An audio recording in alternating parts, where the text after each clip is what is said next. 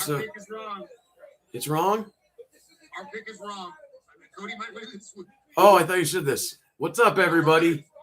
Fights with Friends is back.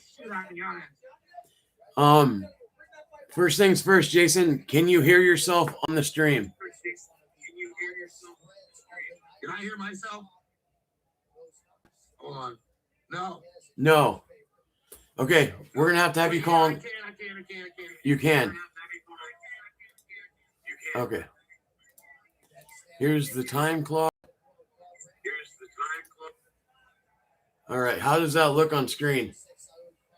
It looks like you're watching the time clock. No, it's static. It's static.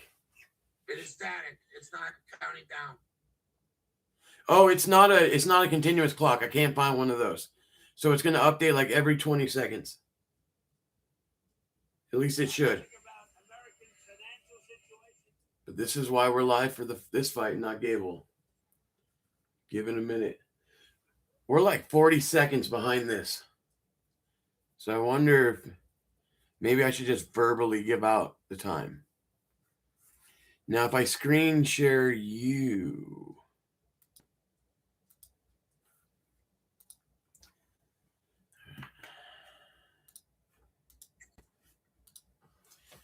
So this is how it would look if me and you are on camera or me and you in the clock. Can you see it? You don't see me. Oh, because I'm still sharing the screen from when we were looking at. Hold on.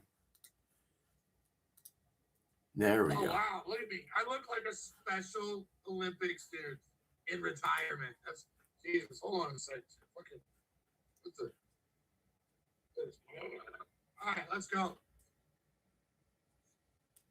All right, let me do this now. Net your messenger call. You're big. I'm there we little. go. Okay. Wow. Yeah, that's what I look like. No, my screen is showing. My screen's showing double.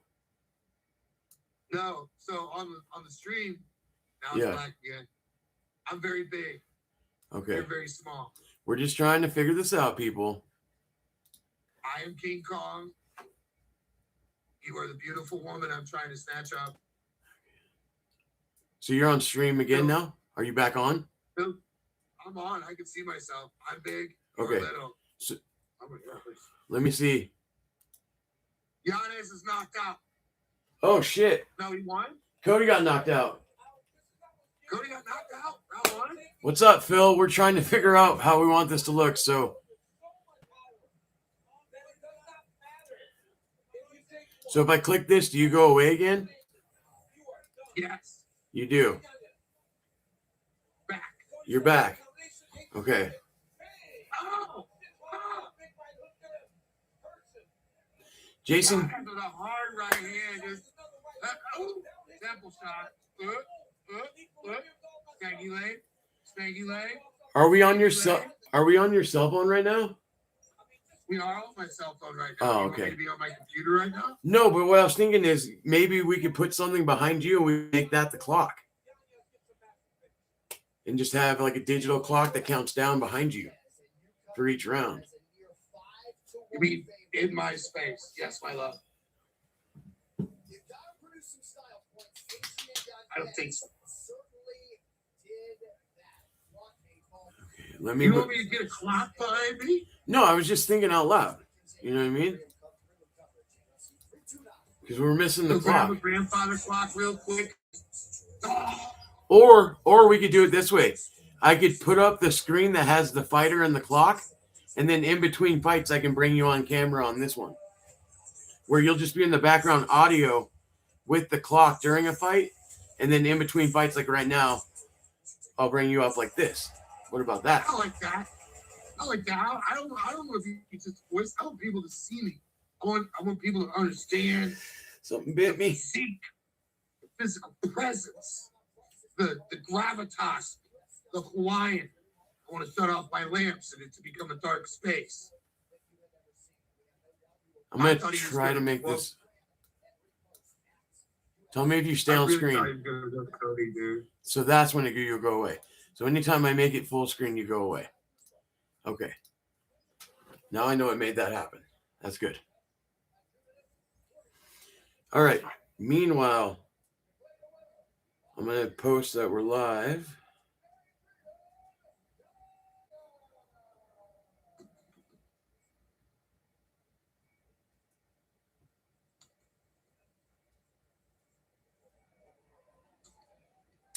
Anyway, guys, Adrian Yanez, first round victory over Cody Garbrandt. Kind of went how we predicted, actually. By the way, that video is completely gone now. Completely gone. I went What to video? the preview video. I told you I went live on accident for 10 seconds. And when I went to delete that, I deleted the preview video and not the 10-second live. So, The one that we did twice? mm-hmm. Yeah. And then I was trying to tell Mike I did it, and I put it in our main group chat. Me saying I did that. What's up, Rob? So, Billy, are you sure you're not from the Midwest, bro? It wasn't my brightest moment, but at least we don't need the preview video anymore because it's today. So, and it got deleted 10 minutes before the card started. So that is 6 knockouts in Adrian Yanez's career at this weight class. He is top 5 all time now. Rob says he's at a family pig roast. It was so sick. Ooh, pig roast. Decent, dude. Cheers, Phil. I want to be part of Rob's family. I want the fucking pig roast. Where the hell does Rob live? Didn't he say New Hampshire or what? Connecticut? New Hampshire, Connecticut, one of those two. I got people in Maine. Speaking of Ronnie Deutsch, I think he's from that like New Hampshire area. The best drinkers are from the cold areas. Warm areas, cocaine. Cold areas, drinking. All right. So Cody got caught with the right hand as he was charging in. It rocks him. And he did do the stanky leg. Got hit with an uppercut. Uppercut put him out pretty much. He got hit with everything. That uppercut, he was out. What kind of did Cody get hit with? Yes. He knew it, though. You could see he was done. That was a good stoppage. Another win for Adrian Yanez. So up next, folks, he is in Epsom, New Hampshire. Rob is in Epsom, New Hampshire. So me and Jason haven't talked about this, but I've been practicing how to introduce these fighters like Mike did. And let me just say it didn't go well. Couple of voice cracks even in some of those announcements. So don't know how that's going to go. But Rob says, had a great time. 40. I don't know. Had a great time. I think he's trying to say got to see cousins I haven't seen in years. He got super drunk and high. Welcome to the club, Rob. No, I was at a pig roast in Epsom. I am back home in Nashua, New Hampshire now. So Rob's in New Hampshire. Rob's an East Coast mofo. Actually, I think he's from Cali. I was going to say, he looks a little bit of East LA, Disney World. If I remember correctly, it's like, I think he's like Nate Diaz area, like California or somewhere around there. I don't remember exactly, but like his dad still lives out there or something. Don't you remember? He was out in California. We called him a couple weeks ago. Yes. He was either his mom or his dad. I think it's his dad is out there. But supposedly PBR Street Gang is in here. Obviously, he can't chat because of religious beliefs. But PBR, what's up? That's a joke. He got banned. Did you say? Oh yeah. Yeah. You took me off the marquee, Billy. I did. Why'd you take me off the marquee, Billy? Off the marquee? Because that was made. That was made in about 5 seconds when I didn't think you were going to be able to be on camera. So. Are you saying that we have joined our powers as one, and I have been absorbed by the Billy? Right. Mm. We're in And the together? We're both in the hashtags. I know that. We So right now, I should know what it feels like to have two good eyes. I don't have two good eyes though. I have like 1.5. What do you got? What do you got? Which one's good? This one's really good, but I got jumped when I was a kid. My left one's back. Okay. My right eye is wonky. Really? Yeah, I got jumped when I was a little kid, and I caught a couple in the eyeball, and it fucked me up. Well, you remember that straight left hand Mirko Krokop hit Bob Sapp with, and Bob Sapp went, Yeah. Everybody thought Bob was faking. You ever see the fucking X-ray from that shot? No, I haven't. He broke his orbital bone and made it look like a galaxy of stars. So what happened to me was I was 15. We were sophomores in high school. We were driving around town. Our buddy just got his first one of us get his license, right? We pull up to a stoplight, and this dude, he ended up being like almost 40. He was like 37. Jumped up, walked up to our car, and I was in the back seat, and just started lighting me up. And he had motorcycle gloves on, and they just cut me up, and they got in my eye. And so that's what happened. And he decided to go full potato. Yeah, he said he thought I was somebody else. So I've done that before. Yeah. I've literally been in the middle. But I already got hit like 8 times at that point. Where I've spun somebody around and I've given them 1, 2, or 3, and I'm like going for the 4th or 5th. I'm like, oh shit, go into my pocket, start pulling out money, bro. I'm sorry. I am so sorry.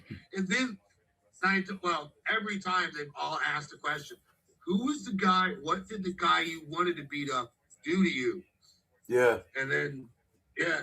I never found out. Honestly, I don't know. I don't know what was going on. I'm going to get caught up in the chat real quick. Rob says he's from Southern California. Inland Empire is the area. Excuse me. Inland Empire. That's Dago, man. That's where he's at. Torin Brown says, "What's up, fellas? What's up, Torin?" Rob says, "Dad's in San Bernardino, where Bobby Green did his Embedded episode. It's ghetto as F, and my mom lives in Riverside, where Sean Strickland is from." I got wonky, is what Rob said. I got a wonky eye too. All I saw was that I got wonky. I didn't see the part under. He says, "I got wonky." He has a wonky eye too. It's the Wacky Eye Crew. That was hard for me to say that. And then Torrin says it'll be super funny if Gable loses. Here in a second, Jason, I have to talk to you about that. Phil says Torrin. Can he tell you what I told him? Yeah, that's what I'm gonna bring up. He wanted to make sure you got credit for that. Torrin says, "What's up, Phil? Downtown Torrin Brown. What's up, my bud?" Says Rob. Phil got jumped for the same exact reason about 20 years ago. So maybe we all just have faces, right? I've got my ass kicked. Well, they said it was because they thought I was somebody else, but I'm fairly certain they wanted to kick my ass because I do a lot of shit to a lot of people, and I expect to get my ass kicked. So, where were we? Torrin says, "What's up? What's up, Rob?" Torrin lived in California before Northern California, to be more specific, Bay Area near Oakland. Phil says my eyes are good. Phil says his eyes are good. My brain is wacky though. And Rob says, "Me too. Once by 6 skinheads, another time by 3 Mexicans, and the last time by these 3 drug addicts. I put up a fight every time." Rob needs to stay the hell at home, dude. I don't know, man. He was live with us the other night, and he was on the stoop, and he was breaking bread, and there were some characters walking by, man. He was in the middle of saying something, and he heard somebody say something on the street. He goes, "What's up?" like he was wishing a motherfucker, "What's up?" So, real quick breakdown. Up next, the UFC debut, Gable Stevenson against, well, is that dude's name Alicia Ellison? Am I saying that right? Elijah Ellison. Gable is a massive underdog. There has been a change in the betting. Seattle Mike and Jason had an interesting talk. Hold on, I have to take this. Can you handle this for a second? Tell them about the betting. Okay, so the betting lines yesterday were in the thousands, over multiple thousands for Gable Stevenson. Okay. And I want to say Ellison was like negative 1,300, but it's balanced out overnight down to plus 800 for Gable Stevenson. And I think like negative 800 for Stevenson, and plus like 350 for Allison. It's been a major drop.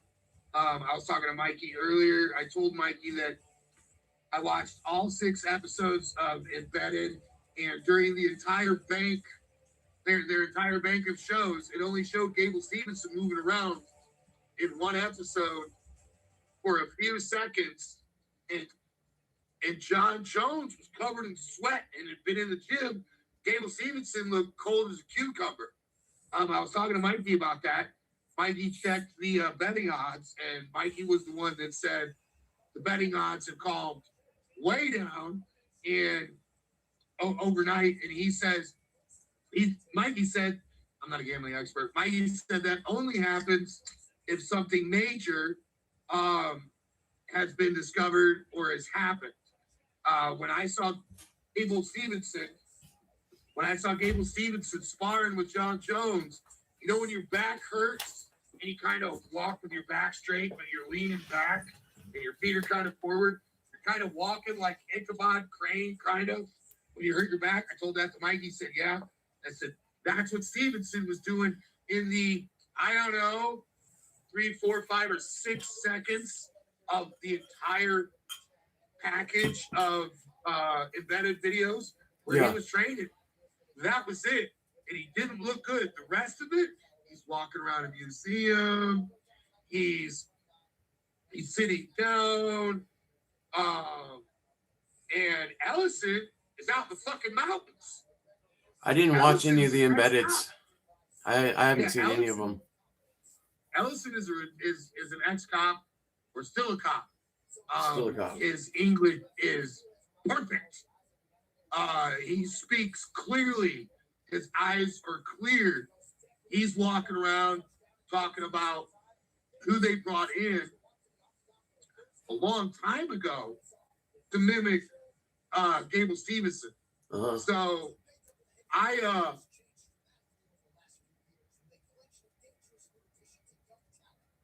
don't know if it's such a sure thing, dog. It's such a hand-picked opponent. It just makes me like, I think those are great points. By the way, the phone call I took was someone was at the door. Someone just bought me a brand new grinder. I love it. Yeah, and I can't put whatever else I got on camera, but they got me a bag of banana Skittles. So thank you. My wife brought me dinner. Oh, nice. What is that? Is that chicken? Everything. Chicken strips. It was chicken. Okay. Taquitos. I like taquitos. Twice baked cheddar bacon potatoes. Oh, I don't think I've ever had those. Oh. What kind of taquitos are there? Chicken or beef? Beef. Yep. They look like the big flour ones. Yeah. Yep, those are decent. What? All right, let's get caught up with everybody else. Where were we? We were talking about Rob getting beat up, right? Torrance says Northern Cali and Southern Cali is so different. It's almost like 2 different states.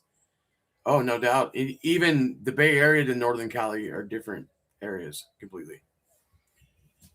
The Bay is so much different than Southern Cal. What's that? Nothing. No demographic category letterheads. Okay. Yeah. Did your feed just cut out? No. All I have is a black screen right now. My Paramount stream. That's what I'm talking about. Nope, I'm good. I have a black screen. I have no sound. I have nothing. You're watching it on Amazon? Yeah. Amazon might not be showing you the commercials. Oh, you might be right. Because, like, it's still showing it's on. Yes. And it's count like the minute counter. Okay. All right. So we'll read some more of the chat. Yes, it is, Torrin. Big ups to E40, Bay Area's greatest. Torrin says, can't forget about Too Short and Spice One. Those are Bay Area ones, yeah. Spice One, man, that makes me think of middle school. The Bay Area brothers, the Stockton boys, Nick and Nate Diaz. Yep. My grandparents, my mom's parents were from Stockton.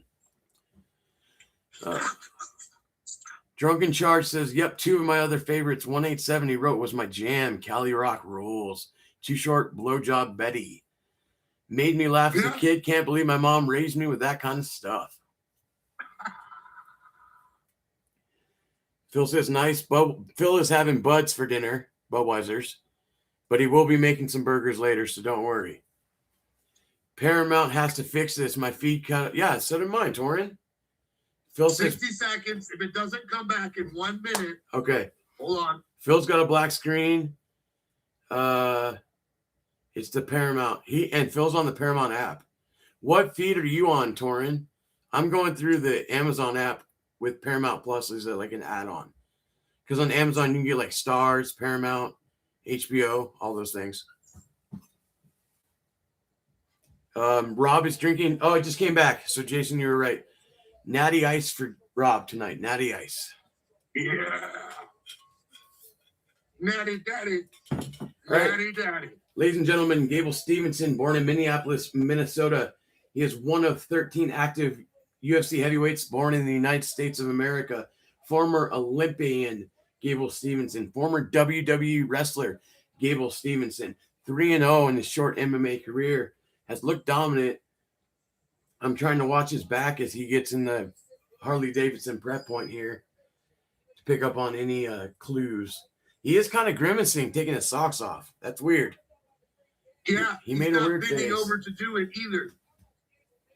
Interesting. Maybe he's thinking he can just knock him out then, because he does have good hands. When Lewis fought Ngannou, Lewis had problems taking off that rash guard trick. I will say Gable Stevenson has a pretty cool grizzly bear tattoo, though. He does. Phil says Stevenson, not Stevenson. Close enough. I think I'm missing out on something else in that, Phil. I don't understand that one. I apologize. By the way, guys. John Jones in the background. Look at John Jones in the background, rocking side to side. Well, that's his. Talking in the embedded videos. That's his protege, man. Being around it, helping him train, makes him miss it, and then he catches himself and he goes. Yeah. But I'm doing fine where I'm at now. John Jones wants back in there. Greg Jackson's starting to look a little long in the tooth, man. Looks like he doesn't have teeth anymore. He's got that frumpy face. Rob says, I use Amazon and Paramount for different things. Sometimes okay, better for some things than others. Yeah, the only thing I've ever used Paramount for is the UFC. And we watched the White House card on it, and it worked just fine using the Amazon app. All right, tail of the tape, official tail of the tape for this heavyweight contest. Elijah Ellison, 3 years the senior, 6 foot to 5'11" for Stevenson. Stevenson's 5 pounds heavier at 241 pounds. Ellison has a 4-inch reach advantage. Closing betting line, minus 1,600 for Stevenson, plus 850 for Ellison. All right, let me give you my little bit of my Bruce, okay? It's not going to sound good, but ladies and gentlemen, good, bad, somewhere in between. Enough. That's all I practiced. That's all I practiced was the ladies and gentlemen. I don't know if I have that in me. Do you have announcing in you to announce the fighters? No? Yes? Maybe? I know you're eating, but see, I always wanted to try to get that part, the fighting. He's a mixed martial, like he has that weird tone. Training out of Albuquerque, New Mexico, a minus 1,600 favorite. standing at 5 foot 11 inches at 241 American pounds. The tattooed, the big booed, the choo-choo, Gable Stevenson, fighting this guy we picked up off the street last week. Mm-hmm. The crowd is slowly moving in tonight. Obviously still not there. Mark Goddard will be your referee. I don't know the names of any of the ring girls anymore. I just realized that. Hottie number 1, hottie number 2, hottie number 3, hottie number 4. There used to be like, or as I like to call them, Billy, the no chances. Right. Well, all right. If you guys want to sync up on the time clock, my clock is at 4:54, 4:53, 52, 51, and 50. Gable Stevenson in the black trunks throws a head kick and slips. Ellison in the blue trunks. So Ellison's a righty. Gable's in a southpaw stance. Right at it. They're going right at it. They are not feeling each other Front out. side kick from Gable Stevenson. He's got a nice little jab. Tries to throw the left hook, misses. Right hook from Ellison. Gable's trying to make a point early in the round. He's going for the take. Oh, caught in the guillotine. He's going to get out. He's going to get out. This is the Tempest, Billy. This is too fast to call. 4:15, 4:14, 13, 12, 4:11. 12. Good jab from Gable Stevenson. Ellison kind of got caught. Knee to the body. Knee. Ooh, big elbow. Ellison just landed an elbow. Oh, my God. All right. What a fight. What? We're 1 minute, 3 seconds in. That jab's starting to land for Gable, though. He hurt him with that jab. Hurt him with the jab. Fake shot from Ellison. 3:43. Gable hated all day. All day. John Jones is going to work him for that one. He's using that front kick like Jones uses it to get his range. Yeah. What just happened? Low blow? Low blow. Time. 3:31. We got time in the first round. 3:31. All right, let me get comments on the chat. Seconds. It'll be pretty funny if Gable gets beat after all this hype. Torrance says Gable could easily move to light heavyweight. Phil says, I meant Steve, son, not Steven. Rob says, I need to put my hearing aids back in. I can barely hear you guys and the fights. Oh, are we not loud enough? Let me see what I can do.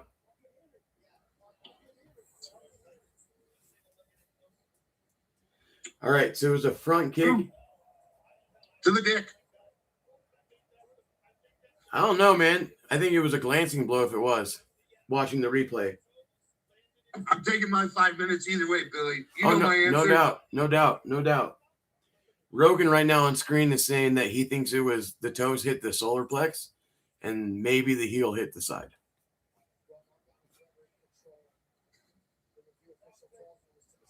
He has 5 minutes. He's obviously not going to take the full 5 minutes. Fuck that. That would be the first thing I'm telling one of these refs if I ever got a foul. I'm taking the 300 seconds. Just got to think about what I want for dinner. All right, we're back underway. 329, 328, 327. First round. Stevenson's coming more aggressive now. Big knee, big hook. That landed dead on. Oh, wild hook. Ellison's starting to hold on. He's throwing haymakers, trying. He gets Ellison is Stevenson not a man off who is scared. That jab, he can't stop the jab, though. He's cut open now. Coming up on 3 minutes to go in the first round. Stevenson's kind of starting to control this.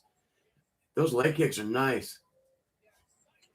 Overhand right from Ellison misses. There's that front kick. Side kick to the leg. That's a John Jones special, too. Deep kick. Ooh, it's good like body watching kick. John Jones only 9 inches shorter. He's starting to show off a little. Yeah. Oh, big one, too. He's hurt. Uppercut. Ellison's hurt against Cage. Big left hand. Clinch, big knee. Goddard's looking close. This is over, boys. This is over. Oh, he's out. That's he's it. Out. He's out. That's he's it. Out. That's it.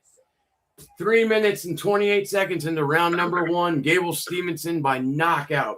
I think that's going to be a KO. It's probably because he went down and out before Goddard got there. Good thing Mike has his phone off because he's going to be like, what the fuck, dude? You put that bet in.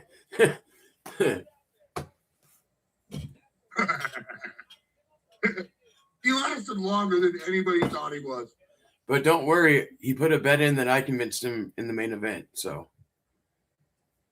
let's hope. I told him 10. What'd you tell? Money wise? Yeah. I said 5, and I think he put 10. I only said 5.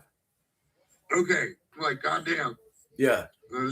This is Mikey All Gas Benedict we're talking about here. Yeah, no, I just think it would be funny if we both give him a bet and they both lose. That's all. That's all I was saying. All right, so if you watch this, that big overhand right is pretty much what started to end the fight. Hits him with the left, another right, comes in with the uppercut, and then this big knee right on the jaw. Follows it up with a second knee, right hand, left hand, one more left, kind of glancing blow. Ellison just collapses from the pain, and then that big left hand ground and pound was the end of the night. 1-0, Gable Stevenson. They're going to try to build a champion, guys, out of this man, and we're off to a good start. Mikey, if you will, or Billy, if you will allow me to put on my jail hat once again.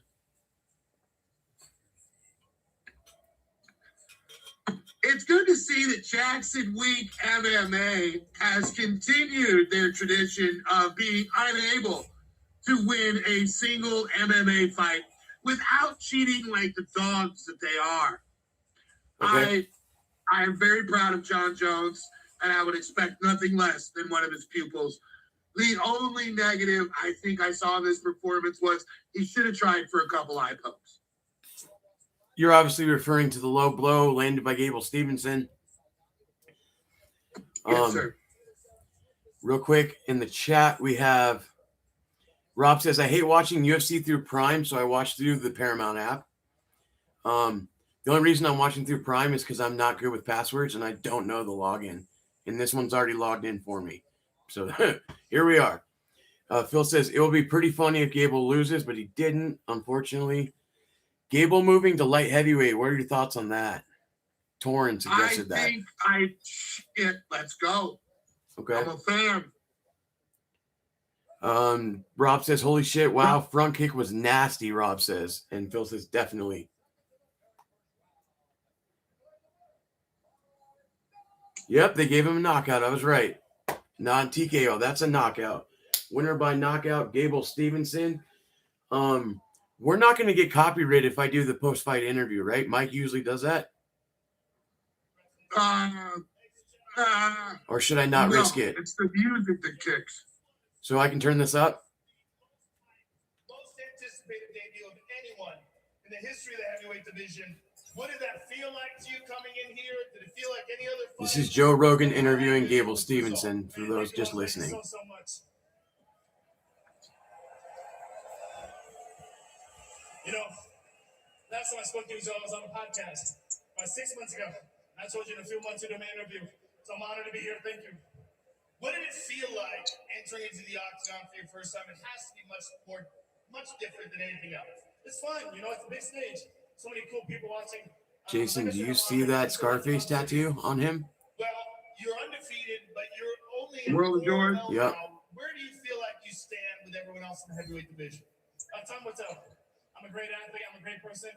I can go out there and do special things, as you can see. Time will tell that story. Well, I'm very excited to watch it happen. Congratulations, sir. Ladies and gentlemen, Gable Stevenson. Clap it up for the debuting Gable Stevenson. Okay, so my question is,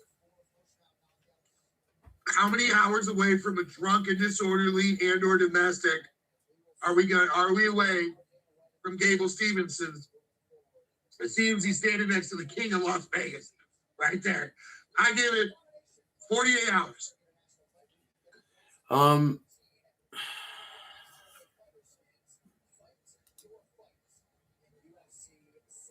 I was going to put out a poll, but turns out I don't know how to do that.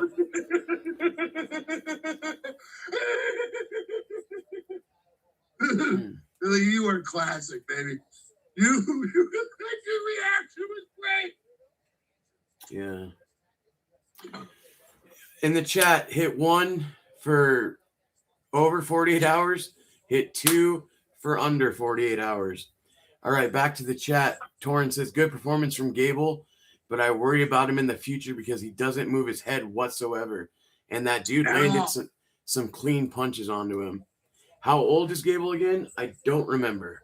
I will look 75. that up. He's in his 20s. He's 37. 15? What is he? 26. Gable's 26? 26, yeah. Man, look 30. Phil says I give it 10 to 12 hours, so he would be under. He bet the under. Under.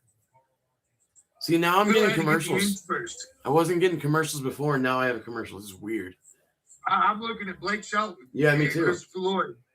Maybe this isn't a commercial. Maybe this is tied with the UFC part. Blake Shelton lives to turn down women you and I would cut off our toes for.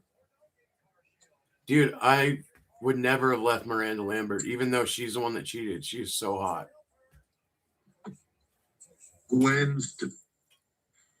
I like him thick, man. I like him thicker. I get it. I need them thick guys. I get it, but I was 17 when Gwen Stefani dropped it. It was over with. It was done. It was. I like Gwen Stefani's music better than Miranda Lambert. But yeah, dude, I'm a sucker for a blonde with big thighs. Who the fuck is it? You know who is it? Communists. That's who. Because they had a country full of them, and they still weren't happy about nothing. Yeah, I kind of dozed off there a minute staring at the wall.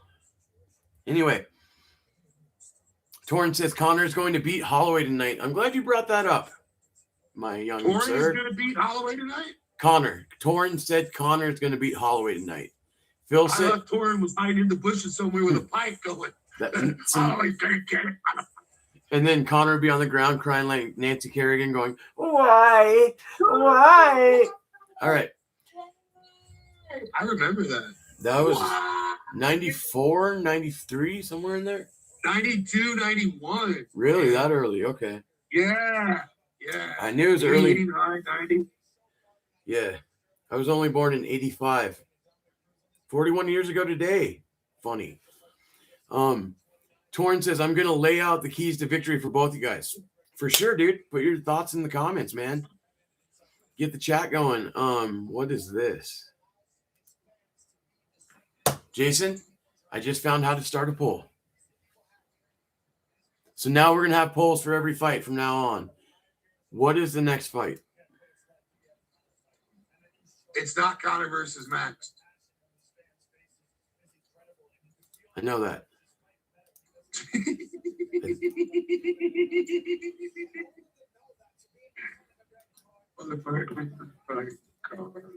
Who? You mother trucking son of a biscuit eat. Give me this thing. What is this? Shut up. Give it to me. Okay, Can so I copy this? I just added a question, and that's not what I wanted to do. So that's cool. Oh, it's Whitaker versus Krylov. Okay, Whitaker versus Krylov. I'm gonna. How do you do it? Add option. Okay. So we're gonna do Krylov, which is Krylov. Sir. Okay, and then he's fighting Whitaker, which is Whittaker.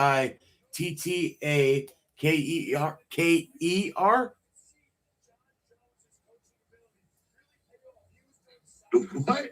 WHIT. Right? T again. T. Yeah, Whit Taker. Okay, I got it right. And then we're gonna do draw because I accidentally put 3 things on here. All right. Poll should be live now. Go ahead and start voting, boys and girls and children of all ages. Isn't that Michael Buffer's intro? Ladies and gentlemen, boys and girls, children of all ages.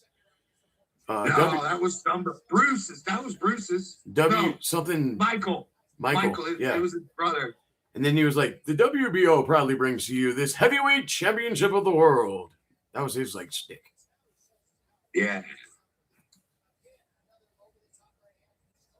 Whitaker, Krylov, go ahead and break them down for the chat real quick. What do you got? I'm worried for Robert because Krylov ain't no punk. Did you see the weigh-in pictures? No. Whitaker doesn't look terrible at 205.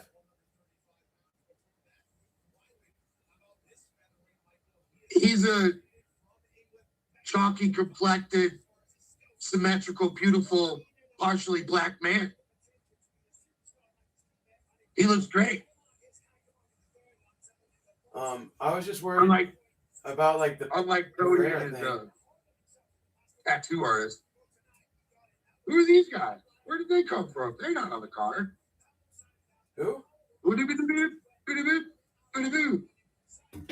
they're going through.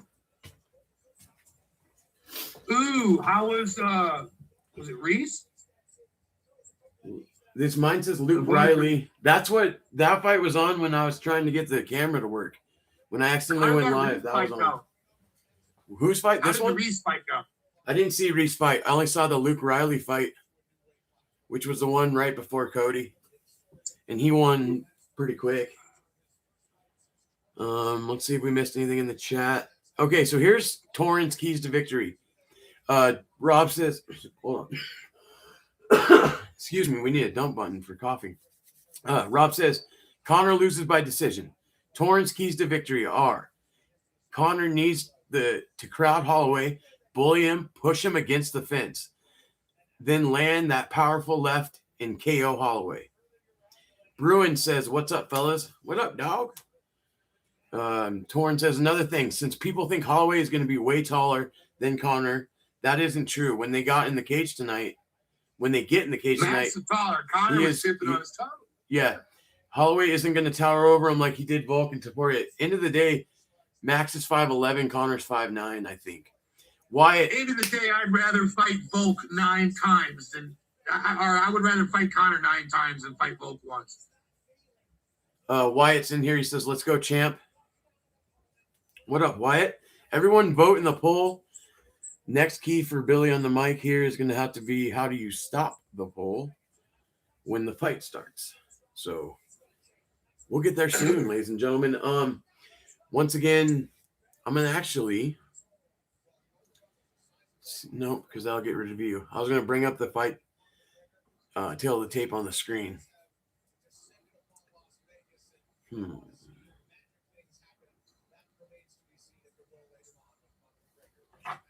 Let's see. Wyatt says, I got Max via knockout, but I bet Connor via KO at plus 585. Odds were too juicy. Spoiler alert, that's the bet I gave Mike. Connor by TKO or KO. So that's where Mike's other $10 went tonight. We are, real quick, we have to say this. We are not betting experts. Do not take our advice. It's just a suggestion. I don't even know what plus and minus means. Yeah. We just don't want a lawsuit, all right? That's all. Torrance says Holloway might be the taller fighter of the two, but Connor is going to be longer than him considering the reach advantage.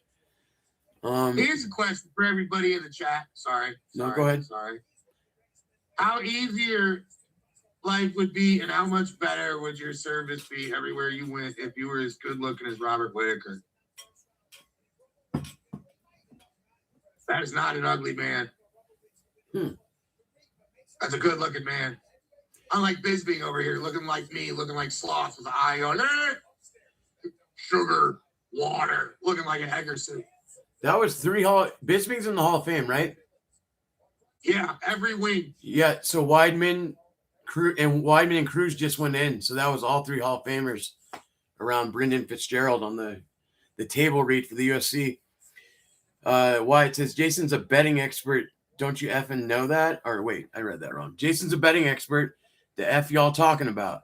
Man's been running numbers for years. I've ran drugs, guns, stolen cars, jewelry, art, and whores. Never numbers. Gentlemen, in the chat, if anyone wants to call in, PBR, if you would like to call in, we're going to have probably a 15-minute break because this is the last prelim, and it's still 30 minutes before the main card. So I say at least 10 minutes we have. If anyone wants to call in, let me know, and I will text you my phone number in private. I agree with Torrin Brown. I think Gable would do great at 205, but would the power stay? Because I'm here to tell you, I weigh 340. Okay. According to the American Medical Association, I should be 185 pounds because I'm 6'3". Okay. The last time I was under 200 was 2013. I was 197 pounds. The difference of my strength between 197 pounds and 230 pounds, Billy, is very noticeable. The difference between my strength at 230 and 300 is not even in the same. It's like a whole different series of books, right? Like I can move some stuff around at 300 that I can't do at 230, and I can do things at 230 that I couldn't even imagine doing it at 190. So I did. Do you see what's going on in chat? Rob, Jason's on his cell phone, so you'd have to call my phone. If you have my actual number, yeah, go ahead and call in. That's fine. If not, I'll have to text it to you. White says, what's up, Torrin? Torrin says, what's up, Wyatt? Gable is small for heavyweight. You could probably make 205, which is the point you brought up that he said. Gable competed in the 285-pound division in the Olympics and won gold. So I think he'll be just fine. Rob says, I got your number. Yeah, go ahead and call in, man. We got a couple of minutes. It says right on my screen right now, McGregor Holloway countdown. Did the Whitaker fight get moved or something? What's going on? They just switched to a countdown show. All right, we're about to have the drunken it's only a 15-minute fight. It's only a 15-minute fight. Okay. Robert Kerrigan, ladies and gentlemen. I think Rashad looked better in the Ultimate Fighter. Hold on. Than he did when he went down to 205. Rashad was knocking out. We got Rob on the phone line right now, Jason. What's up, Rob? What's up? Not much, man. We're just hanging out, dude. How are you? I'm doing all right. Jason, can you hear Rob? Can you hear me? I'm sorry. I lost my voice. Yes, I can hear Rob. Okay. So if Jason can hear you, everyone can hear you. So what are you thinking in this next upcoming fight, Whitaker and Nikita Krylov? Whitaker went up the weight. If he did it right, I think he's going to win. Yeah. I think it's a very interesting test for Whitaker's first fight at 205, giving him. Either too, because Krylov's good. I like Krylov too. I just like Whitaker better. Yeah. Yeah, because Krylov's really good. I like him, but I'm just a lot of these my picks I picked with my heart, like the Cody Garbrandt. I had a feeling Giannis might get him, but I picked him because I just love Cody. Yeah, he's a trooper. And then there's another fight on the card I picked that I probably shouldn't have. I forgot which one it was. I'm trying to think of where you might have picked. Maybe the Patty fight. Maybe you think BSD is gonna win. Was it that one? No, it wasn't that one. Okay. I have to look at the card. We also got Sanhagen Batista. We got Kavanaugh. Yeah, King Green versus Terrence McKinney. King Green. Okay. Tim, because I don't know if you guys watch his Embedded, but he started off at the Waterman Discount Mall right there in San Bernardino, where I used to be every weekend when my grandpa had to go to the swap meet. Yeah. I saw that, Rob. So that's where I grew up. So I was like, I got to root for the hometown, guy. But then after I made the picks, I'm thinking, but that was in my heart. I know he probably gonna lose against Terrence. Yeah. So those are my two picks. I messed up. I will say Terrence McKinney looked like crap on the scale yesterday, though. He looked bad. Terrence McKinney looked in the Embedded. Terrence McKinney looked like a man who expected to win.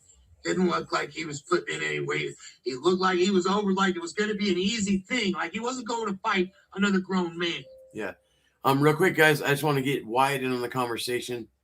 He says he thinks that Rashad Evans looked good at 205, but when Rashad fought at 185, that was full-blown. You all know. YouTube won't let me say it. Full-blown crap or whatever. Rob is just so small frame wise for 205. 73-inch reach, a 6-foot little tiny guy compared to the likes of Walker, Jones, Rakic, etc. All of which are at heavyweight now, I know, but you all know what I'm saying. I think Bobby's got a much better shot than a lot of people are saying. I don't know how many people. I don't know how people are counting him out. So he's kind of on your wavelength there, Rob. Yeah, I'm not. I get. Just, yeah, I'm really rooting for him. Yeah.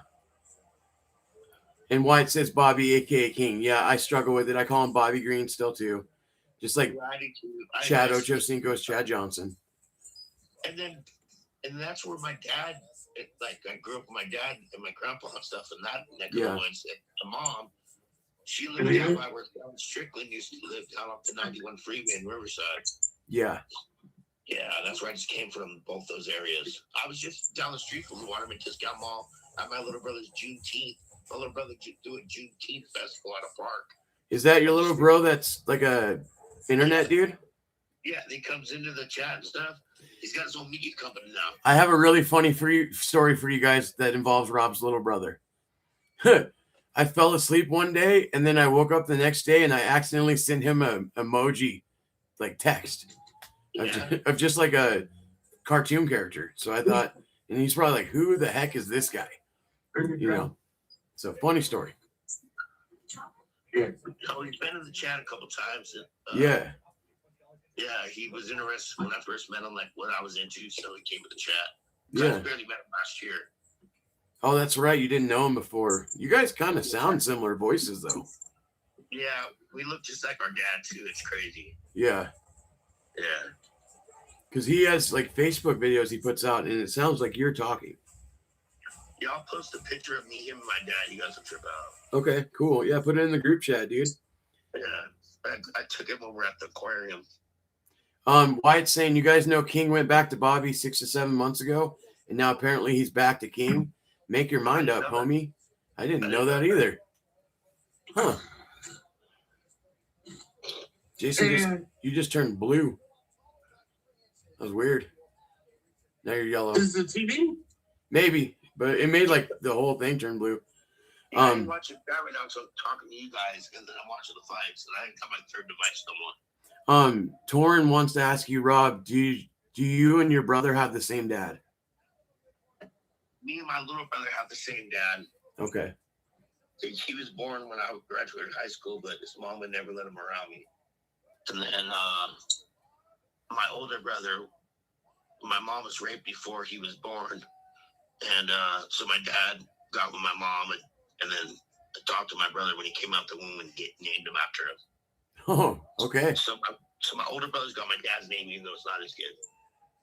Wow. Yeah, wow. So that's my life. All right, Rob. This fight's about to start, but feel free to call in here again. I said the R word. I'm sorry. I just realized I messed up. Oh, dude, don't worry. I'm gonna say way worse. Don't even. No worries, man. But call in again here in a little bit. All right. All right, man. All right. We'll see you soon. Drunken Charge, Robert Kerrigan, everybody. We already kind of missed. It's I didn't even get to tell the tape, but Krylov and Robert Whittaker are getting ready to begin. They're already introduced Whittaker. Krylov, number 12 in the world. Your referee for this fight is Chris Tagoni. Did you see the look on Robert Whittaker's face? I did not. I was trying to make sure everyone could hear Rob, so I was watching how I held the phone. Robert Whittaker looked like he just found out Krylov was spying on his 3-year-old daughter's bedroom window. Oh, shit. All right, here we go. Time clock-wise. Round one beginning 4:55, 4:53, 52, 4:51, 4:50. Robert Whittaker in the white trunks, Krylov in the black trunks. Krylov and Whittaker are both orthodox stance fighters. Whittaker throwing out that jab. You can definitely see Krylov is the bigger man, Jason. Yeah. Big right hand from Whittaker lands. Krylov out there. Good head movement from Whittaker. He dodged all those big right hands and left hands from Krylov.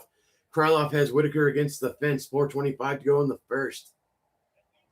Don't forget. Krylov just took a lunchbox to the mouth. Don't forget, Robert Whittaker is coming off a broken jaw from Hosmont. So just keep that in mind, ladies and gentlemen. 4 Yeah, minutes he and broke 10 that from seconds. squeezing, right? Yeah, the choke. Yep. Very painful looking. Coming up on 4 minutes to go. Krylov again going for a single leg against the cage. Krylov is acting like he knows he's fighting his little brother. He's really, really going for this takedown. He doesn't look like he has the position to get it, though.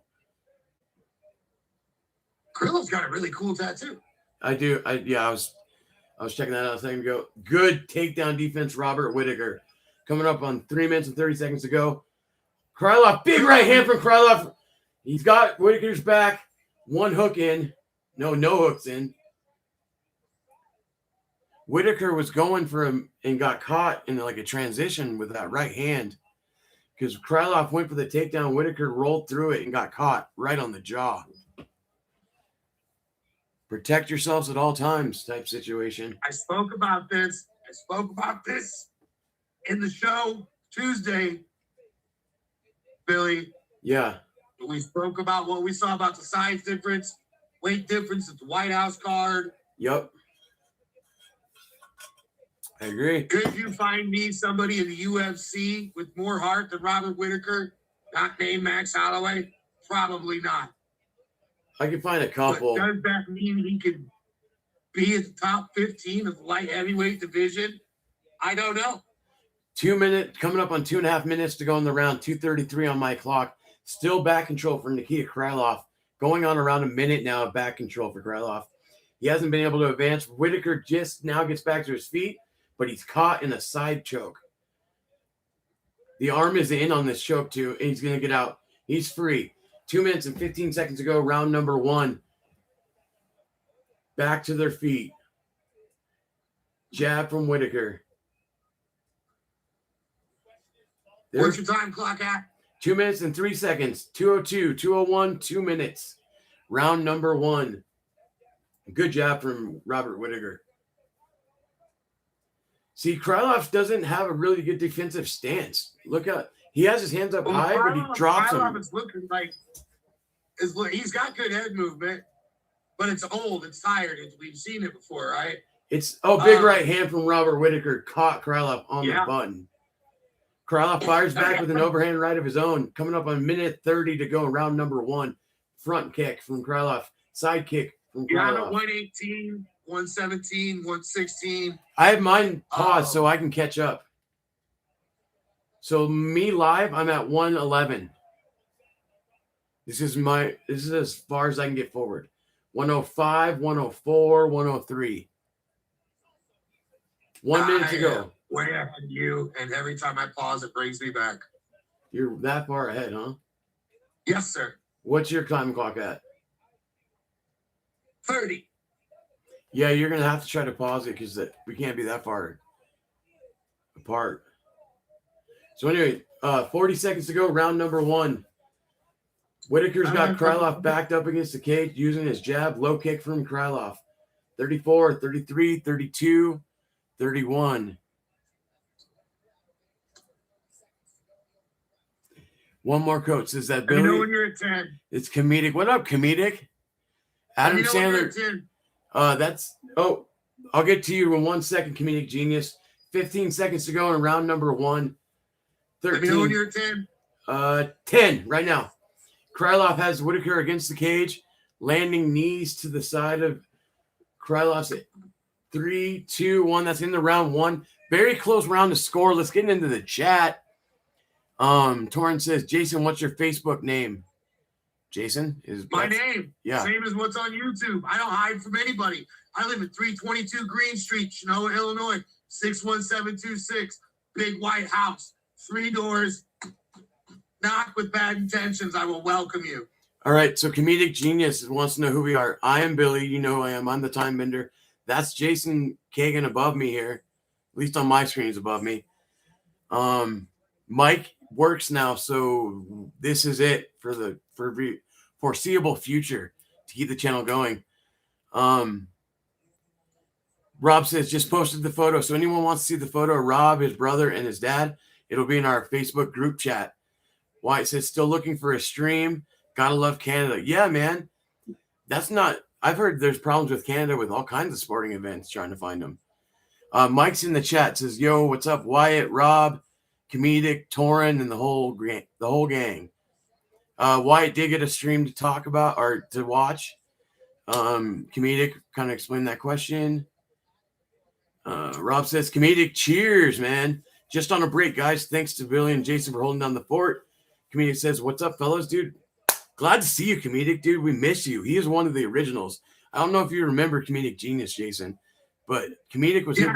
He was here before me, so we go way back with that. I dude. remember him pre-2020. Good dude. Rob built my boy DC at 205, and Mike says Mike will be here sometimes. Don't give up on that." And we have our first super chat for Mikey. Let's clap it up, Jason. Phil D. Roll with the $2 donation. Where's your timer at, Billy? 4 minutes and 21 seconds. 20, 19, 18. My feed just switched to Theo Vaughn's feed. Did yours? No. I have Theo Vaughn on my camera, not Joe Rogan. Yeah, I do too. Okay. What's your timer now? 404, 403, 402 in round number 2. Robert Whitaker in the white trunks. Krylov in the black. Good 1-2 from Robert Whitaker. I'll get back to the chat after this round. 3:50 to go in round number 1 or round number 2. Who'd you give the first round to? Our boy Whitaker. I will agree. So we both have it 10-9 Whitaker. 3 minutes and 33 seconds to go in round number 2. A lot of just feeling out here in the second round. Not much aggression. Good jab from Whitaker. Right as I say that. It's almost like Whitaker's trying to pace himself, Jason. Whitaker's always fought like a point fighter TKD guy. Okay. That's what he's always fought at unless his opponent is forced him to do otherwise. I just saw Wyatt's comment out of the corner of my eye. Yes, that is Drew Brees. It's Theo Vaughn, Drew Brees, and Dean Thomas on our screen for some reason. Big right hand. Well, because good combination from Whitaker. He tries to back it up with another one. Fucking name was because Theo Vaughn has been in every show from the first fight to the last fight for what, 6 years? 6 years now. Rob's pretty good on that. Rob should be able to fact check that one. A long time. That's all I know. Coming up on the halfway point of round number 2, Robert Whitaker's hands are starting to get explosive. Good jab from Whitaker. Yeah. Krylov's face is really starting to show the damage. Oh. How ahead are you or me? Oh. Head kick from Krylov misses. 2:20 to go in the first round. Low leg kick, Krylov. Krylov trying to take the center of the cage. Whitaker slips. 1-2 from Krylov. Answer with the right hook from Whitaker. Another 1-2 from Whitaker. Whitaker's shaking out that back leg, though. That right leg, he shook it off 2 or 3 times. Big left hand. Krylov's hurt. 1:57 to go, round 2. Krylov took that one clean, and his nose is busted now. Minute 50 to go. Whitaker shakes that back leg out again. That leg is bothering him. He's had problems with his right leg in the past, hasn't he? I don't know. Oh. What's your timer at, Billy? 1 minute, 34 seconds. Round number 2. 32, 31, 30, 29, 128. Big 1-2 from Robert Whitaker. This round has been all Robert Whitaker. Good left hand from Krylov there, though. That was a good counter. Krylov realized he's not in here with his little brother no more. His face is a mess. Spinning back kick misses. It is. Whitaker's picking him apart. But there's that back leg shooken out again. 1-2 from Robert Whitaker. Man, Whitaker's boxing looks crisp tonight. 33 strikes landed for Whitaker, all punches. Krylov has 17 punches to 10 leg kicks landed. Krylov is taking abuse at will. At will. He's got very little defense. 40 seconds to go in round number 2. This round has been all Robert Whitaker. Good jab led to a right hand. And Krylov, even the jab is starting to knock him off balance. 1-2-1. Beautiful combination from Whitaker. Man, his boxing looks great tonight. Front kick misses wildly from Krylov. 21 seconds to go, round number 2. Jab from Robert Whittaker. Krylov with a low leg kick, trying to get his distance back. 1-2 misses for Whittaker. 1-2 misses again. 10 seconds to go. Krylov backing him down. Jab. They both trade jabs, and that's going to be it for round number 2. I have it 2 rounds to none. Robert Whittaker, 20-18. Let's go to the chat, and then we'll get your scorecards as well, Jason. How do you have it scored? Billy, back on your app and restart it. Is the stream down? No, back out of your app that you're watching the fight on and restart it. Oh, okay. Ooh, Whittaker hits Krylov with the Stockton slap, follows it up with a right hand combo. I have Whittaker's just playing with him now. Oh, doink, doink, doink. I'm watching the replays. You're still like 20 seconds ahead of me. Beautiful. And Get ready to start. I have very fast internet, so I have 1 terabyte speeds. yeah. Hardline, fiber optic. Let's get the chat real quick before the round starts. Rob says I gained 50 pounds in the past 6 months since the doctors changed my meds. I need to go see her and get on something else. I'm on Mounjaro and I've lost 30 pounds in 2 months. What did you say you're on? Mounjaro? Mounjaro? Yeah, I think that's what it's called. Oh. Mike says comedic cat food in the house. Phil says cheers. The round is back and going. 4 minutes and 40 seconds. Mike says peace will be back later. Rob is piecing him up, says the other Rob. What's up, Frankie? Just dropping in, say what up, my guys. That's Jason above me. I am Billy. Frankie, what's up from the whole Fights and Friends crew? 4 minutes and 22 seconds to go in round number 3. Krylov needs a stoppage on my card, Jason. Yes, absolutely. Yeah. I mean, some crazy judge might have given the first as a draw, but I don't see it. Big right hand from Robert Whittaker. Krylov is hurt. His jaw's broken. This fight is all over. Knockout Bobby Whittaker.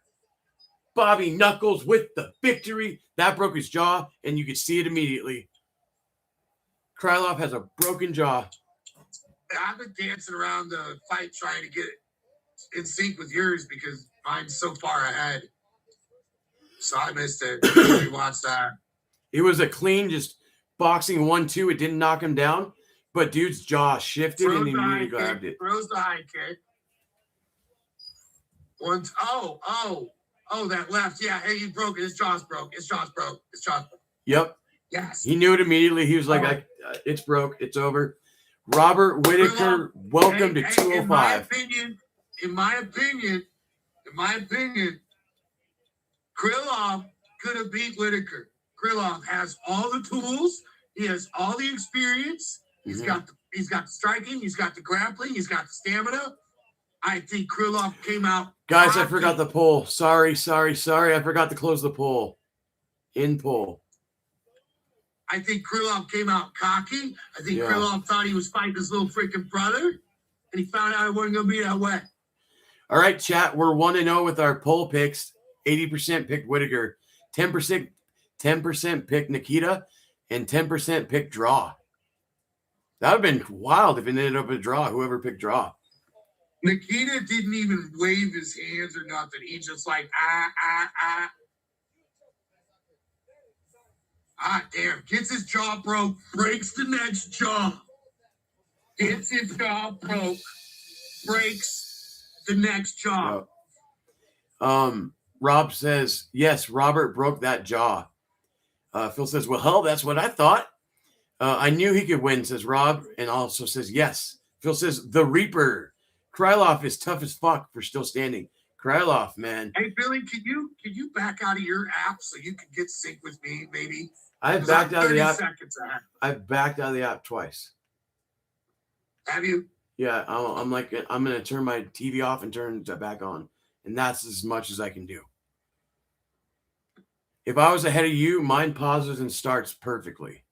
But unfortunately, my gay bartender friend from San Diego just messaged me. Did he just break his jaw? Yeah.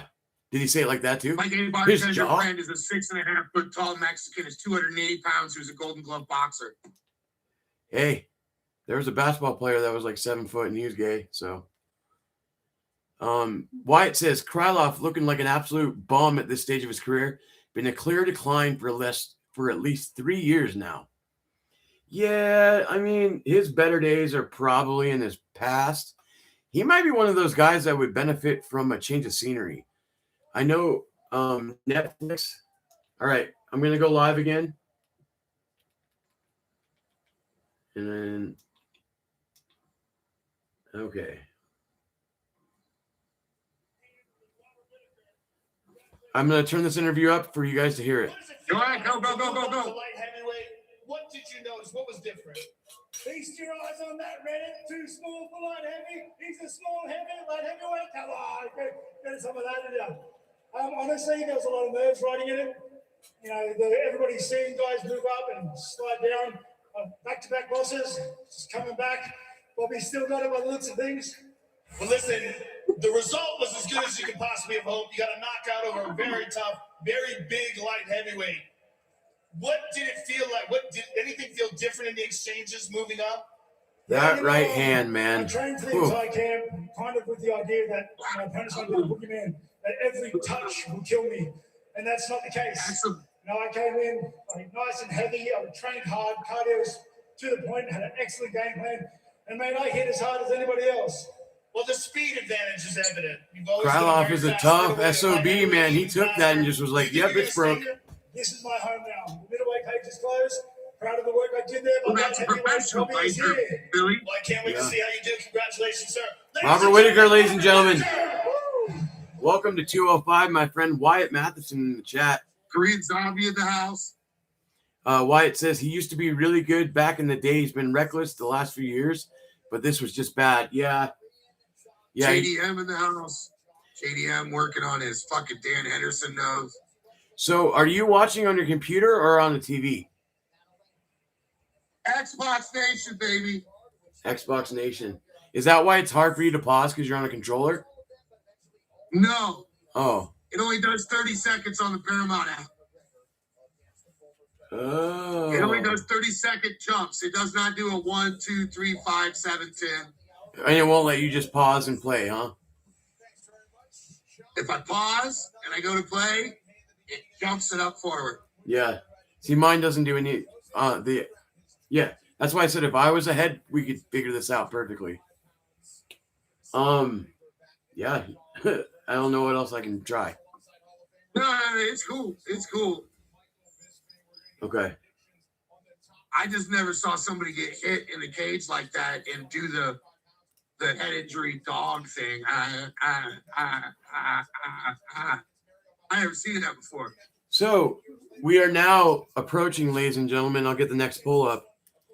That's it for the undercard. We are moving to the main card, and you know what time it is then. I wish I had my music to play, but how do you spell McKinney or McKinley or McKinney?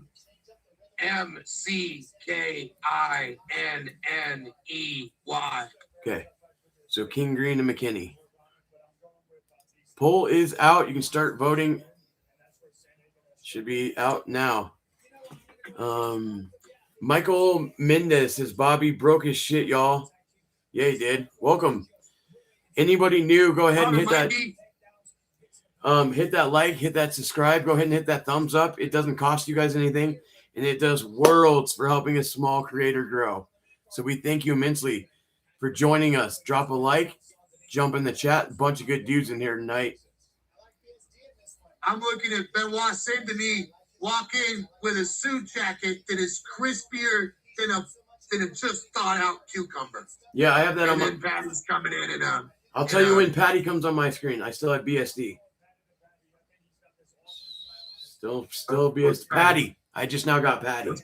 What's Patty wearing? What's he wearing? Did he steal Michael Jackson's clothes? Oh, look at Michael Bisping. Rob says, be right back. Have to change. We'll leave chat going. Hey, man. Thank you. Phil does the Phil's put the emojis up for what Bobby Whitaker just did to Bobby Knuckles just did to Krylov. I hate to say it, but I think Chris Weidman's got the best suit at that table. Let me check it out. Well, I'll tell you, Bisping's out right off the bat. I'm gonna say it's the dude I don't know the name of or Weidman. I don't think it's Cruz or Bisping's suit. I think it's Weidman. Here's Max Max Holloway. Holloway walking in with his absolute fucking dime piece of a wife who's been there through it all. Raising that boy that's not even hers. Yeah. Yep. Because isn't Max Holloway's first baby mama a chunky girl? I don't remember. I know she like took off or something, right? I don't know. Well, Hawaii's got bad drug problems, right? Because dude, paradise. Bro, I was an avid Dog the Bounty Hunter watcher when I was locked up. I know all about the Hawaiian problems. Smoke, brah? You want to smoke, brah?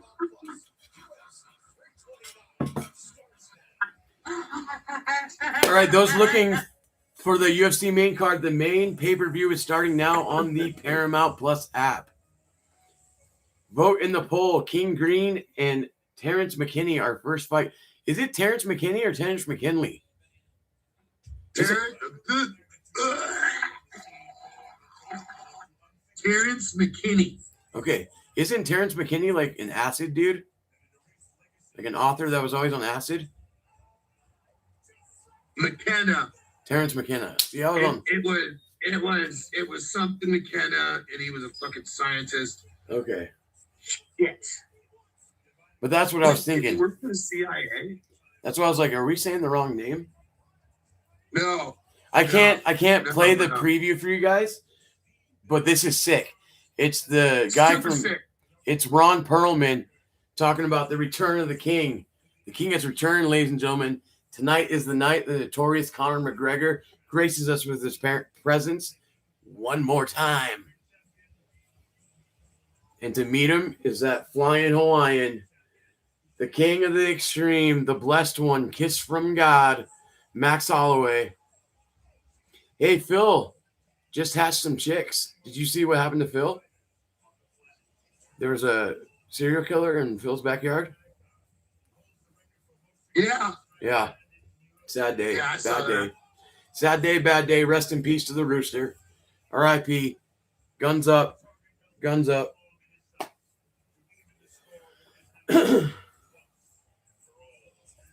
So I'm really looking forward to the main event. I'm pretty nervous about the co-main. I'm worried that might be a stinker of a fight. You may be right. I think the 3 spot and the co-main, so the Sandhagen Batista, Patty Batty BSD fights could either be really good or god awful. And both those fights have those chances. But I think this first one, I don't think we have to worry about it being god awful. I'll tell you that, guys, right now. No. First one, McKinney's going to come out the first round, try to push the pace, and he either is or is not going to be able to express his physical domination over the great one, Bobby King Green. And if he doesn't, it could be a long night for the young all-star. Anybody in here from the Facebook group on Facebook, not the group chat, the Facebook group, please share this, bump this stream. We're doing this for Mike. This is not me and Jason get nothing out of this. We were doing this for I get my fat ass on camera without it being part of a criminal case, which is awesome. So what I'm telling you guys is any donations and all that does still go to Mike. You are still supporting Fights with Friends. So you can, I know. Anyway, I don't know how to contact Mike to get his PayPal thing to put on the screen, but that's also a way. So we're probably about 5 to 7 minutes away from King Green and Terrence starting. So let's put a question out to the chat. McKinney versus Green. Over, under 2 rounds. Or no, we'll go over, under a round and a half. McKinney versus Green. Over. Okay. Over. that there is a sweet baby Jesus in heaven. Okay. I think I'm going to go under. I think both of these guys are. It's International Fight Week, by the way, ladies and gentlemen. This crowd is amped. It was very empty when I first started watching the card. The crowd's there now. Live from T-Mobile Arena, UFC 329, Holloway versus McGregor, Part 2. The rematch, ladies and gentlemen. The rematch here tonight. I just want you guys to know this broadcast tonight is not brought to you by Christopher Nolan's The Odyssey, because they wouldn't give us the cheddar. Tonight's broadcast is brought to you by melatonin, energy drinks, ranch dressing, Xbox controller, I hate ranch dressing. marijuana, Pall Mall Blue 100s, hemostats, Tums. The Pall Mall Blues, that's just like the Marlboro Light version, right? Yes. Yeah. Catnip treats. Never leave home without them. That's what I have that And of brand that course- we're giving the stray cats we have outside. And of course, the English Standard Version of the Bible. And instead of saying things like calls for blows, it says invites a beating. And that's what my stream is brought to you by. Oh, wait, yeah. Fucking sleeping pills too. Got those. And some fucking salt. Controversial. I'm not a guy that puts a lot of salt in their food. People complain about it all the time when I cook for them. It needs more salt. I like want to salt with my thumb. I like to under season than over season because you can always add stuff. If that makes sense. If you need more salt and pepper, you can do that. So I don't want it to be too much. The St. Denis Paddy Pimblett odds are getting closer. Paddy Pimblett plus 110 now. St. Denis minus 130. It is pretty much a pick 'em fight. The odds have We gotten. knew that was going to happen. And when we filmed the preview, Paddy was a more higher underdog. He had higher odds. So the odds have closed. So more of the betting money the last 2 days has come in on Paddy the Batty. So keep that in mind if anyone's out there trying to make some wagers tonight on the fights. Only bet for the channel tonight is Seattle Mike has $10 on Conor McGregor to finish the fight by knockout or technical knockout. That is the only channel bet tonight. Don't forget to don't forget to vote in the poll we have up right now. King Green or Terrence McKinney. It looks like it's a clean sweep for King Green, who is the underdog. So maybe you guys know something I don't.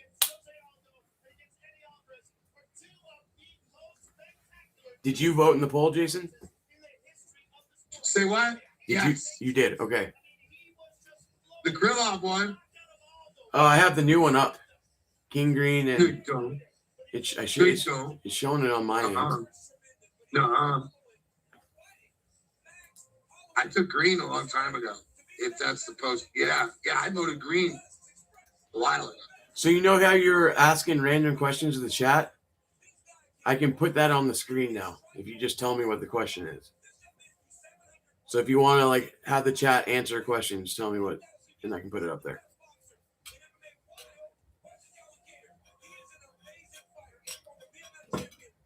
$1995 Pamela Anderson or 1971 Dolly Parton? Okay. You said 95? 95. 95. I'm going to call her Pam Anderson. Just so I can fit it on the screen. And what was the year for Dolly? 71. 71.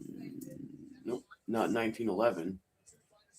Shut the God. You know, you're 10 minutes younger than me. Okay? Mm-hmm. You're making me sound like I'm Uncle Jesse from Dukes of Hazzard. Well, I don't know, back in the 1935. Conor McGregor. Oh, it should be up. That question is now live in the chat. Which one are you guys taking? All right, boys. Anyone want to call in? Rob, you can call back in. Give me your picks for the main card. Actually, do that. Rob, call in. For anyone that didn't see Rob's video on the channel, Rob is one of our better people at picking the fights. So he put out his picks, and we'll try to do that for most cards. Sorry, I had the hiccups. UFC International Fight Week comes to an end. We are ending on a high note, hopefully. Man, I can't believe Connor's fighting tonight, dude. I cannot believe this. I'll tell you a memory I have of a previous Connor fight. So I just get home, right? I've been gone for 3 years. I've been home for like 1 week at this point. I still can't sleep in a real bed. You know the feeling. We have to sleep on the floor. So I have my best friend from growing up over and some random dude that is dating his sister-in-law. And we spend the whole night. What's that? Who? So Dating who? it's me, my best friend from like growing up, and a random dude that's dating his sister-in-law. Dude I never met, never saw again after this night. So we're flying planes and drinking and everything, and then it's ready for the fight. The fight ends, and it's in 19 seconds.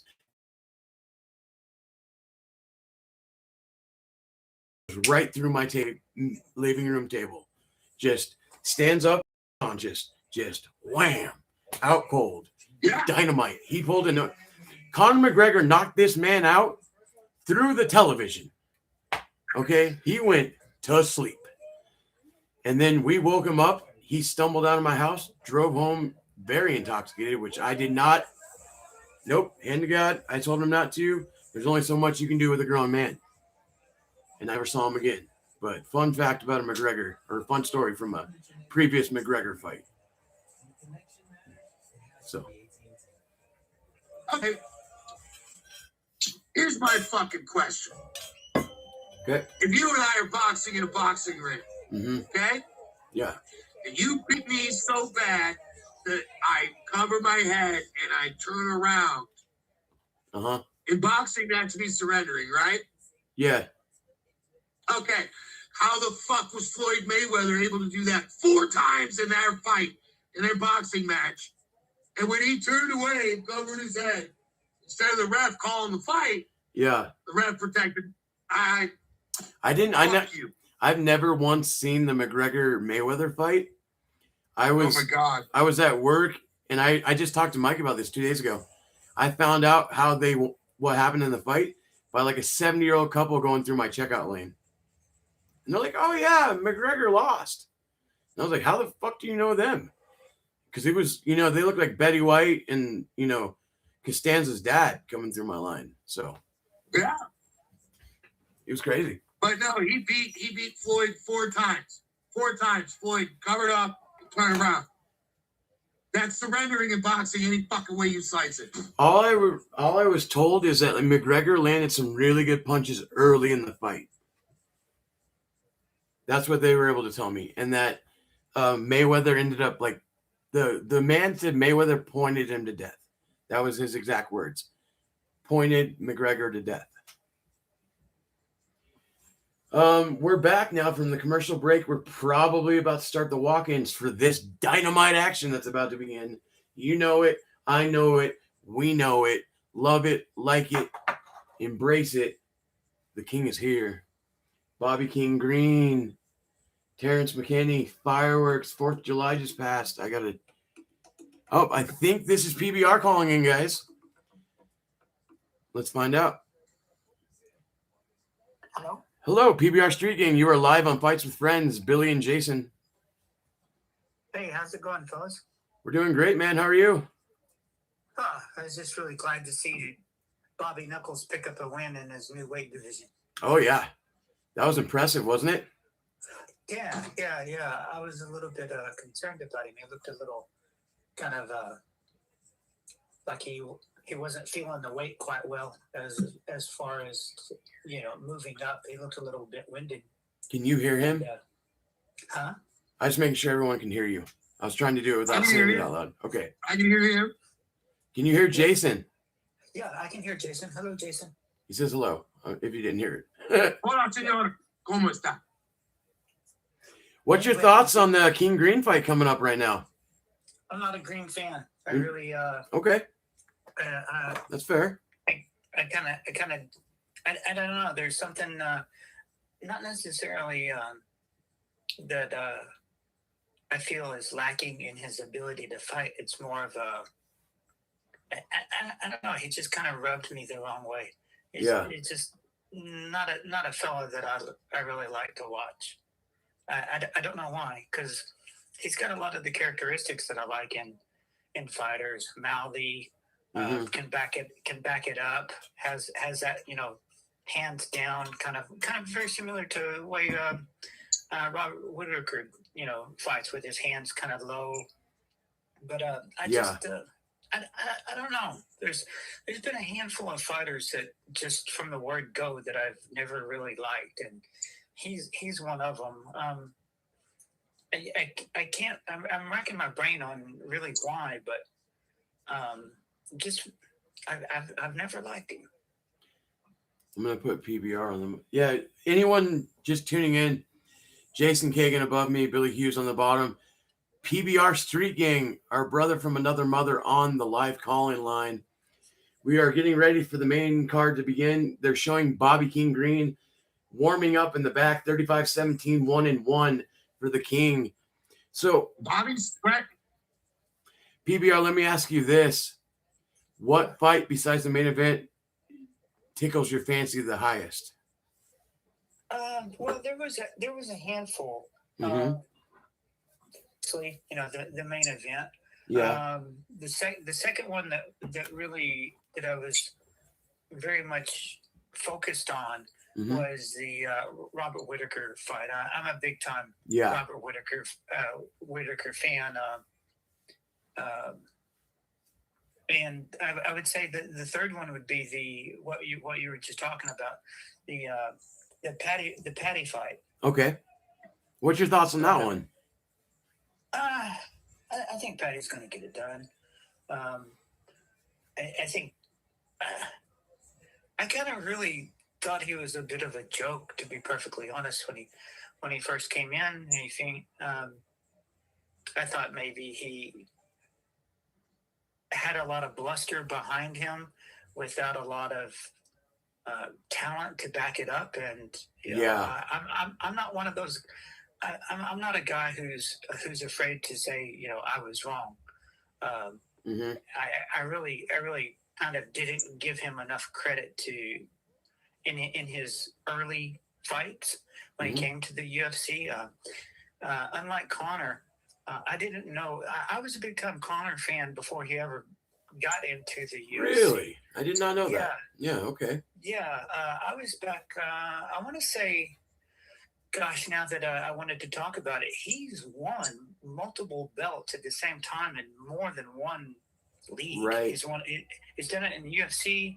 He's done it in cage fighters, and I want to say he's done it in King of the Cage. I remember him being double champ in Europe, like a UK double champ. Yeah. I was a big time. I was a fan of his when he was a double champion.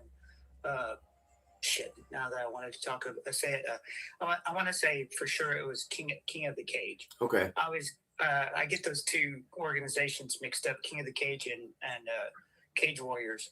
But I want to say he was a double champ in both of those organizations. He very well might have been. Real quick, PBR. Phil just wanted to say cheers, PBR. He wanted to say hello. Oh yeah. I've been watching everybody in the chat.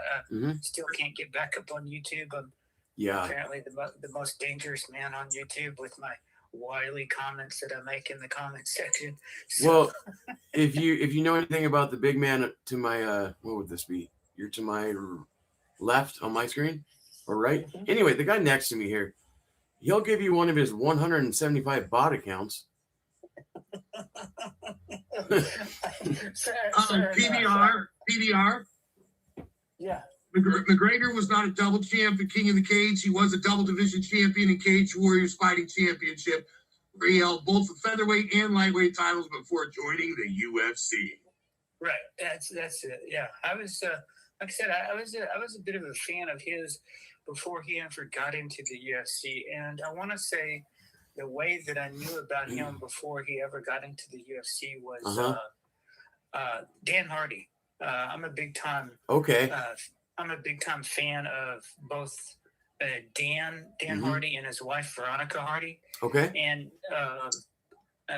Dan really pushes or he used to when he had his podcast. I don't know what happened to it. I guess since he became vice president of PFL, he doesn't do his podcast anymore with his wife. Yeah. But I want to say real quick, PBR, just because I don't want anyone to jump out. What's up, guys? Long time no see. Welcome back to Fights with Friends. I am Billy Hughes, the Time Bender. This is Jason, the original Kagan. PBR Street Gang is on the call-in line with us right now. Terrence McKinney has begun his walkout. He's in the Harley-Davidson prep point. Anyway, PBR, sorry to cut you off, but continue, my good fellow. Oh, no, you're good. You're good. I want to say Dan, obviously, with him being from England, really used to kind of push the European fighters. Yeah. And I want to say the first time I heard Conor McGregor's name was off of his podcast way back in the day. He looks pretty smart, man. Yeah. I would have to really go back and watch Dan Hardy's old podcast to say that with 100% conviction. But I'm almost certain that it was early on in Conor McGregor's career before he even became the double champ. I want to say it was when he won his first strap over in that other league, and Dan Hardy had mentioned him, and basically, I mean, whatever. I hang on Dan Hardy's every word. If that dude said, I'm a big time fan of his. Is what I'm trying to say. And he, one of the things that I really like to do is when somebody that I really admire mentions a fighter, I usually go and will find out about that fighter, and that was how I found out originally about Conor McGregor before he'd ever. I want to say it was right after he'd won his second strap in was it King of the Cage? Cage Warriors, I think Jason said. Cage Warriors, right. Yeah. Yes, sir. He right when he had won his second strap, that's when I'm pretty damn sure I remember Dan Hardy mentioning him. But I just wanted to say I'm here watching everybody in the chat, and always looking forward to the fight nights with everybody. Missing Mike on the mic. Yeah. And we're doing our best, brother. We're keeping it alive. We're doing our best. Oh yeah. You guys are keeping it going for real, man. And also, I don't know if you have an iPhone, but I sent you something. I sent you something on a little, like I usually do with Mike. I usually just send it to Apple Pay. So I sent you something over on that. So you can add that to the funds for the night. We'll get it to him. Thank you so much. We're gonna let Jason take over for the announcements, but call in later if you feel like it, man. You're always welcome. Oh, I might. This will probably be it for the evening. I'm going to be watching for a little bit longer. I have to get up at 4:00 in the morning to go to work. So yeah, I'll be listening to you guys until I fall asleep. Totally not. I just want to say you guys are doing a good job, and hello to everybody in chat. All right, PBR Street Gang, everybody. All right, Jason, take it away.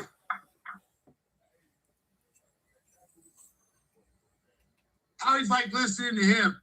Yeah, he doesn't have no ego in anything he says. Oh no, he's great dude. Great dude. I'm always just worried if you guys can hear my phone or not. That's all. So I don't know if. Oh, clap it up for Phil. Another super chat. Says, can't go back, Bob. Get him. Let's heart that. I'm going to go ahead and close the poll since we're getting ready to go here. While Jason tells you about the fighters getting ready to fight. Bobby King Green, age 39, 5'10", 155 pounds, 71-inch reach, fighting Terrence McKenna, 31. Whole bunch of numbers just disappeared. 5'10", 156. Bruce suit jacket is tremendous. 73 and a Bobby half King inch has reach. 12 wins by knockout, 10 wins by decision, 12 first-round finishes. Terrence McKenna, 9 by knockout, 9 by submission, 17 first-round submissions. This guy is not getting paid by the hour, folks. He's getting paid by the job. Bobby King coming out in his black bandana trunks. Bruce Buffer's doing the introductions on my end. Real quick. Terrence is looking Jason, long, tall, and proud. Jason, we have a celebrity. We have a celebrity. I don't like interrupting, but Dean, long time no see. This is our captain, Seattle Mike's papa. It is where we get Mike. So Dean, Plastic Bruno in the chat. That is Dean Hamper, everybody. Long time no see. It's Billy. By the way, this is me. It's Billy. That's Jason to my over here. Jason. We're filling in for Mike tonight. So, dude, really good to see you. We haven't seen you in forever. Really glad you're here. Before the fight starts. Oh, yeah. So I just wanted to give a shout out to one of the legends, the OG of OGs. So sorry, Jason. No, it's okay. Bobby King's here to introduce. He's walking to the middle of the cage like he's saying goodbye. It's not like he's saying hello. It's like he's saying goodbye. Our ref for tonight is Kerry Hadley. Gave the loser hand signal. I don't know if that's like the Mario Yamasaki thing or whatever. Yeah. Terrence McKenna ready to come out, looking like he's weighing about 200 pounds. All right. Bobby King looking like he's about 180. All right. I'll give you guys I'm a little bit behind Jason, but I'll give you my countdown once the round begins. Bobby King is staving off Terrence with a couple of kicks to the knee. Terrence is throwing punches. Bobby's keeping his hands low, lateral movement up against the cage. Terrence is pressing the issue. We're in a scramble. Terrence is on the ground. Bobby's throwing down. Bobby's got a north-south, standing north-south. They're separated. Terrence got a wide stance. Bobby looks like an uncle fighting his nephew. Bobby does not look like he's taking this shit seriously. Terrence McKenna looks like he knows he can knock him out at any moment in time, and that's what he's trying to do. He's throwing 100% power every shot. He's not taking his time. He's not picking his shots. Bobby's already bleeding. Oh, he's so fast, dude. He's so fast.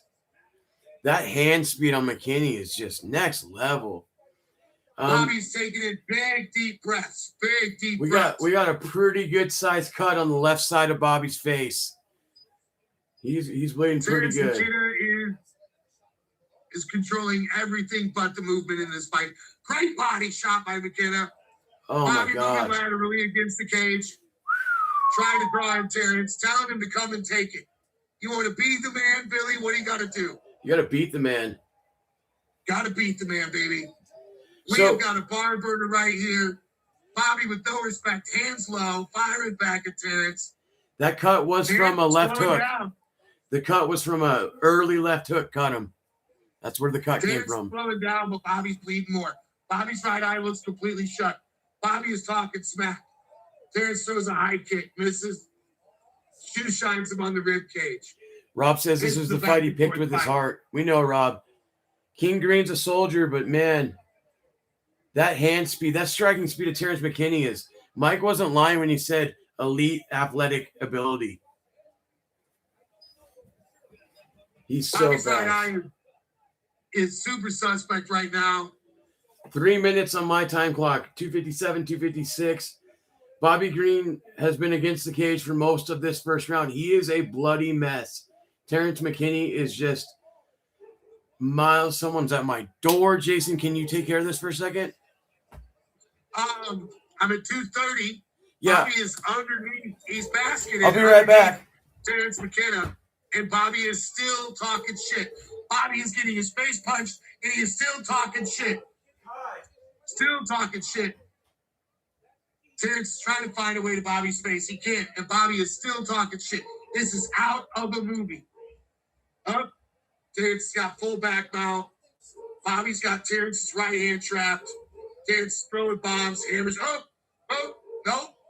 He had a rear naked for a second. Bobby spun out of it halfway. Terrence gave it up. This is a mess. This is a mess. And Bobby is still talking shit.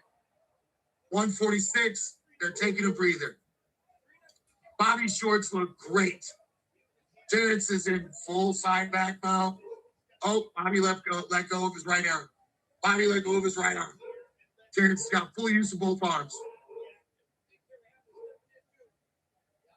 Terrence sitting up against the cage. Completely has Bobby's back. Hand fighting. Bobby is smacking the shit out of McKenna from behind. McKenna is searching for that rear naked choke. Bobby's talking shit and looking at the clock. Talking shit, looking at the clock. Hand fighting. Talking shit, looking at the clock. Punching McKenna. Talking shit, looking at the clock. He's still punching McKenna. This is the best barbecue fight I've seen in a while. McKenna's still searching for that rear naked choke. Bobby's spinning. Bobby's elbowing McKenna. McKenna's starting to feel it. McKenna's got the left arm around Bobby's throat. Side choke, going for a blood choke. Nope, Bobby spins out of it. They're both on their feet. Team kick for Bobby. 1-2 for Bobby. Team kick for Bobby. McKenna with an uppercut that would have fucking knocked me the fuck out. Bobby's fighting like a motherfucker. Shoulder rolling punches. We're on our feet. McKenna's back is against the cage. Bobby's got the center of the ring. McKenna is throwing heavy. Oh, wow. Body shot for Bobby. McKenna's taking shots to the head. Unanswered shots. Bobby's gonna finish it. 1 second left. He calls a fight. Bobby King Green. Oh my God. King Green. Let's go. Oh, Yeah. his eyes are closed. You must have for hot motherfucker. Let's go. Let's go. I hope our mics held up from that. If that broke some eardrums, I apologize. Dude, I was coming. What did I tell you, Billy? What did I tell you? Wild ending. Wild. So I opened the door. Someone just came to our door. My husky was losing its mind. I thought she was going to eat something. I come downstairs and I hear Jason saying the fight's over. I'm thinking McKinney. He was winning when I left. Yes. Yes. Wild. There it is, folks. TKO 4 minutes, 59 seconds, round number 1. King Green, Bobby King Green, whatever we're going to call him. Let's get back into the chat real quick. By the way, the chat's 2-0. You guys picked King Green in the poll. So 2-0 start for the chat. Rob says, this is one I picked with my heart, and you picked correctly, my friend. That's why you're the best in the business, man. Phil says, me too, Rob. Ain't over till it's over. Can't go back, Bob. Get up, survive. Love this guy. This all happened while I'm gone, so I apologize. Rob says, get up, King Green. And then he says, yes, he did it. White called it. Phil's laughing. Rob wanted him to win so bad. Phil says, get him, Bob. We got it, Rob. Sit on down, Terrence. And finally says, he did it for the Inland Empire. We are caught up on chat. That's impressive. Very impressive. Congratulations to King Green. Okay, so the official time is 2 seconds left. So 4 minutes and 58 seconds. Round number 1. Knockout victory for Bobby King Green. That man left so much blood on the canvas, and he won't be able to sleep for a week, but he won. Bam! And it's fucking yeah! Oh, I'm so fucking jacked! Bobby King Green with the W.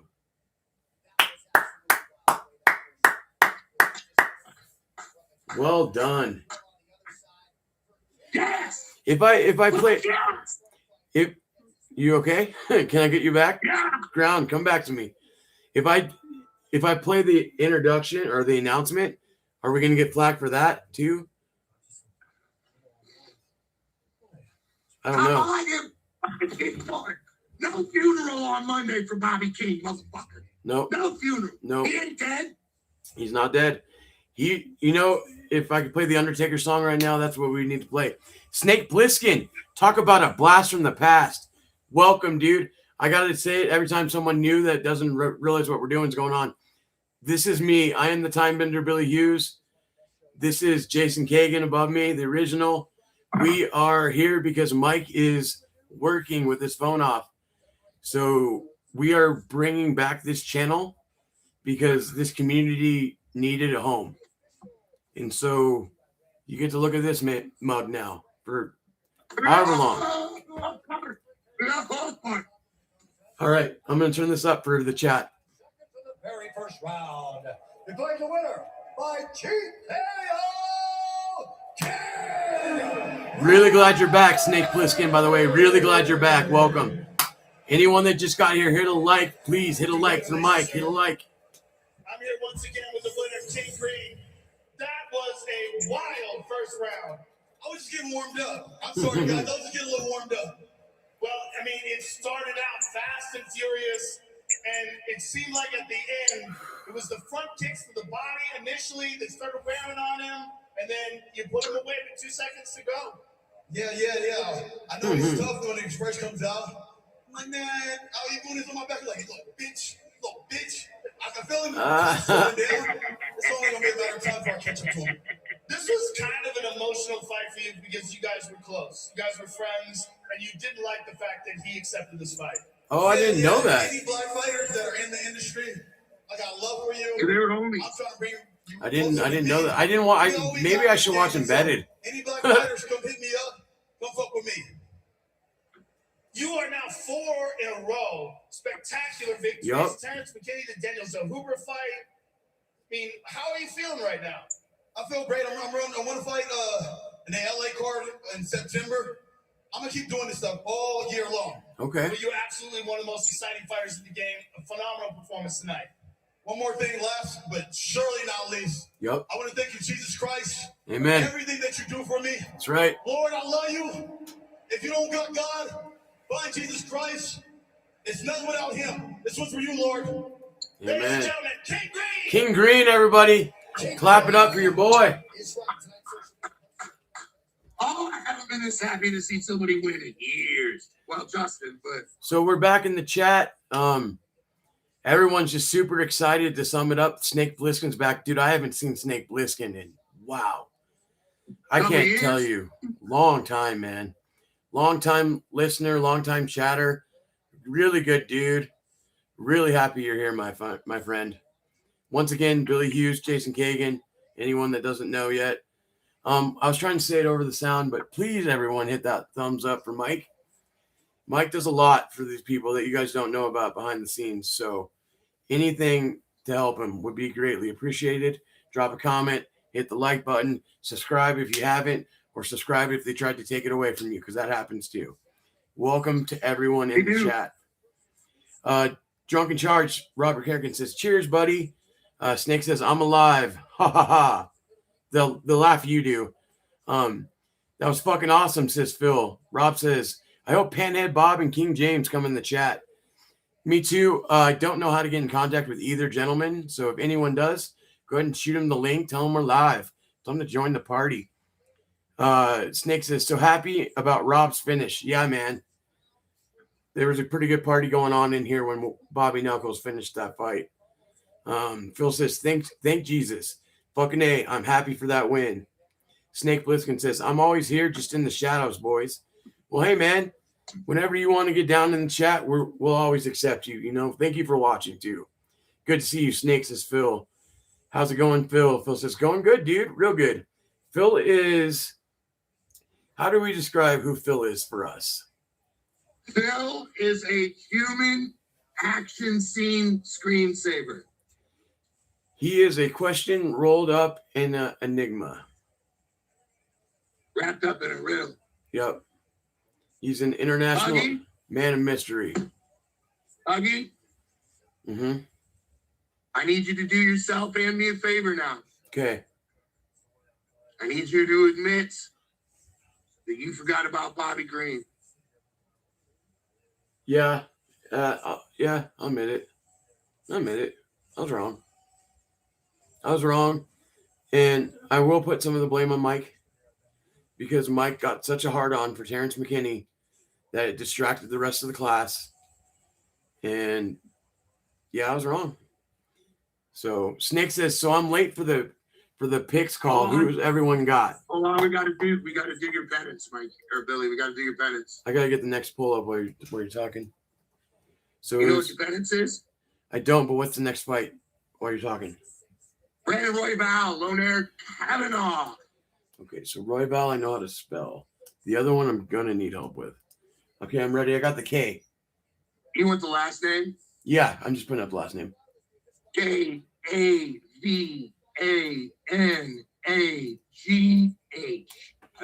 Kavanaugh. All right, guys.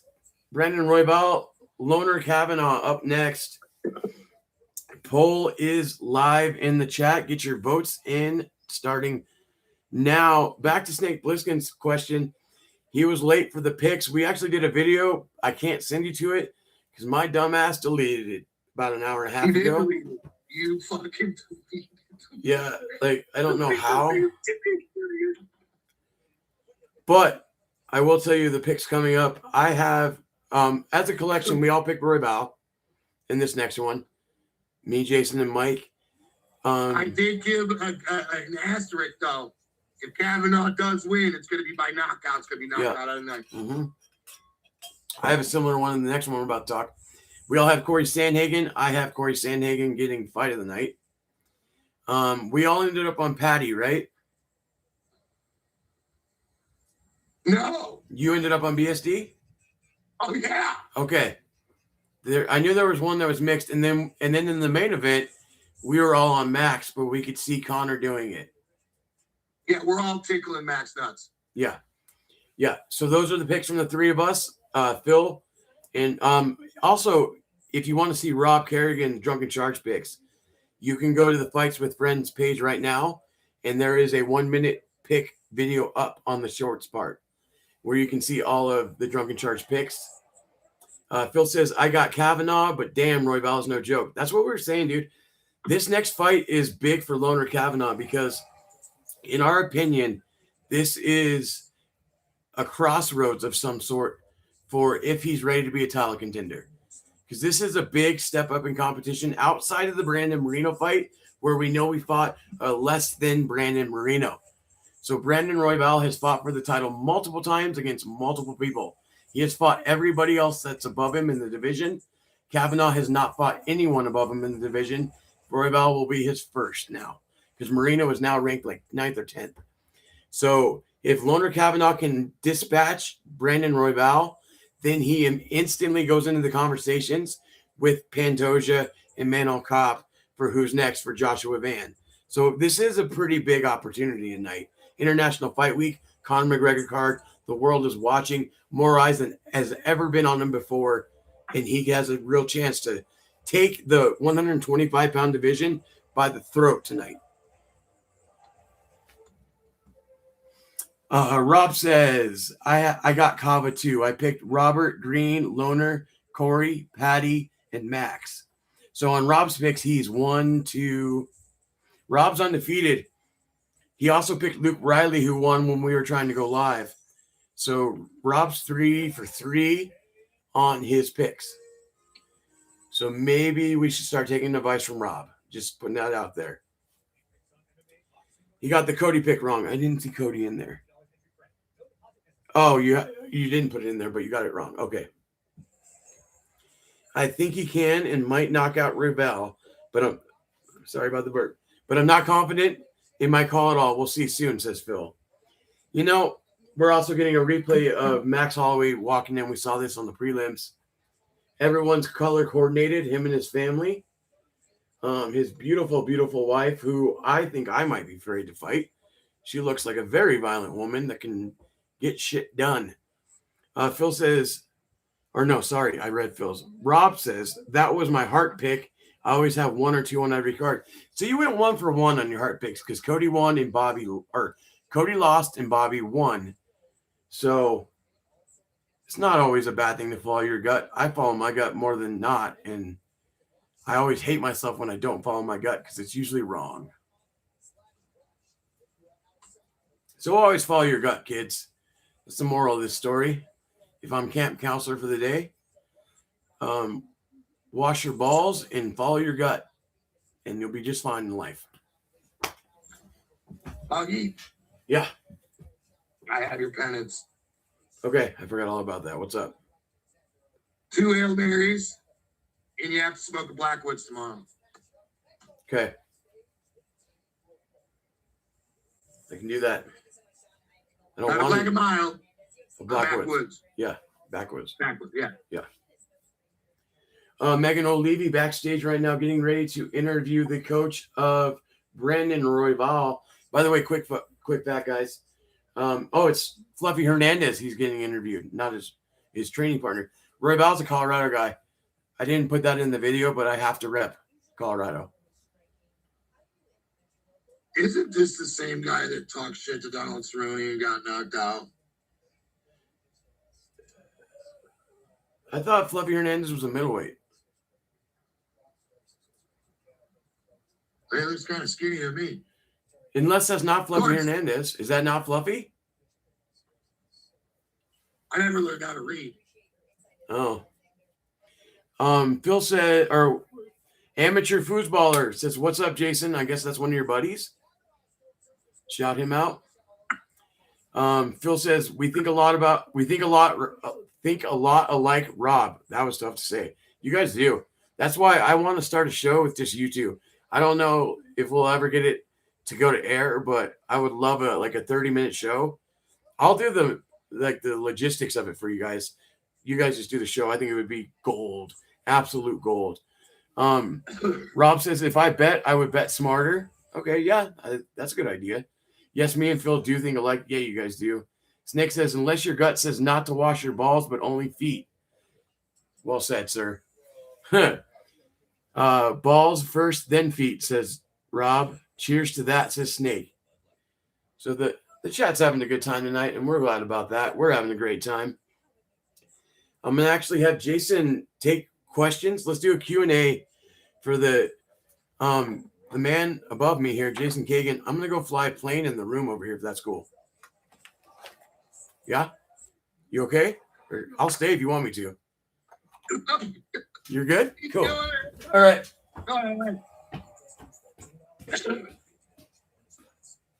So you guys may not know it, but Billy was given up for adoption when he was 3 years old, and some Chinese buffet owners adopted him and sold him to a guy who owned a gym in Thailand.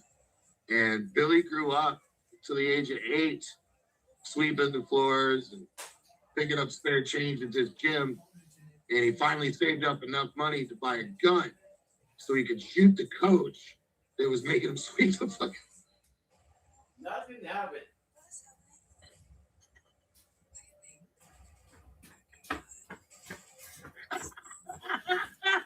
Allegedly. Can't stress this enough, guys. Allegedly. But hey, man, chat. Throw out some questions for the original right here. Let's get a Q&A going. Let's get someone for the love of everything lovable. Someone tell Jason 95 Pam or 71 Dolly. Get those answers out there. Yeah. Who would you rather go back to time and bang? 1995 Pam Anderson or 1971 Dolly Parton? My favorite middleweight of all time? Well, in Pride, it would have been like Shogun Rua. Favorite middleweight of all time ever? Probably Chael Sonnen.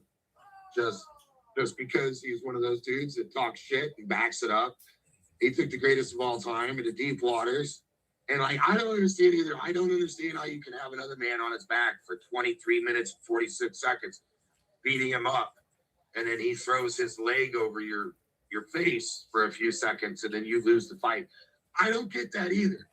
But favorite middleweight of all time, Chael Sonnen, middleweight and Pride was basically light heavyweight and heavyweight in the UFC. Yeah, so 190 Jesus, that's pounds. huge. Yeah, yeah. Loner Kavanaugh walking out. Tell you who my least favorite middleweight of all time, George fucking St. Pierre. That's fucking who. Motherfucker. The one and off leaving chasing guy. aliens and shit. This dude's off chasing aliens and shit. Comes down from Mount Olympus to steal the belt from a one-eyed guy. Fuck that guy. Is that John Kavanaugh's kid? John Kavanaugh, Conor McGregor's coach. Are they not related? Is this just kind of a coincidence? A different spelling. Kavanaugh is part Japanese, part Irish. Okay. So it's just kind of ironic they're fighting on the same card. That Conor and him are fighting, you know? What do we got going on in the chat? Rob says, Pam all day on the boat. That's what I was going to say when I was in the other room. The Pam Anderson, Tommy Lee video made me a man.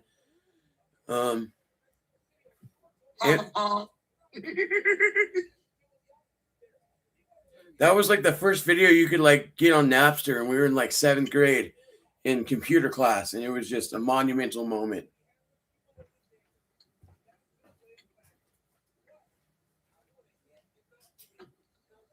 You know why DVDs came out? You know why they were so popular? No. Because every asshole in the world thought he could just pause and get the perfect pussy shot that you couldn't get on VHS. Huh. Swear to God. Brandon Royval entering the arena now. Former title contender. Still a title contender. He's just not doing it right now. Yeah, I meant like he's not fighting for the belt tonight. Brandon Royval coming out with a 9 head. He doesn't have dreams. He has drive-in movies. By the way, he's from Denver, kind of. He's from like, how do I put this? Mexico. Part of Denver, yeah. Where you don't realize where you are anymore. I spent a lot of time where Royval's from, if you catch my drift. Like, a lot of my transactions in life took part in that area. When's the last time you've been to a groceria, a real one? Actually, my cousin that's sick right now, we have one in the next town up, and we probably go like every couple weeks. Yeah. Hey, if you want rice and beans, that's where you go, man. You can get you can't go to Costco or fucking Sam's Club and get what you can get at a fucking groceria. Yeah, I get a 50-pound bag. I get a 50-pound bag in the old school, like burlap cheesecloth bags. Yeah. Right? Yeah. Yeah. The one we have is pretty big too. Like the ones in Denver are not that big. The Mexican grocery stores. But the one in the town that's to the south of me is probably almost the size of like a Walmart. I've never seen one that big. Well, what is that town's Latino population like? Pretty big? In the area of Colorado I live in, that's the minority is Latino and almost white. So we're like 50-50 white to Latino. That's why your grocery is so huge. I wouldn't shop anywhere else. But my cousin loves getting like the seafood and shit from the seafood and meat counter. And they also carry like certain like items you can't get at like a regular grocery store. Like if you want a big thing of queso and you're doing like nachos for like a party, I would go there. If you want freeze-dried, refried beans from Walmart, you're going to pay out the fucking nose. You got to go to a groceria for them. Brandon Royval, 6 years the senior for Loner Kavanaugh, 5'9" to 5'6", 1-inch reach advantage for Loner Kavanaugh. Bruce Buffer wearing my grandma's 1975 kitchen curtain. Fighting out of the blue corner, this is a freestyle fighter. Record 10-1, 5'6". He stands weighing in at 126 pounds. Fighting out of London, England. Your -220 favorite, Loner Kavanaugh. Billy, I think he's got it in him. He looks ready. Billy, I think he's got it in him. Let me put my fucking glass. Let me put on the Wilfred Brimley. Let me end the poll before a fight starts for once. All right, I'm ending the poll, ladies and gentlemen. Kavanaugh, 67%. So Kavanaugh is going to win because the chat don't miss tonight. The chat just cannot miss. His opponent, Brandon Royval, 17-9. He stands 5'9" tall, weighing in at 125 pounds, fighting out of the great city of Denver, Colorado. Your plus 180 underdog, number 3 in the world, Brandon Royval. And when the action begins inside the octagon for this 125-pound contest, your referee, Jason Herzog. I have to say something. Jason Herzog is from Colorado. Just saying it. I have to be honest. So, Jason Herzog lets people die.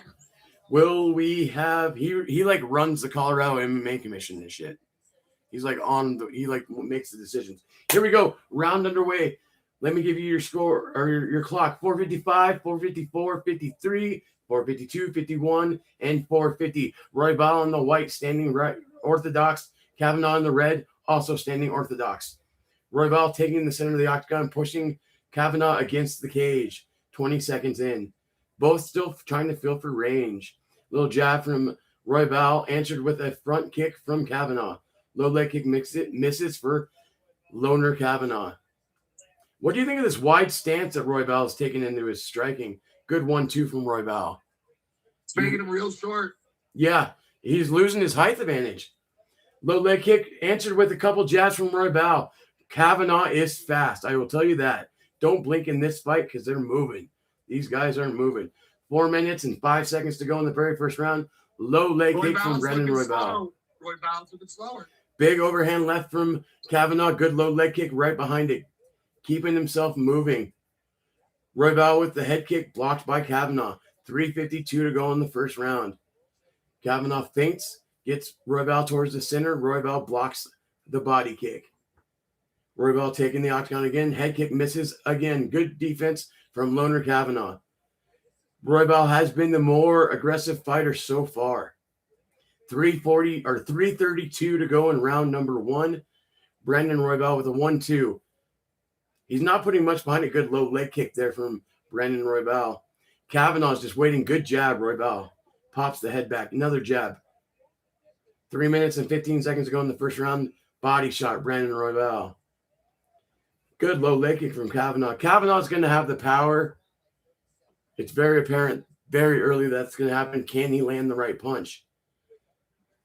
2 minutes down in the first round. Royval still controlling the center. 1-2 to the head. He's not putting much behind it, just touching him. Little Nate Diaz style striking. Jab from Royval. 2 minutes and 53 seconds to go.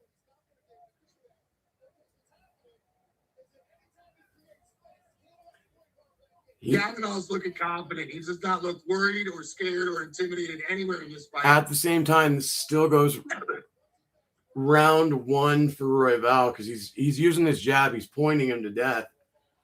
Kavanaugh has landed a couple of good leg kicks. Halfway through the round. 2.5 minutes to go in the first round. 2:25 on the clock. Royval still controlling the octagon, which is going to be important if they don't have a deciding punch. Good body kick from Royval. Right hand from Kavanaugh. Uppercut from Royval. Good jab. That jab's been dominant so far for Royval. 2:05 to go in the first round. Another jab from Royval. Kavanaugh needs to make some adjustments because he's not getting close. He's getting pointed to death. And his counter strikes are way off. Well, Royval's not going in. 1:45 to go in the first round. Another jab from Royval. Another jab followed by a left hook. Kavanaugh circles away. Royval ducks down for the takedown. Kavanaugh trying to defend it. Royval gets him down. Kavanaugh has him in the guillotine. Is not going to hold. Royval gets it out. He's in side control. 1:20 to go in the opening round. Kavanaugh does look a little frustrated, Jason. Just a little bit.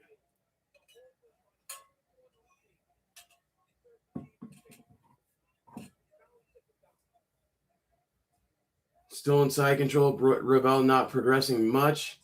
Now he moves into full guard. 55 seconds to go in round number 1. Low ground and pound from Roybal. Big left elbow there. That looked nice. Good work to the body. Still in full guard. 40 seconds to go in the opening round. Kavanaugh just defensively holding on here, Jason. He's not putting up any offense from the ground. They're too dry. They're too dry. But look at them. They are nothing but springs. Look at them. Yeah. 25 seconds to go in the opening round. Roybal still in Kavanaugh's full guard. Here's some good elbows from the top from Roybal. Look at Kavanaugh's back. Look at how pink Kavanaugh's back is. Oh, yeah. His back is full of lactic acid. Kavanaugh gets it back to the feet, though. He has underhooks against the cage on Roybal. 13 seconds to go. 10 seconds to go in the first round. Roybal has him locked up. Trip takedown from Kavanaugh. That was a beauty. Good couple ground shots from Kavanaugh. The round's going to end. Too little, too late on my scorecard. 10-9, Brandon Roybal. Jason, thoughts? I do not disagree, but I wouldn't disagree if somebody made it 10-9 Kavanaugh either. It's just too fast. I mean,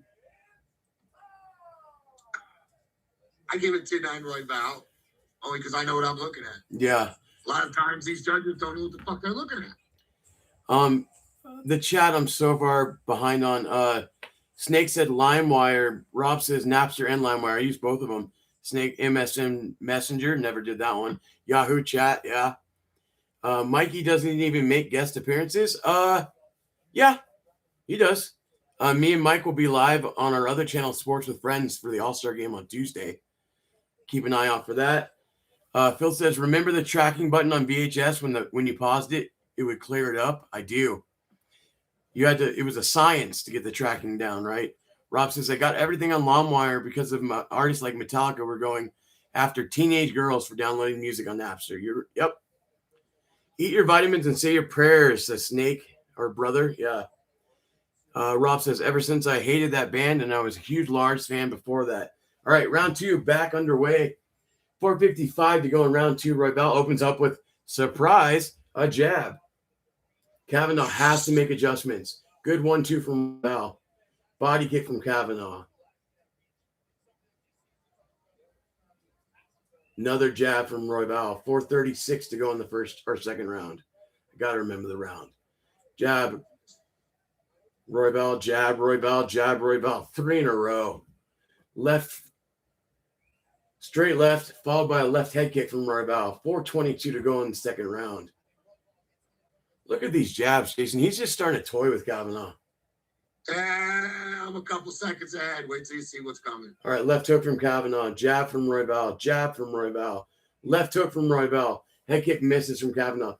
4:05 to go. Body kick Kavanaugh. They're picking up space. Jab from Roybal. 4 minutes to go in the second round. 1-2 from Kavanaugh. Lands. Finally. Will they get the respect of Roybal? 1-2. Big right hand. Roybal's hurt. Head kick lands. Roybal's down. Ground and pound from Kavanaugh. 3:45 to go. Roybal's in all sorts of trouble. Lefts and rights on the ground. Brutal ground and pound from Loner Kavanaugh. Roybal's trying to get the submission. He's not going to get it. Full guard, though. Nope. Throwing the legs up there. 3:30 to go in the second round. Roybal was in deep trouble. He's back in full guard now, though. He's going to mission control, trying to separate that arm. Just to get himself, he needed breathing room. That was vicious. Big right hand with, as he's falling down, he gets hit with a head kick. Wow. 3:05 to go in the second round. Roybal in strictly defensive mode right now, trying to isolate that right shoulder of Loner Kavanaugh. Kavanaugh's going to get at it back in full or half guard. Now he's got his back. Roybal stands up. Big right hand from Kavanaugh to the body. Wow. 2:42 to go in the second round. 1-2 from Roybal. Roybal's still in this for at least a moment. Jab Roybal. Jab Roybal. Let's go back to the classics. Roybal ducks for the takedown. Kavanaugh defending with the guillotine, lets it go. He's now sprawling against the cage. 2:20 to go in the second. Goosebumps, man. Big left hand from Kavanaugh. Royval is rocked. He fell back down. He's back to his feet, though. 2:10 to go. I'm losing my voice. Body kick caught by Royval. He lets it go. Jab from Royval. Kavanaugh dominating the second round. Big low kick. Another low kick. Royval still ultra aggressive, though. Walking into the fire. Kavanaugh has taken control of this fight in the second half of the second round. Minute 45 to go in the second. Kavanaugh drops for the takedown. Royval defensively just gives up his back. Royval has Brandon's back standing up. Big elbow from Kavanaugh lands against the cage. Minute 30 to go. 90 seconds left to go in second round. Oh, nice elbow from the side, though, from Royval. Just showing the highlight. That elbow that Kavanaugh landed was to the back of Royval's head. So technically it was an illegal strike. Minute 15 to go, back to the center of the octagon. Royval, I think if you're Royval, you just want to get out of this round at this point. Now Royval's doing what he's supposed to do. 1:05 to go. Royval gets him against the cage again. Big straight left. Goes for the takedown. Can he get it? Up and down. Successful takedown. I believe that's the third now. Brandon Royval, 50 seconds to go in the round. Kavanaugh defending again with the guillotine. He's going to have to let that go, and he does. Good ground and pound position for Royval. Big left elbows from the top. He has Kavanaugh's right arm trapped. Kavanaugh gets back to his feet, though. They exchange punches. 30 seconds to go. Big left hook from Brandon Royval. Kavanaugh misses with a wild punch. Kavanaugh does push Royval against the cage, though. 22 seconds to go in the round. The strikes are closer than you think. 32-26 in this round for Kavanaugh. 14 seconds to go. Against the cage, Kavanaugh has the hooks in, lets him go. Big 1-2 lands for Kavanaugh. 5 seconds to go. Flying knee lands to the body. Head kick misses for Royval. Head kick misses for Kavanaugh. And that's the round. I have it 19-19 after 2. Let's get in the chat really quick. Where was I at so I can get caught up? Jason says, Jason, who's on the mic, says, unless someone's got free tickets. That's right. Thank you, Snake, saying I'm goated. Thank you. Comedic Genius says, this guy breathing in more smoke than oxygen. Boss move. He's talking about me. Okay. Boss and then move. He said, I always wondered who's buying the 7X Hawaiian shirts at Walmart. This is Men's Warehouse. This is $140 and it's a size 4X. But I like mean, the 4 hey, hold on. If you think it's all fat, hold on, wait, let me just. Okay. I mean, like, if you think it's all fat, Right. all fat. I mean, I got so big, I got the gut. Yeah. But I got, but it's all fat. I live at 322 Green Street, Illinois, 61726.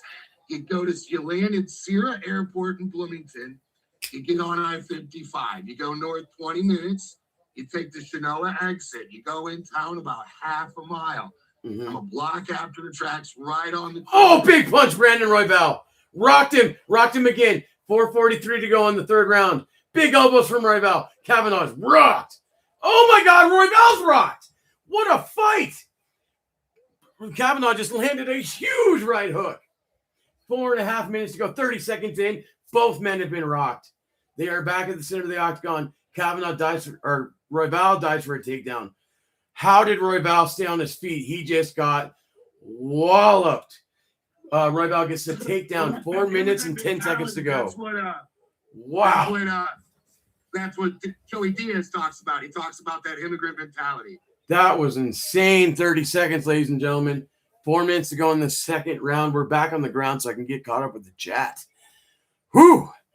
All right. Blatant first round for Royval, says Phil. Effing professionals. Rob says, let's go. The Professionalzillas, says Snake. Now this is a fight. Good elbows from the top from Brandon Royval. 3:40 to go. Kavanaugh's starting to give up his back here. Royval gets a hook in. Both hooks in. He is now in full mount. He might go for a Side choke here. He might have that, Jason. He needs to get that other leg. He needs to get inside control. Oh shit. He might have that. Oh shit. Kavanaugh's trying to roll out of it. 3 minutes and 20 seconds to go. Snake Bliskin says, we got to fight, boys. Oh, he's now inside control. This is not a good spot for Loner Kavanaugh. Oh, he's still got a leg trapped. I didn't see this angle. He might be able to finish it, though. He needs a turn. He does. I think Royval's going to give this choke up. Actually, he might have it again. He's back in full mount. He's out. Royval's hair still looks great. Kavanaugh is out of the choke, but he's still mounted. 2 minutes and 45 seconds to go in the third and final round. Kavanaugh gives up his back again. Royval's got the choke. Both hooks in. He does not. He lets the choke go. Kavanaugh's in a world of trouble halfway through the third. World of pain, though. Having someone in that position sucks, dude. You can't breathe at all. I've been in that position. It's a nightmare. It is. It is. 2 minutes and 10 seconds to go in the last round. Kavanaugh's still working on the RNC. He's trying to get that right arm under the neck. It looks to be over the chin at the moment. Kavanaugh doing some good defending. Kavanaugh's stuck, though. I think if Kavanaugh fights this for the next two minutes, I think this fight's a draw. I don't. I think I got Royval winning this third round easy right now. Kavanaugh's been in so much trouble. Yeah. Yeah. They both rocked each other. It's under the chin again, or it's over the chin. I mean, he's just cranking on the neck now. That's more of a neck check than a choke. Yeah. He might tap to that, though. He's got the choke now. That's under the neck. Yeah. That's got to be it. Tap out or blackout time, Kavanaugh. And he taps. Brandon Royval by third round submission. Kavanaugh went out right after the tap. If you see that, he went out for a split second. Brandon Royval, ladies and gentlemen, third round submission. Well, it was the rush. It was the rush of oxygen going to everything up top. And you know what I'm saying? That's what that was. Yeah. Wow. What a fight. What a third round. What a third round. What did the chat pick? Let me go back. Chat gets their first loss. They pick Kavanaugh. Ladies and gentlemen, back in the preview video, Jason said this could be fight of the night. Right now, that's fight of the night.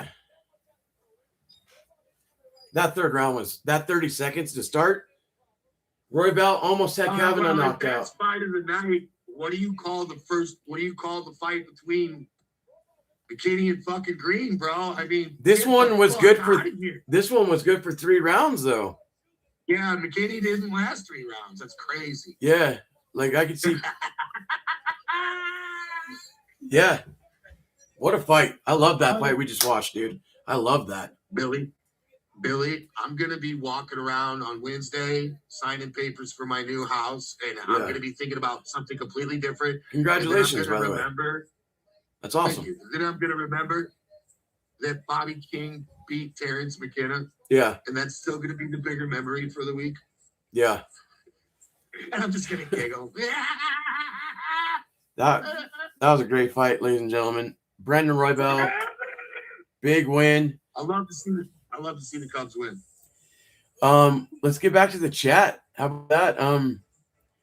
Phil says, "Don't let broccoli head fool you." I don't know. Was that Kavanaugh? Amateur foosballer says Cav got to stay on his feet. Cav was doing good, man. That second round was all Kavanaugh, man. Fight of the night potential. I agree, Phil. Crocodile roll. Royval was good on the ground, man. Rob says, "Oh no, not looking good for my pick." Royval doing what he does, says Phil. That's what I was just gonna say. He's good, man. What we saw is what we thought. Our prediction almost was perfect. There's levels to the game, and Kavanaugh's not there yet. Royval is at the top tier of the division. Great fight, says Phil. McKinney missed that bonus again. Fuck yeah, can't go back, Bob.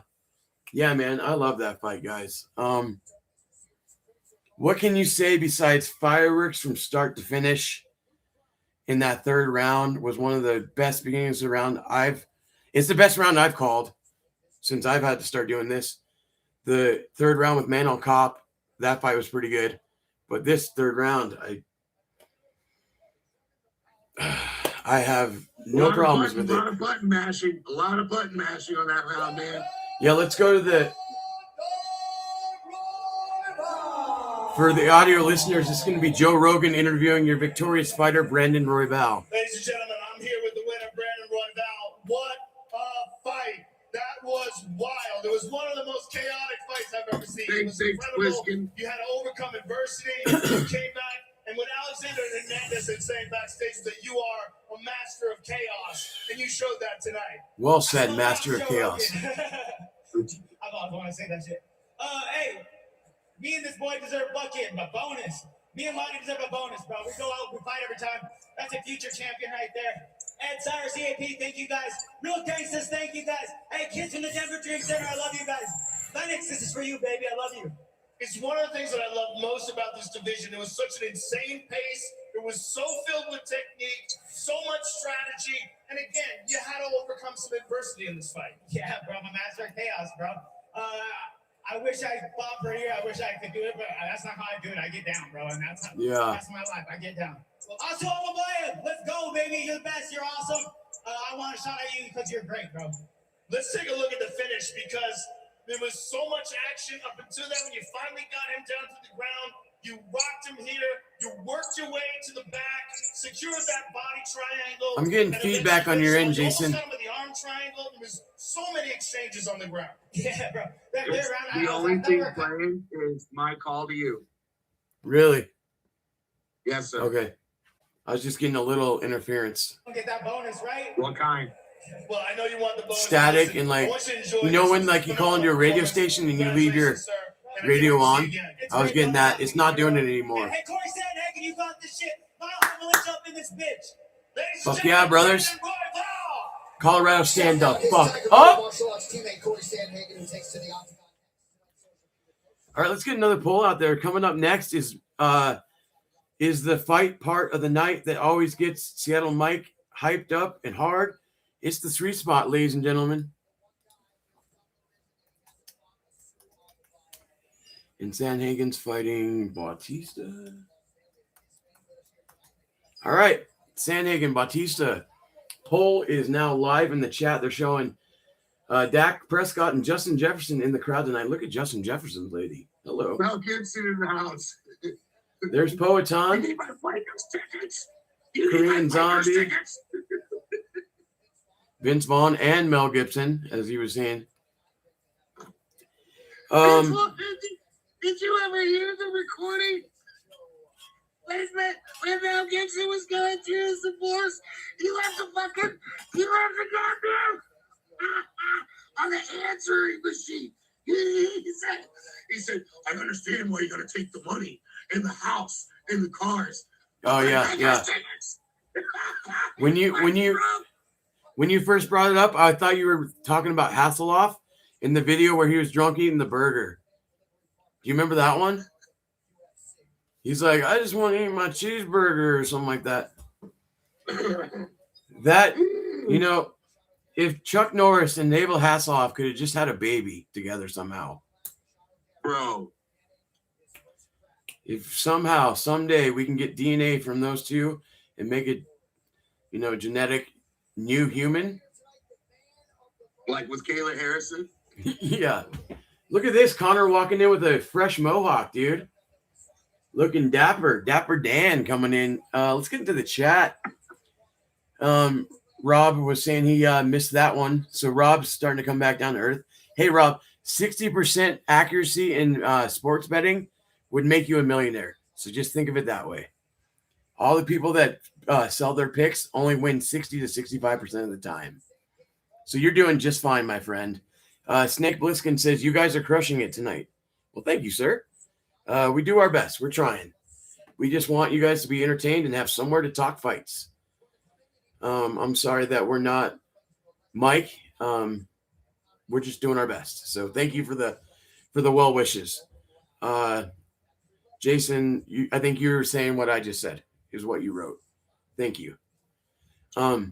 Snake says, keep up the good work. It's working. He voted Sandhagen, but he feels Batista is too powerful. I hope not. I really, really don't want my guy to lose. William Wallace in the house, says Phil. What's up? Billy, I need to do a wardrobe change. Okay. Q&A time, boys and girls. Any questions you have, throw them on out there. Mario Batista, 17-3, third most submissions in bantamweight history. He is your 7th ranked bantamweight in the UFC. Amateur says he has Sandhagen. Oh shit, a wardrobe change. Yeah. We're going to break. Rob, if you want to call in, this would be a good time. Anybody else want to call in? I'm always here. Phil, if you ever want to call in during this broadcast, I will text you my private number. Snake Bliskin. Snake, are you in the Facebook group chat? If not, we need to get you in there. Let me see if I can get a link. But don't forget to vote in the poll. Hit that like button. A lot of people have lost their subscription because of YouTube. Or if you're new here, go ahead and subscribe. Add me just in case. What's your name on Facebook? And I'll send you a friend request. Or, actually, you know what, Snake? Just look up Billy Hughes on Facebook and send me a friend request. And this is my Facebook picture. You'll see me. Just send me a request. I'll friend request you, and then I can add you to the group chat. And that goes for anyone in the chat. Friend request me on Facebook. I'll get you in our Facebook group and our group chat. But yeah, what's everyone drinking? What's smoking? Let's do a smokers and drinkers roll call. What's your drink of choice for the fights? What's your smoke of choice? If you're not a drinker or a smoker, what are you eating tonight? Let's get a little interactive in the chat. Tell the time bender what's going on in the world of fights with friends.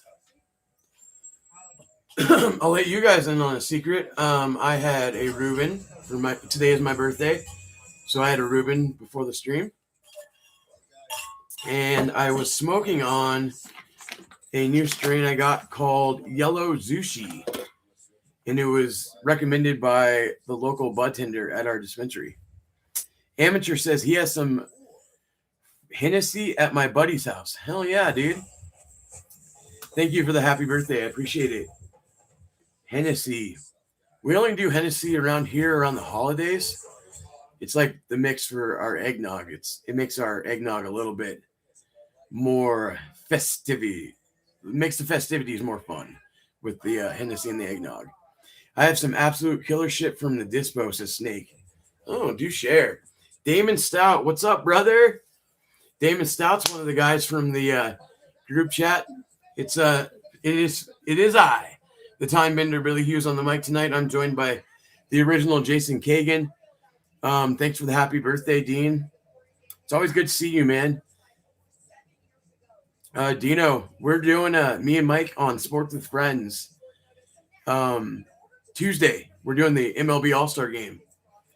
So I don't know what your Tuesday schedule is like, but go ahead and jump in. If anyone's new here, we have a second channel called Sports with Friends. As you see right here behind me, Sports with Friends. That's where we're going to cover baseball, soccer, football, anything that's not boxing, MMA, real American freestyle, anything that's not those will be on Sports with Friends. Any combat sports will be on Fights with Friends, where you guys are here now. Entering the octagon right now is Mario Batista, number 7 in the world. Dangerous, dangerous opponent tonight for Corey Sandhagen. Phil says, the sandwagon we are on. Yes, indeed. This is an interesting fight. When we did the preview show on Tuesday on this channel, thank you, Rob, for the happy birthday. We all picked Corey Sandhagen. I picked this upcoming fight as fight of the night. I think we all agreed that this is a dangerous fight both ways. Thank you, Snake. Welcome back, Jason. Batista walking in. I'm hedging my bets with my attire. Yeah, I see that. If you guys were wondering, this is not a costume. This is actually the wear that Jason wears outside every day. So you can catch him at the local 7-Eleven at about 1 p.m. every Monday through Thursday, getting his pack of Pall Malls and his favorite beverage for the day, whether it be an iced tea or whatever. I buy 5 cartons at a time. Oh, you do? That's how my dad did it. My pops was a carton smoker, which was nice because I don't know how Illinois is, but you're allowed to smoke nicotine when you're incarcerated in Colorado. No, they took cigarettes out when I was getting out on my first bet. So here, if your people bring you cartons of cigarettes, they'll give them to you. And not only did I have cigarettes, but that was the store I ran. I sold cigarettes. 25 cents a cig. Yeah. Hell yeah. I wanted to do the board, like the Sunday football board, but that's always established before you get there. So Corey Sandhagen in the Harley Davidson Prep Point, the number 4 ranked bantamweight, 6 most finishes in the division. The absolute lightest fighter on the roster. Yeah, he is. Yeah, wow. His nickname is 2%. He has the 10th most significant strikes in the division, 8 wins by knockout, 3 by submission. And you know what, Jason? We had a snowless winter, and it's been 90 degrees all summer. I'm pretty white for living in Colorado, and I go outside every day. It must just be a Colorado thing. Colorado, you guys had a snowless winter? Yeah, we had the least amount of snow we've ever had. It snowed like 4 times. That was it. The mountains got like an okay amount of snow, but yeah, we had like a wild winter. No moisture. Okay, so what's that? Nothing. Oh, I was just gonna say. Phil says the Patriot. Amateur foosballer says, "Oh yeah, Jason," to your ensemble change. Snake Bliskin salutes you, and I can't see. I think it's a laughing emoji. I can't tell on my screen. It's purple. Ladies and gentlemen, this is the 3 spot. My voice will not be able to call the co-main event or the main event unless I let Jason Kagan take over after I give you the tail of the tape. Corey Sandhagen is 1 year older than Mario Batista, 2 inches taller as Sandhagen, both weighed in at 135 and 1/2 pounds. Corey Sandhagen has a 1-inch reach advantage to call this 3-spot fight. The original Jason Kagan. My voice ain't any better after screaming my heart out for Bobby King. So we'll have to do it together, though. There's this guy Mario from Phoenix. He's not a plumber. He's 5'9", 135.5 pounds. He's got a 17-3 record. He's doing a lot of jumping around. Mm-hmm. Yep. He's wearing blue shorts. He's got a really good-looking black man with a burgundy blazer standing next to him. And he's got Battleborn because of Battle Mountain. That's native, not Mexican. I'm gonna end the poll while you're doing that. We've got this white dude, Corey Sandhagen, 18-6, 5'11", 135.5 pounds in his shorts, fighting out of Aurora, Colorado, which is where the Columbine shooting happened.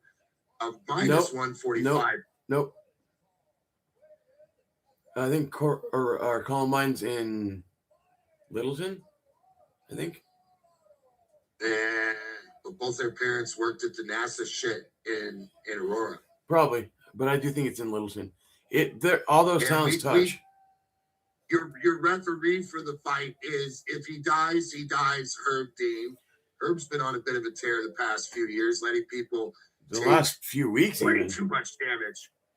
The poll ending 80% of you guys are going with Sandhagen, Snake Plissken has thrown out the question: Prime Chuck or Prime Alex Pereira?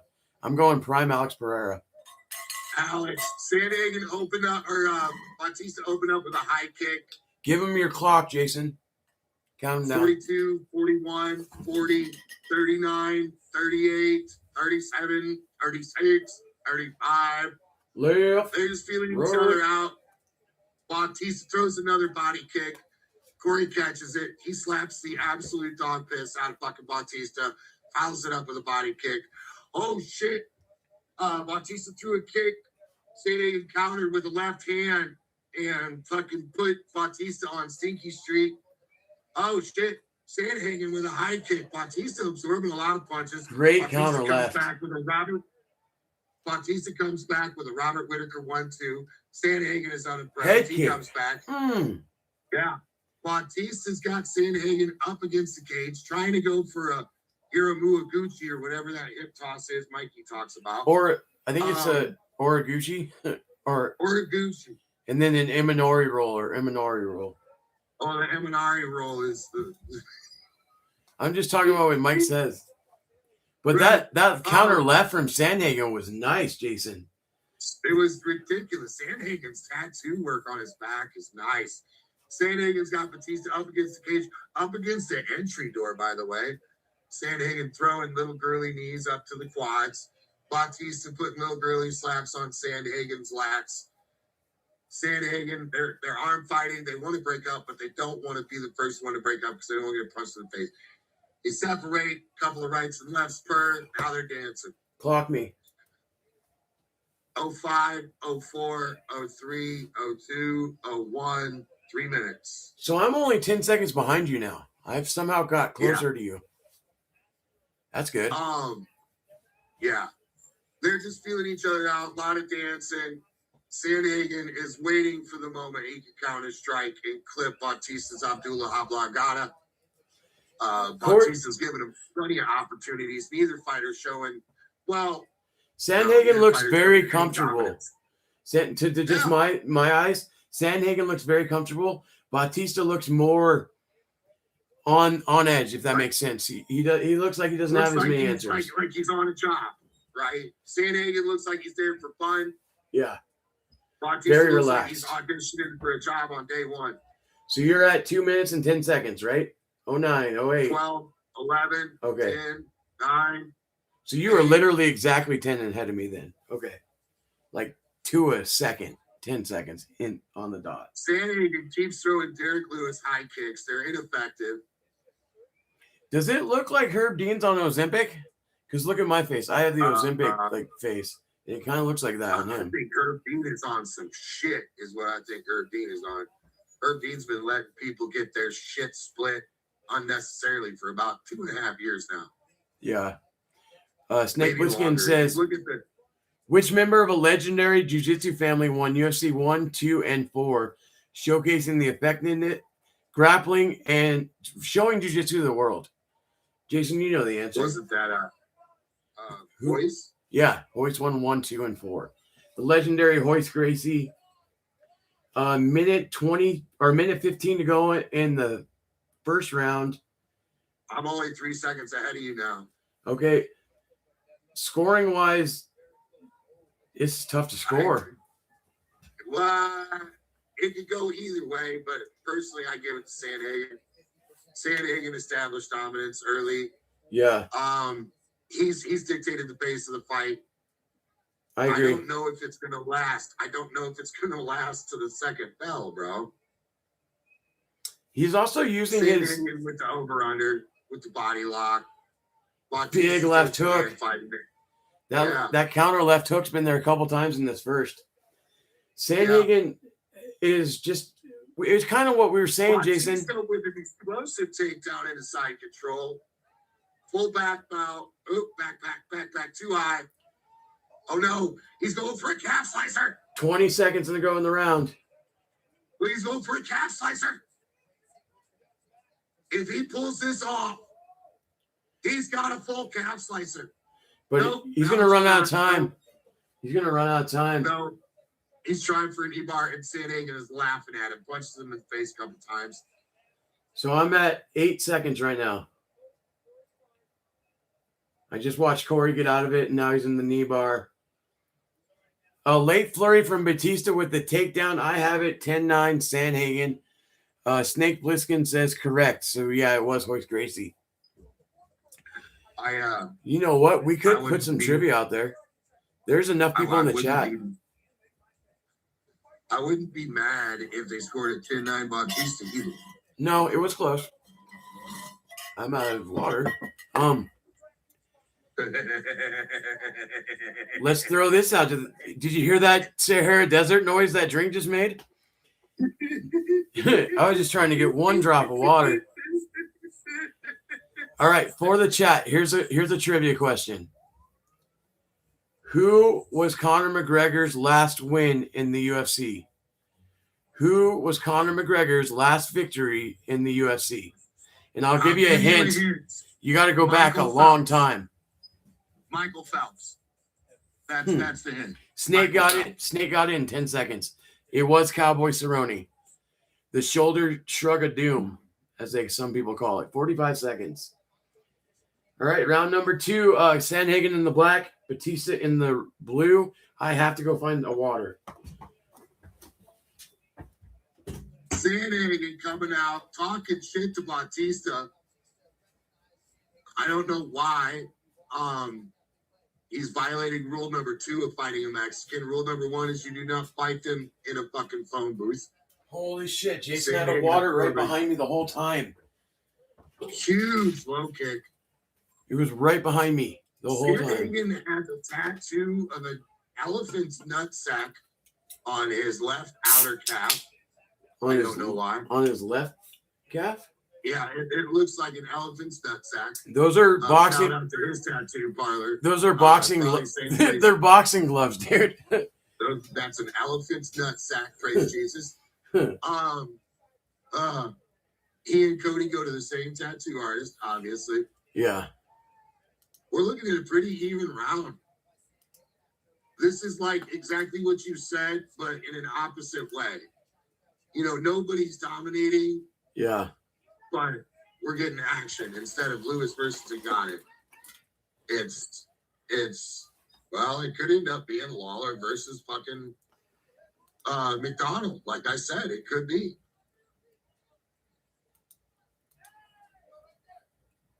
The more we talked about this fight, the more we just saw an immovable object coming up against an unstoppable force. Yeah. And we are almost 2 minutes into the second round, which is halfway through the fight, and that is what this is settling into. Sandhagen striking, Bautista counter striking, quick clinch, couple shots from each fighter, breaking apart. Sandhagen on the outside of the ring, Bautista with a shoe shine to the face. Sandhagen shakes it off, throws a jab. They're dancing, they're tentative. Sandhagen is a lot less cocky in this round than he was in the first. Sandhagen is not as eager to get up in that thing as he was in the first 5 minutes in the stands. These guys are picking their shots. Bautista is dictating the pace. Sandhagen on his bicycle outside the outer line. In the clinch, Bautista immediately gives fucking Sandhagen 3 uppercuts and about 7 hooks on either side of the head. Bautista is now bleeding. Bautista is bleeding out of his right side of his face. From a left hand from Sandhagen. Could have been an eye poke. Maybe it's Maybelline. I don't know. Bautista, no bitch. Sandhagen counters. Bautista grabs the leg. Sandhagen up against the cage. Sandhagen punching Bautista in the back of the head like this. Mm-hmm.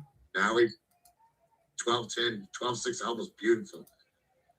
Bautista trying to get the body lock. Sandhagen gets out. They settle in the middle of the cage. Sandhagen backing up. Bautista glistening with beautiful salsa sweat. Sandhagen is just pasty and white. Coming up on a minute to go in the second round here, guys. Yeah. these guys are not doing much of anything to each other. Bautista's wearing it more on his face. Sandhagen Come punched on, Bautista in the face. Bautista tried to call it an eyeball choke, and Sandhagen was like, my shit was closed. That was the glove. He said that much. He was like, it was open that much. 46 seconds ago in the second round, right? Yeah. Okay. That cut is starting to become a problem in the corner of the right eye of Batista. Slowly but surely, that's opened up quite a bit over this round. Dean says, thumbs up, everyone. Yes. Hit the thumbs up if you just got here. Yeah, the 45-second one. Snake Pliskin says, which state was the first to enact specific regulations regarding mixed martial arts? Nevada, New York, or California? Nevada. Jason No, says it might have been Valley. Jason says Fuck, it might have Nevada. been I'm Valley. gonna go. I'm It gonna might have been go. Cali. I'm gonna go New York.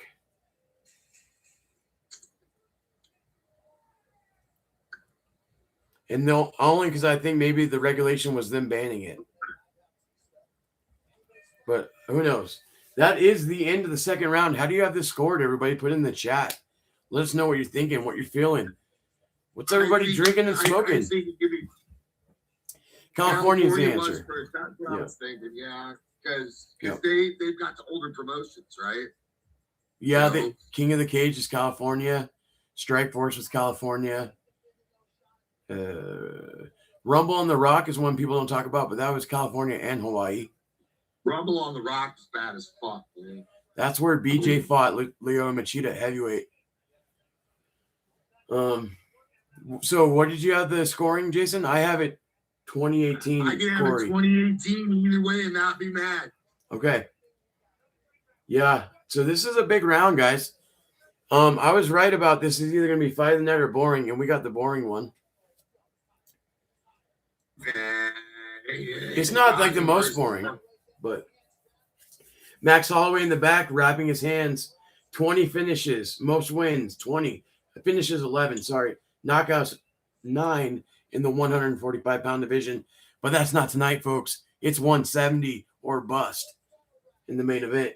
Third and final round, Sandhagen in the black, Bautista in the blue.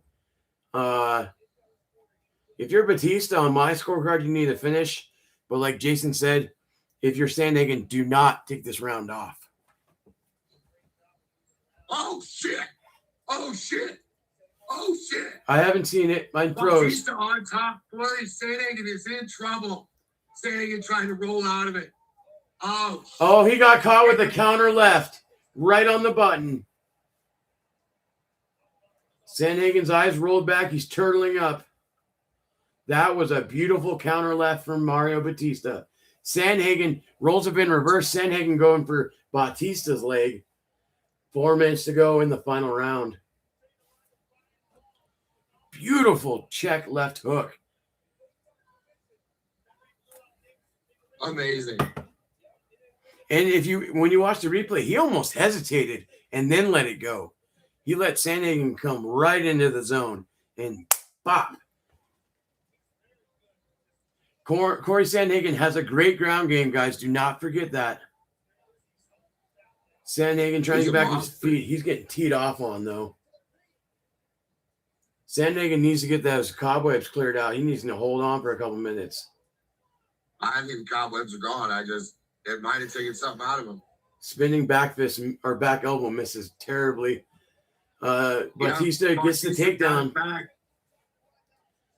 Bautista's got his back. He's in control of the fight right now. Sandhagen looks exhausted right now. Yeah. I'm gonna end the dolly. Whoever wins this round wins this fight. Okay. I just hit my elbow on the table. Coming up on 2.5 minutes to go. I have 2:44 to go. 6 seconds ahead. Okay.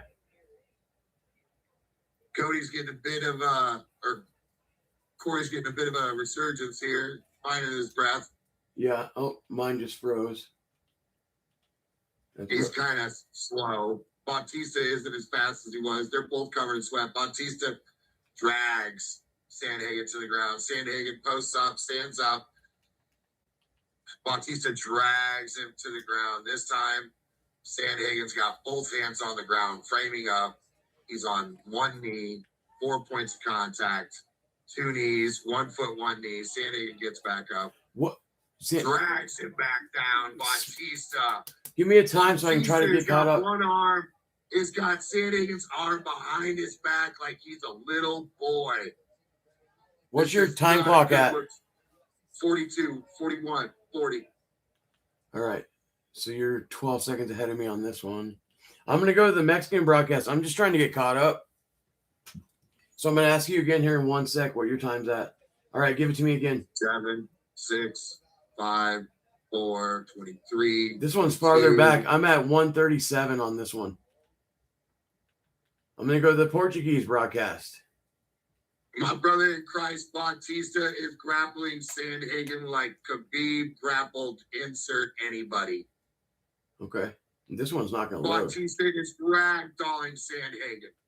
Ragdolling Sandhagen. Wow. Sandhagen has nothing for him. Nothing. Sandhagen driving back up. Sandhagen on 2 knees. I have lost my feed completely. Oh shit, Bautista going for a power bomb. Literally from WWF, but it slipped. Oh, Sandhagen with a takedown. 33 seconds left. Bautista frames up. He's on his feet. Bautista up against the back of the cage. Sandhagen leaning. Leaning on Bautista. Hand fighting. They separate. 14 seconds left. Bautista center of the cage. Sandhagen elbow. Bautista counter left.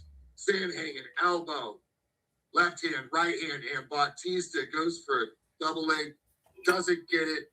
Ends up getting a German suplex as the fucking fight ends. Folks, if it came down to whoever won the 3rd round, I give it to Bautista. Okay.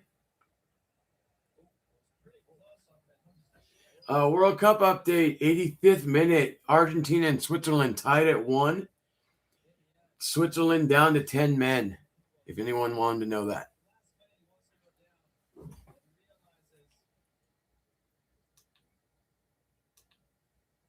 All right, dude. My Amazon app has completely crashed. I just watched Mike Tyson get choked out by a robot. Did you? Commercial? Phil says, well, there she goes. Okay, I'm back. I'm watching Mike Tyson right now lose. Picks on MMA, boxing, or any other sport? Use code America or code Fights with Friends.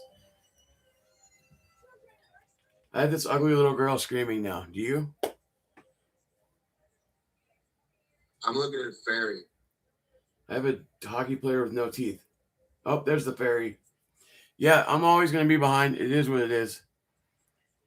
Bummer. That's 3 I got wrong. Who won the fight? They don't say yet. Okay. Then I'll turn it up when mine goes live so everyone can hear it. I got to wait till there's no music, though. They're gonna announce Conor McGregor the winner. That'd be funny as fuck.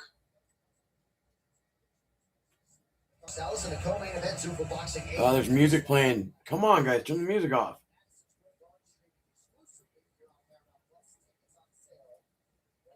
We'll get the official result right now. Here we go. Ladies and gentlemen, after 3 rounds, we go to the judges' scorecards for decision. All 3 judges scored this contest 29-28 for the winner by unanimous decision, Mario Batista, unanimous decision. I told you, whoever wins the third round. Congratulations, sir. I'm here with the winner, Mario Bautista. Mario, It's a big win for Mario. For you, your UFC It's a big win debut, for you took on anybody. short notice against Corey, lost a decision. You you came back tonight a much improved version. I don't like that guy. I lost my debut against him. I knew I could beat him. I just needed to be prepared. And it would come at such a pivotal moment where if I beat him. This guy sounds like Lou Diamond Phillips. And it was just crazy how it just turned about. La Bamba. Manifestation. Well, let's take a look at the first round. You took that beautiful leg lock from the back. You did that sumo leg stretch. We're going to see that because that seemed like a pivotal moment in the fight. You really blew his knee out and compromised it. Yeah. 100%. I was trying to get everything off. That's my intention. And at the end of the round, I seen him walk to his corner limping. I knew I had to stay on him. Well, you did Oh, yeah, his calf popped in the replay there. Corey Sandhagen, a tough MF'er. Secured the victory. It's a huge, huge victory for you. I'll always finish strong in these fights. The third round, that's always going to be my round. It's wild how much he sounds like Lou Diamond Phillips. And former title challengers. Like, if you don't look at the screen, you can picture Lou Diamond Phillips. For everybody in the chat that wasn't born before 1990, we're talking about the actor that played in La Bamba. He also played in Longmire. Oh, yeah, yeah. That'd be Young more Guns recent. 1, Young Guns 2. Yeah, he was the Native American character. He played a Mexican, a Native American. He's played an Asian. This guy's a white guy. He's played everything. He's the Brandon Schaub of Hollywood. Yeah. Yep. My buddy's little brother kind of has that skin complexion. They're Italian, so like my buddy and his sister look white, but the little brother looks a different race. Theo Von's dad's Puerto Rican. Who's? Theo Von. Theo Vaughn. I thought you said Peter. I believe something. Tucker Carlson in the crowd tonight. You know what that means, guys? Trump's not there. Because Trump and Tucker ain't in the same room anymore.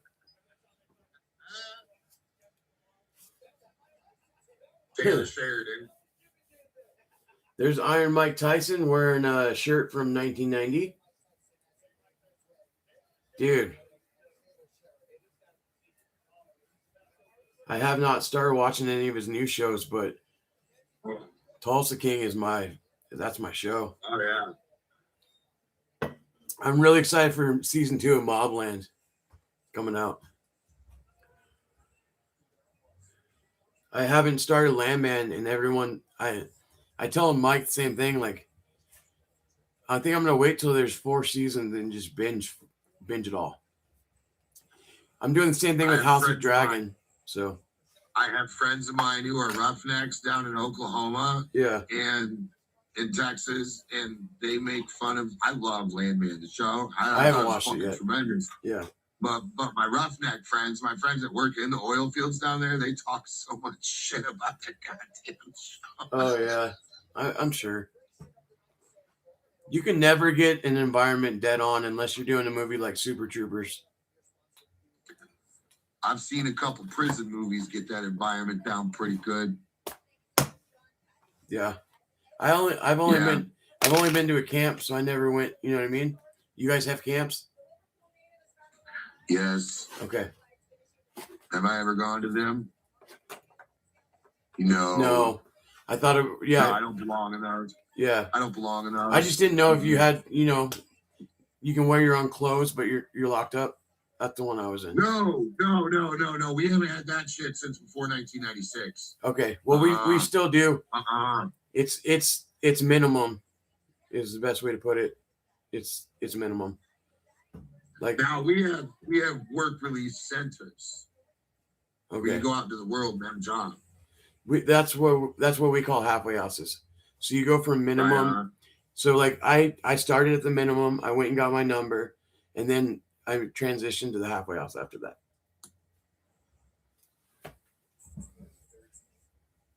And what's the funny like way is it's the way it works here.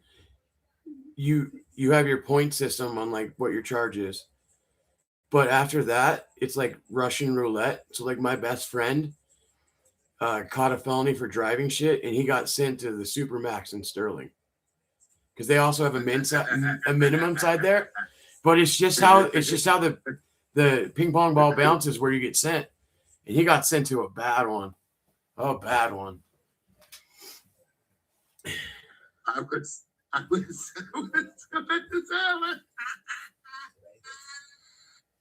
Okay, so in Illinois, when you first go in, you either go to Stateville, NRC, which is up Joliet, Yeah. or you go to fuck it is Graham. You go to Graham in the South. It's been so long since I've been locked up. I almost forgot. And when you're in either place, you can have a guy that got sentenced to 18 months that's got 12 months in county, and this dude's only got a couple of months or weeks in the joint to do. Yeah, he would here if he only had 6 months, he'd parole. He'd get his number, he'd spend for 2 weeks, and then he would get booted. No. Anything? No, you're doing your 180 days in Illinois. Yeah. Yeah. So is what you're talking about where you go at first? Is that where they're like they teach you what to do? Like diagnostics. Over out west, you call it diagnostic. We call it receiving. To make sure you can like handle the environment, and then they go over no. Okay. To say there's no can you handle the environment. You fucked up, you got caught or ratted out or convicted, and you're going to jail. Prison. The end. It's like let's go. It's like they're just deciding where they want to put you. Okay, so the way they do it here, at least I'm talking 2011, by the way, so it might be different now. But you go there, you do all your like medicals, you do all that fun shit. They like a false ass treat you how to teach you how to be in prison is the best way I can put it. Where they're like, if you get sexually assaulted, this is what you do. There was a dude that went in there with me. That started crying during that part. He's like, is that really going to happen? Yeah, if you can't defend yourself, yeah, it's going to happen. But the rest of us that can at least throw a 1-2, no, we're not getting our butthole taken.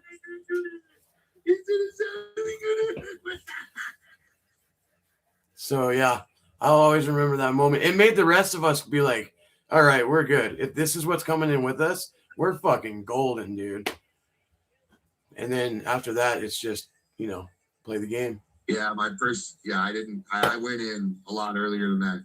My wife is going to bed. I got to put her to bed. I'll be right back. And yes, every night I put my wife to bed. I tuck her in. Yeah, we talked about this. Hey, is your number based on the year you got popped? Like mine starts with 10 because I got popped in 2010. R24838. I got popped in 02. Okay. All right, so we're breaking down the co-main event of the evening. I'll get that in the chat. We'll get you guys the next poll up. Thoughts, concerns. I'm going to do Patty the Batty. And we'll do BSD for Benoit Saint Denis. Or actually, I could do Saint Denis. It is time for the co-main event of the evening. And I'm curious, the poll is live. Go ahead and get out there and vote. Vote often. Vote quickly and vote often. Patty the Batty's coming off. If you go back to our preview video, Patty the Batty is coming off the Gaethje fight. Gaethje can change the trajectory of a fighter's career. No bigger example than Tony Ferguson. Tony fought Justin, never the same. You can make a statement that after Alvarez fought Justin, never the same. Dustin Poirier fought Justin, never the same. The one that I found that kind of bounced back was Hoppe Alfaziev, who looked great in his last fight. So I'm really interested to see what Patty comes out here.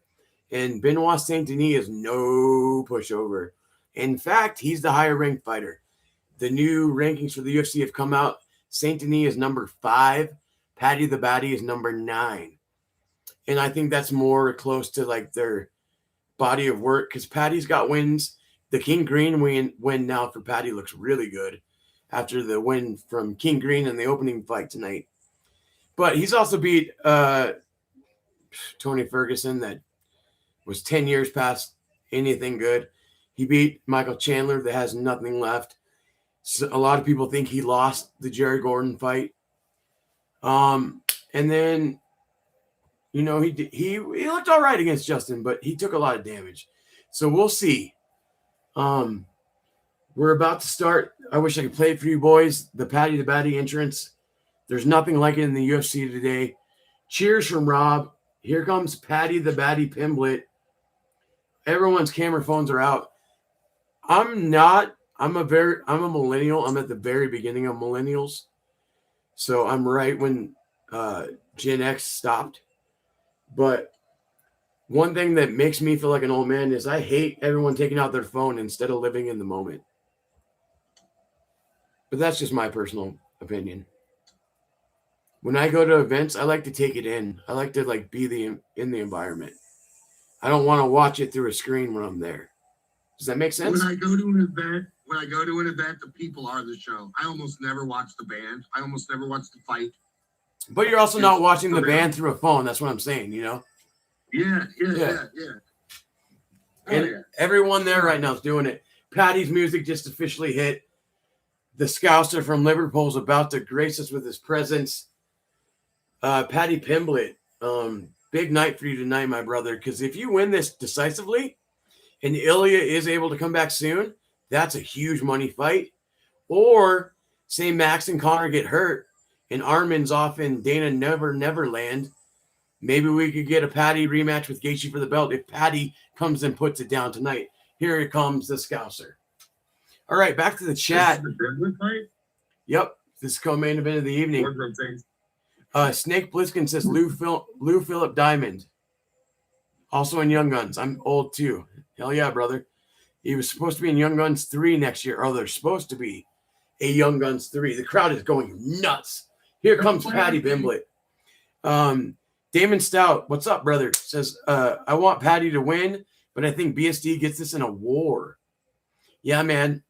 Jason picked BSD. Me and Mike picked Paddy, but we both said, hey, man, if it's not Paddy's night, BSD is going to come out in a big way.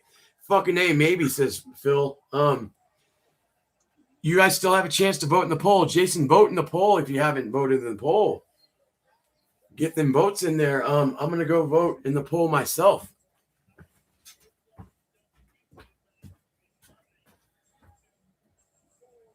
My vote is officially in for Paddy the Baddy Pimblett. Jason, I told the chat that you picked BSD. Can you want to give your thoughts on why?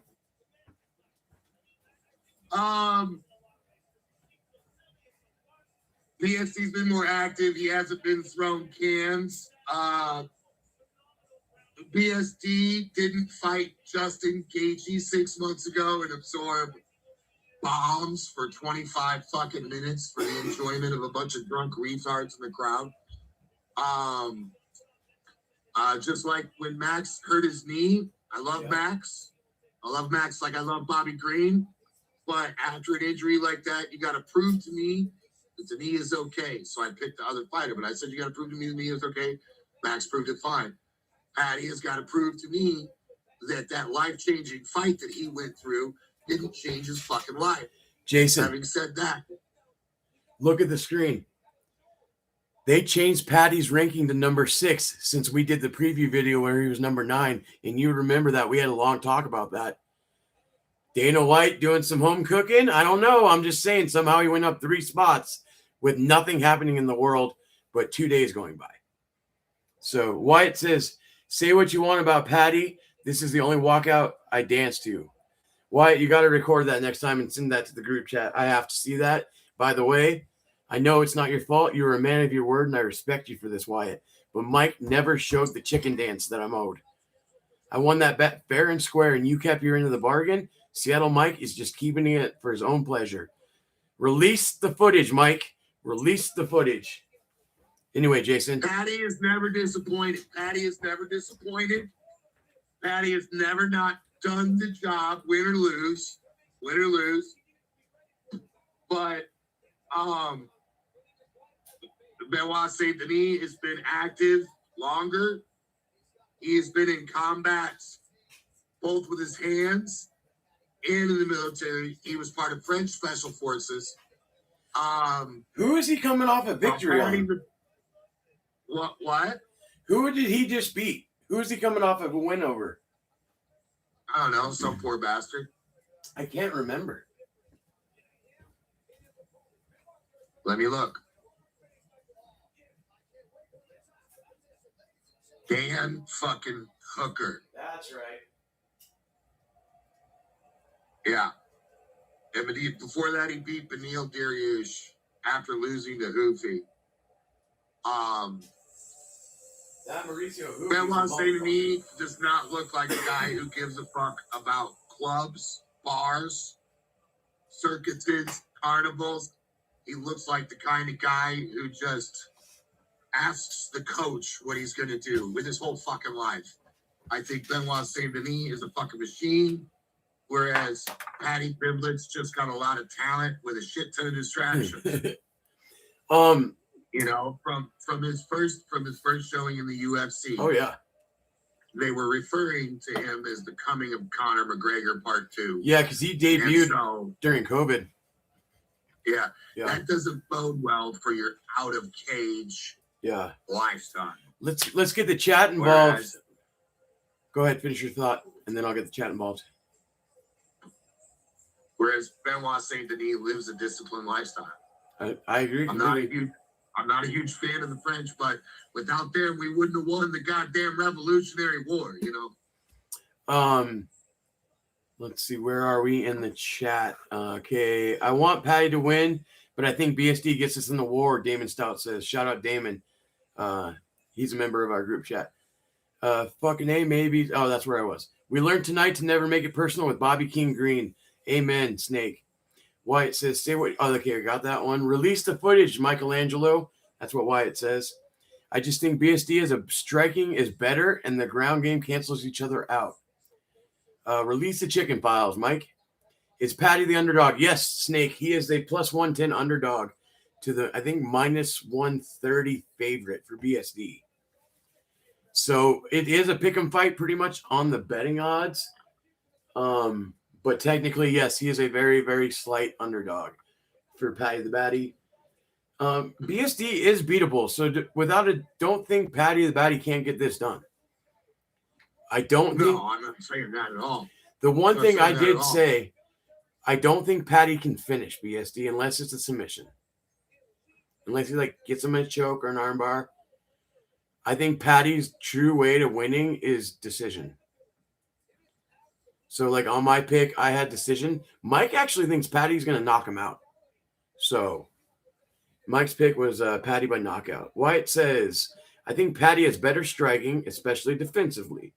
BSD definitely has the power advantage, though. Those body kicks are rough. Preach, brother. Damon says, BSD has been on a tear since his 2 losses. DP, there is no shame in that loss. The Moicano loss didn't age that well, though. Moicano's an animal, though, man. You got to give that guy. Come on, Patty. Come on, then, Patty. Let's show him, lad. It's a Snake. Rob says, I had a decision, I think. I think you might be right, Rob. I know. Yeah, I think you're right. Mystic Mac back in the attack. Rob Kerrigan in the chat. Ladies and gentlemen, let's come together as a congregation and just respect what's happening. We're at the co-main event of International Fight Week, Las Vegas, Nevada, T-Mobile Arena. The place to be, fights with friends.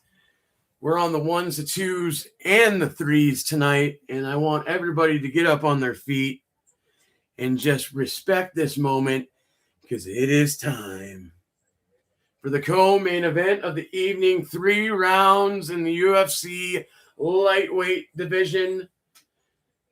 And here we go, folks. Patty the Batty. I got to get the stats up, and then I'll tell you. What's up, drunken? Says Damon.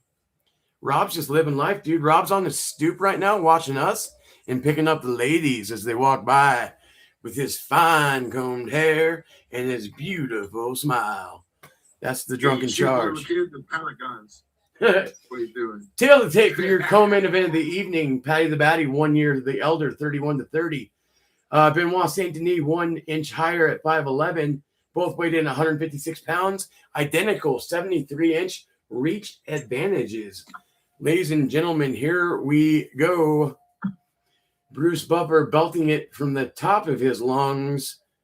We're brought to you by the United States of America. Via Seattle, Washington, and Michael Benedict for the Fights with Friends. And we are going through Southern Illinois and Northern Colorado to bring to you the fight. So we have Paddy the Baddy Pimblett fighting out of Liverpool, England. I have to wait for the rest of stats to get his record. Here we go. Paddy Pimblett, 23-4 on his career, 5'10", 156 pounds, fighting out of Liverpool, England. Your plus 110 underdog, Patrick Paddy the Baddy Pimblett. How much cocaine is he on? Did you see his fucking eyeballs? His eyes are bugging, brother. Straight bugging. He's either like really scared or really high. And his opponent fighting out of the blue corner, or red corner, excuse me. This mixed martial artist has a record of 17-3 with 1 no contest. Standing 5 feet 11 inches tall, 156 pounds. He's fighting tonight out of Paris, France. Your minus 130 favorite, the number 5 ranked contender in the lightweight division, Benoit Saint Denis.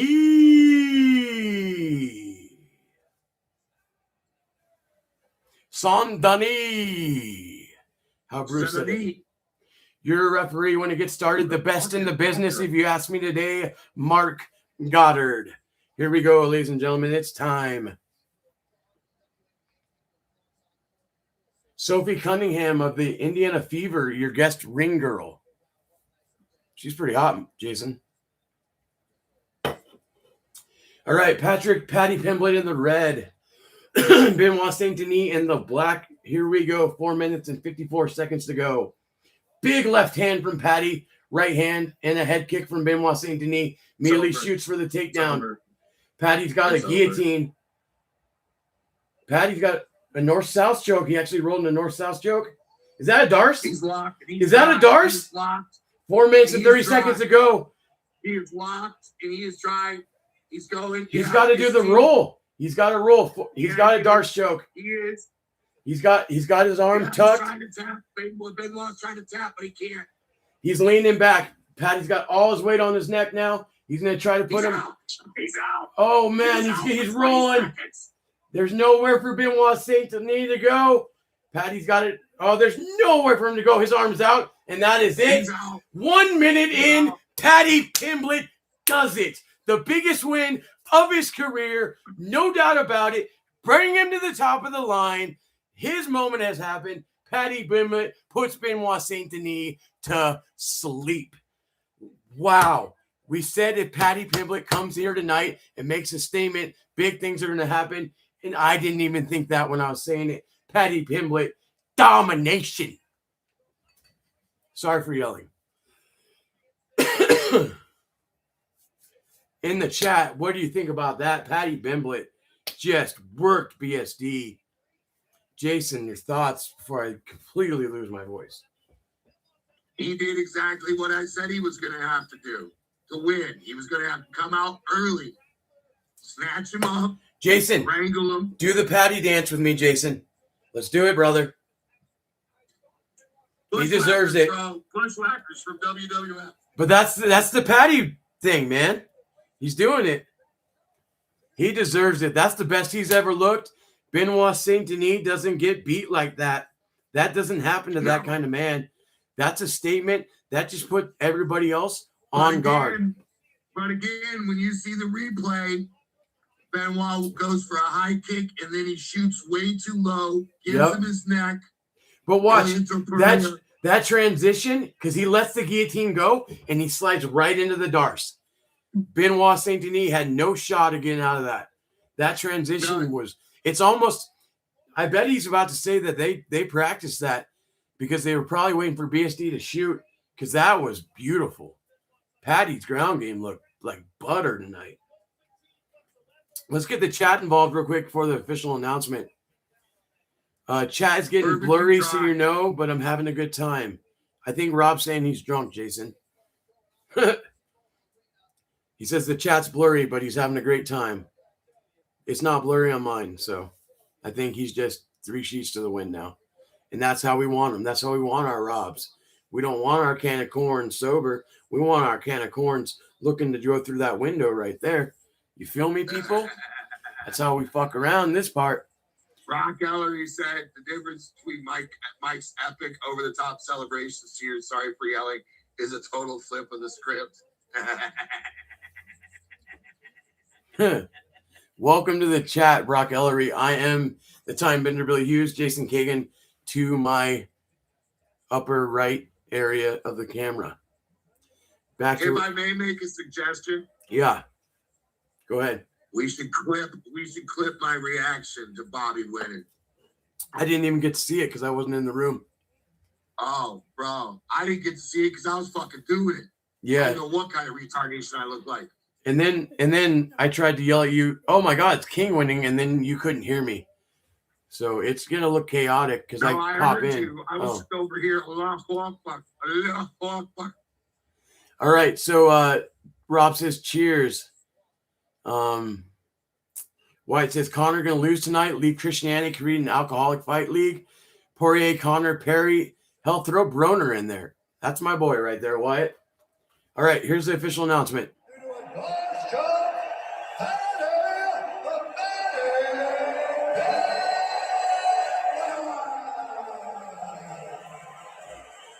Ladies and gentlemen, I'm here with the winner, Patty the Batty. What a choke. That was one of the absolute most brutal chokes I've ever seen inside the octagon, and you called it. You had a feeling he was going to dive in and get caught in submission. So for the year, bitches. I like it. I knew he was out. I had to say to Mark, he's unconscious, lad. He's out. He was I out. had to check him, try and grab hold of my legs like that. I told everyone all week he's going to shoot him. Oh, I forgot to end the poll. That's how fast the fight ended. And my man was face down eating canvas. Well, there was no way he couldn't have been out with the amount of pressure. Let's take a look at it because this was just beautiful technique. Yep. He throws the high kick, shoots in, you grab a hold of the neck, transition, get the arm underneath his other arm, and then right from here, yes, he tried to roll, but right from here, this is where it gets so nasty. When you wrap that left leg over the top of his back, and then you rolled with it. He tried to get out of it. You rolled with it again, right here. Insane pressure.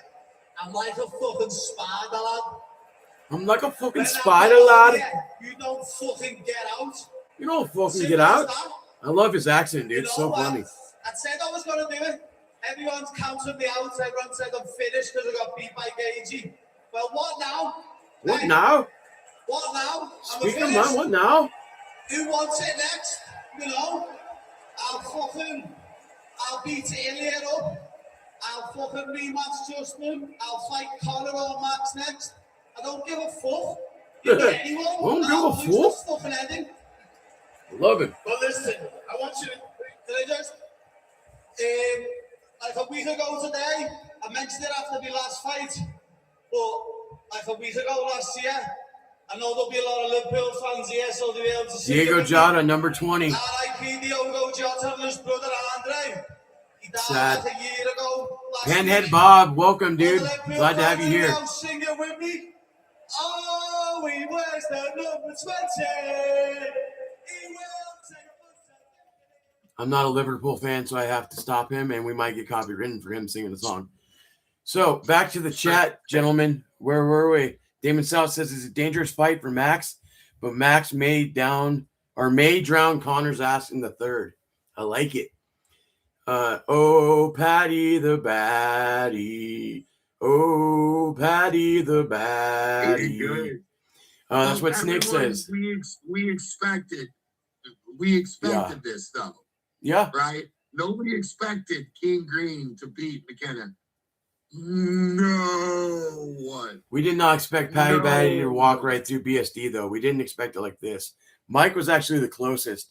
Rob says, call it DIC on the Stoop Scoop. So Rob wants to do a show called The Stoop Scoop with Rob Kerrigan. I like it. Damon says, oh, shit. Yeah, that was all of our reaction, Damon. Wyatt said that was Rob shooting. It's going to be Rob shooting random people with frozen LSD balls out of a paint gun. Wyatt said that was a beauty. I told you were winning. Remember I said submission? Yeah, Rob, that's why we need to take you to the casino. You have to go back and look at the video. Brock Ellery saying the thing about me saying sorry. Yeah. Well, I don't know the volumes because I can't see the volume on here.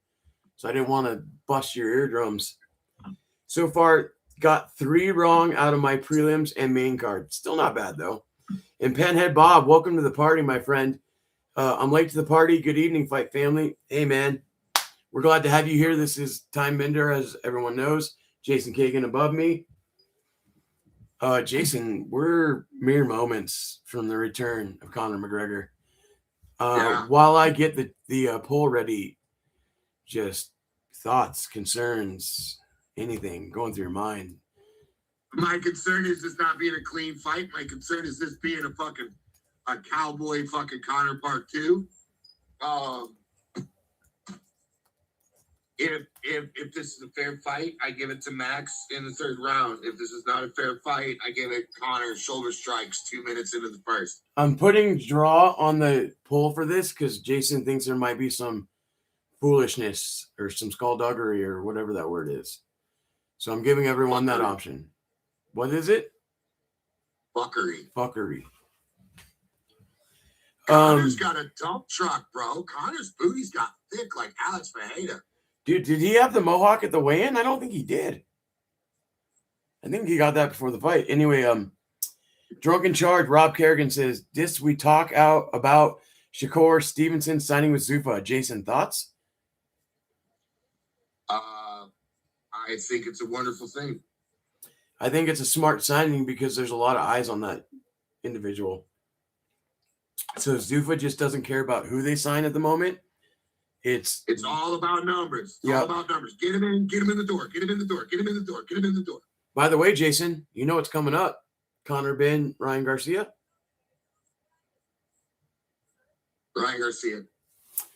Wyatt says, Patty talks like Dana wishes Sugar Sean could. Very good point, Wyatt. Imagine how a big star Sean would be if he could speak fluent English in half of a funny manner. Patty's great on the mic, dude. Patty's one of a kind. Everyone, the poll is out there. Get your votes in. Jason, get your vote in. I got it in. Rob says, Panhead, I was hoping you would come in tonight. Cheers, Panhead. Yeah, Panhead Bob, longtime listener, longtime chatter, one of our good buddies. Yeah. The majority of the people in here and the 2 individuals on the screen, we go back at least 5 years, every single one of us. I got to tell Theron we're live, Jason. I forgot. He doesn't get the things anymore. He doesn't?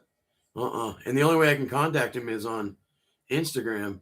Luckily, he reads it almost every time.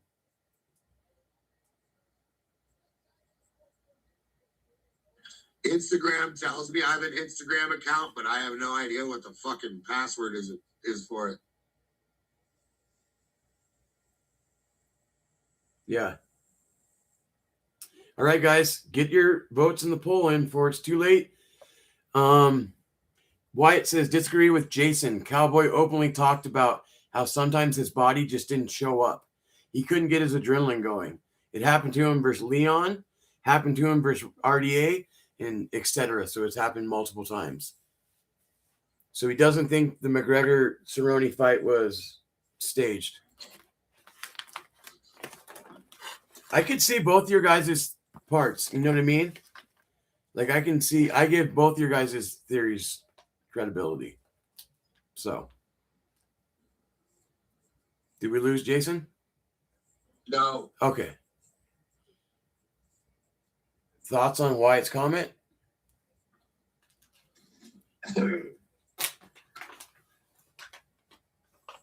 My paranoia refuses me to acknowledge the legitimacy of his words. Okay. Let me ask you this. Were you ever a Cowboy fan? Yeah. Okay. Okay, just make sure. Why do you think it still hurts, motherfucker? Cowboy's one of my most favorite people in the world, dude. You hear a man talk about the one who broke his heart, not a one-night stand, bro. I thought, we have it now with Gaethje being a Colorado champion. I thought Cerrone was going to be our first because we were disappointed so many times. We had Marquardt get close, Shane Carwin get close, Katzengano get close. I thought it was going to be Cerrone that broke through for Colorado. It ended up being the complete opposite. What's that? Nate ran out of fresh gorilla adrenal glands to be sucking on. Nate Diaz? No, fucking Marquardt, dude. Oh, yeah, Nate Marquardt was on. He was on that good stuff. Sucking on adrenal glands, yeah. That dude's cardio used to be like in the steroid era. They even were like, wow. Murad probably jerks off to videos of Nate Marquardt's cardio. Panhead Bob says, thanks, Rob. It's good to be here. This is one I don't want to miss, and we are glad you're not missing it. Because, ladies and gentlemen, the two of us on screen and everybody in chat, we're going to watch history one way or another in about 5 minutes here. Wyatt says, just my opinion, boys. I thought Aldo versus Conor was rigged for over a year. Don't think so any longer. I couldn't believe that soft-ass punch could KO Jose Aldo. I still don't believe that would have KO'd me. I don't know. I was dehydrated from a cut, though. I don't know why. I don't even think Tyson could knock you out, man. You got that steel jaw. You're the real deal, Holyfield. We're getting the promo package for the main event. Conor is huge, Jason, in these promo packages. He looks like a 200-pound plus man. It is. Well, he's a grown man now. What is he, 35? Middle 30s, upper 30s, maybe 37 if the most. By the way, guys, get your votes in the poll. This is the closest poll of the night by far.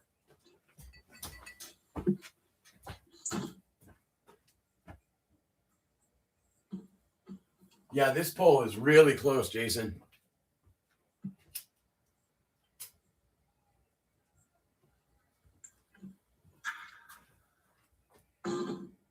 Guys, if you need to take a shot, smoke a J, anything, do it now. You don't want to miss this main event.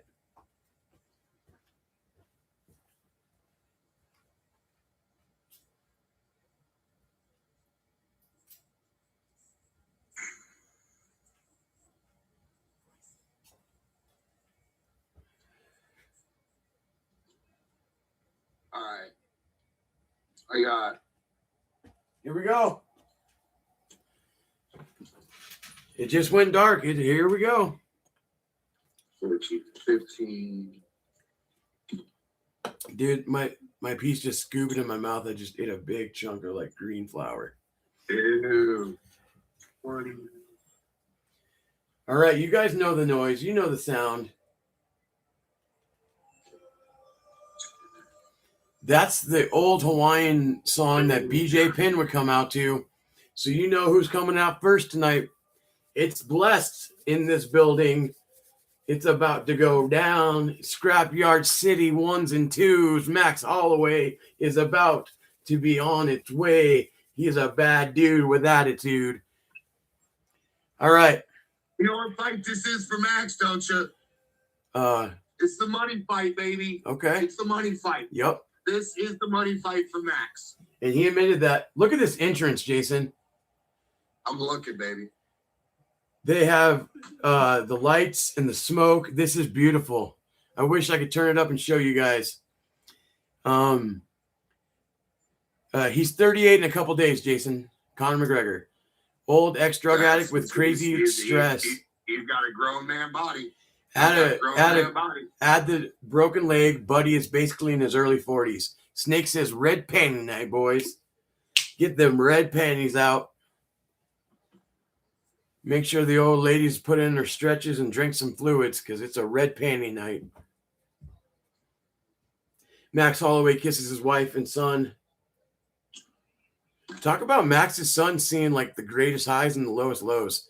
His son was there when he knocked out Gaethje. His son was there when Topuria knocked him out. Yeah. But his son was cool about it. Yeah. Topuria, he shook Topuria's hand, the son. So. Yeah, but the son is thinking, when you get old, motherfucker, that's not gonna come cut your fucking throat for knocking out my daddy. Dude, I've been watching Max Holloway. Feels like my entire life. This guy started in WEC, right? Yeah. No. Either way, the other part I was gonna say, he started when he was like 19 or 20, right? He was young.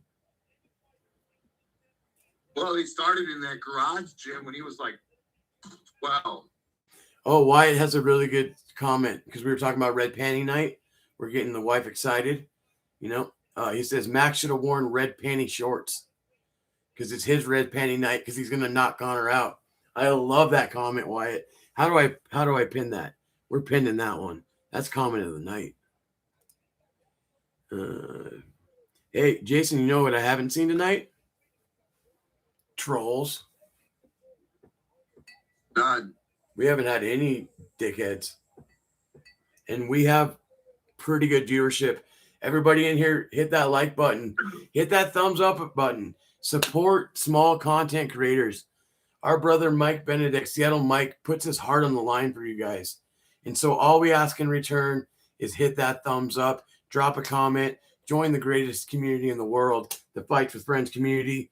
I have to tell you the main event's about to start, so I have to end the poll in 5. Get your votes in now. I'm ending the poll in 4, 3, 2, 1. Billy.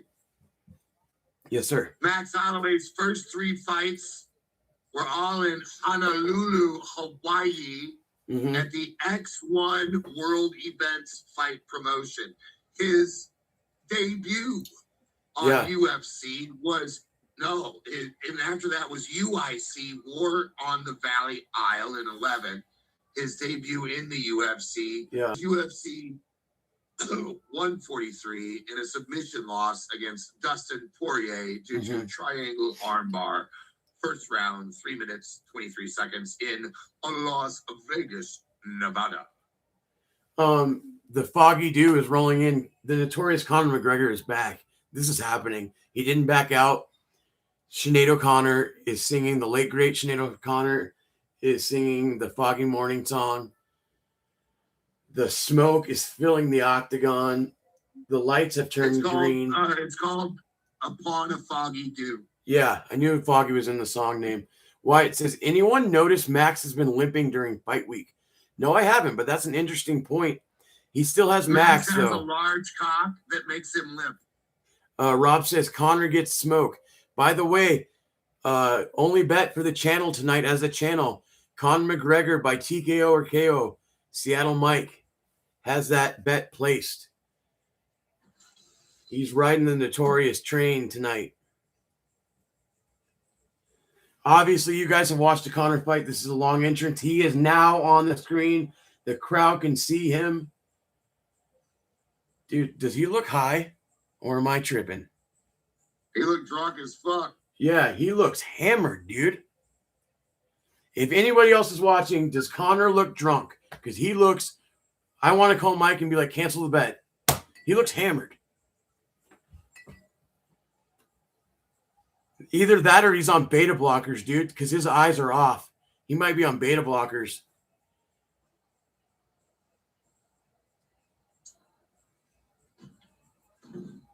Crazy. All right, Conor McGregor is back. He's walking in to the notorious B.I.G. playing in the background. So the chat went with 53% Holloway, 47% McGregor. So we're going with Holloway. I think so we're 1-0. 1-1. 1, 2, and 2. So yeah, we're 2-2 in the chat tonight on our picks. So this one's gonna break the tie. Are we gonna be over 500 or under? The chat went with Max Holloway, Jason. We're 2-2 right now on picks in the chat. I'm picking Max. Conor's looking a little chunky. And he looks fucked up, dude. Dude, Conor's like he's lit. Dude, his eyes are bloodshot. Looks like he's on those 2003 Percocets, bro. Dude, look, he's smiling, bro. He is fucked up, man. Any one of us that's ever been on a substance, that's what we look like. But it also could. Yeah, he's got that smile. Like, Dude, is he really coming in lit up? Come on, he owns part of the company, bro. So if you go into this fight lit up, if you're Connor and you're lit, if you're lit to the titties right now, you're going in trying to knock him out because you know you don't have multiple rounds in you. This lit up. No, you're having fun, man. I'm going in there and I'm throwing every haymaker I've got. Because I wouldn't be doing that with Max. But he's so hammered, he's not going to feel it. It's going to be like, oh, it's one of those things where you wake up with a black eye and you're like, I don't even remember that, man. Oh my God, Connor just looks wrong. Dude, he's walking. If just for the audio listeners, Connor just walked through a cloud of fog and he's now walking around like a Muppet while his jaw is shaking like he just did an 8-ball in the bathroom 6 seconds before the camera panned to him. No wonder that Sinead O'Connor song went on for so long before he came on camera because they couldn't get him out of the bathroom. I can't believe what I'm seeing right now. Dude, he's making the frumpy face. You guys know when you do a lot of blow, you make that like, this face. He's doing that. When it's going down, when you're getting a gagger back down your throat, you make that face. I never got off into coke. I did it a few times. I never got off into it. Why? Connor will be dangerous for the first round. After that, Max takes this as Damon. Rob agrees. He says he's coked out of his mind. Snake says Terminator Connor unlocked. Yeah, dude, Connor ain't gonna feel shit tonight. So good luck, Max. You're gonna need a lot. You're gonna have to put him out. He's not feeling a thing tonight.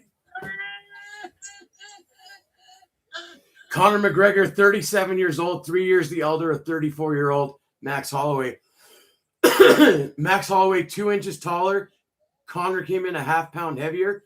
Conor has a 5-inch reach advantage, Jason.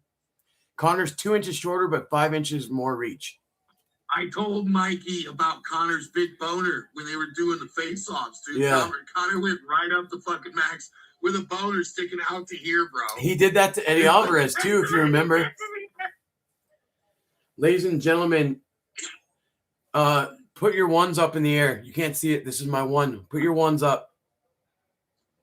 This is for Seattle Mike. On behalf of Seattle Mike, I get to tell you guys, it is time.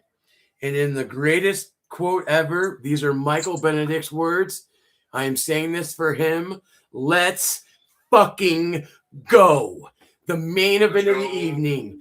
5 rounds in the UFC welterweight division. Introducing first, out of the blue corner.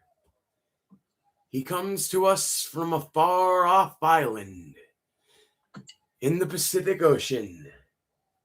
He is your former UFC 145-pound champion and your former UFC BMF champion. I'm just waiting on Bruce Buffer to hurry up because I need the stats. This arena's popping, ladies and gentlemen. This is a big fight feel. Here we go. Mute that, Jason. I can hear your TV. Max Holloway. As soon as I turned it up. Record of 27-9, 5'11", 170 pounds. Fighting out of Wanai, Hawaii. Your minus 280 favorite. Former multi-champion of the world, Max Blessed Holloway. And I got to tell you, folks, Max looks relaxed. He looks very comfortable right now.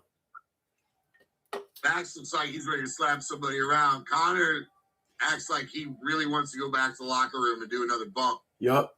And ladies and gentlemen, his opponent tonight will be fighting out of the red corner. This is not a mirage. Do not adjust your television sets. This is real.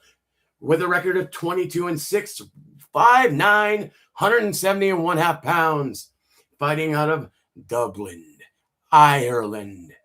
We didn't come to fight. We came to take over the plus 230 underdog, your former 145, 155 UFC champion of the world, the most recognized fighter in the world, the notorious one, Conor McGregor.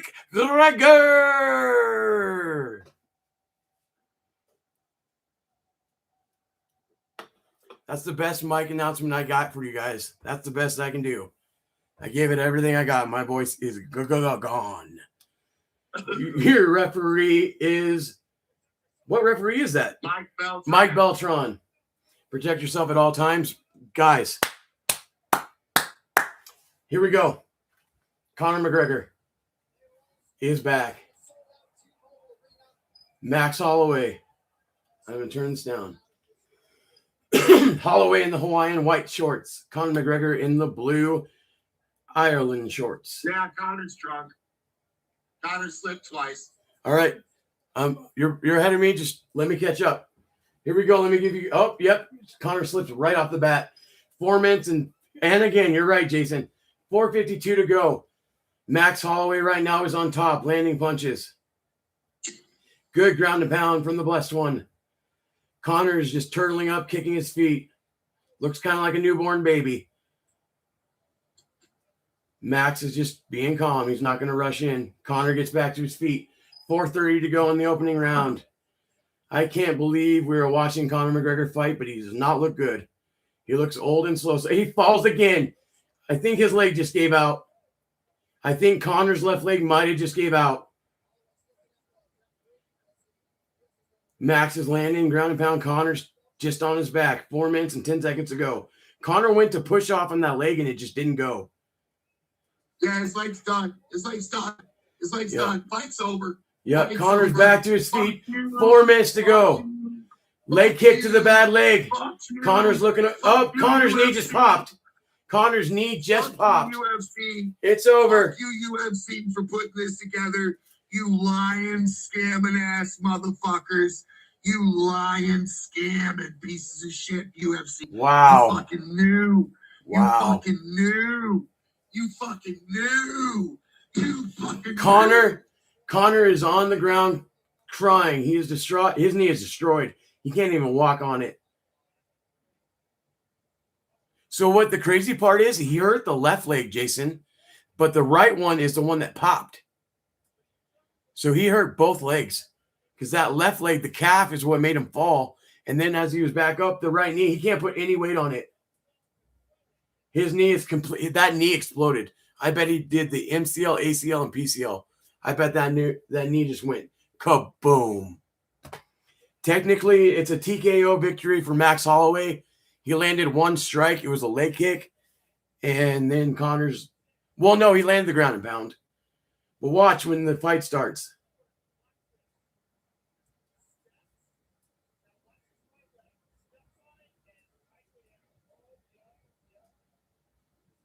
Oh, yeah, Conor blew his right leg out at the very beginning. So the left leg collapsed just because he couldn't put weight on the right one. But if you watch it, yeah, right there, he blew it out. And he knew it. You could see it on Conor's face. He knew he blew his knee out.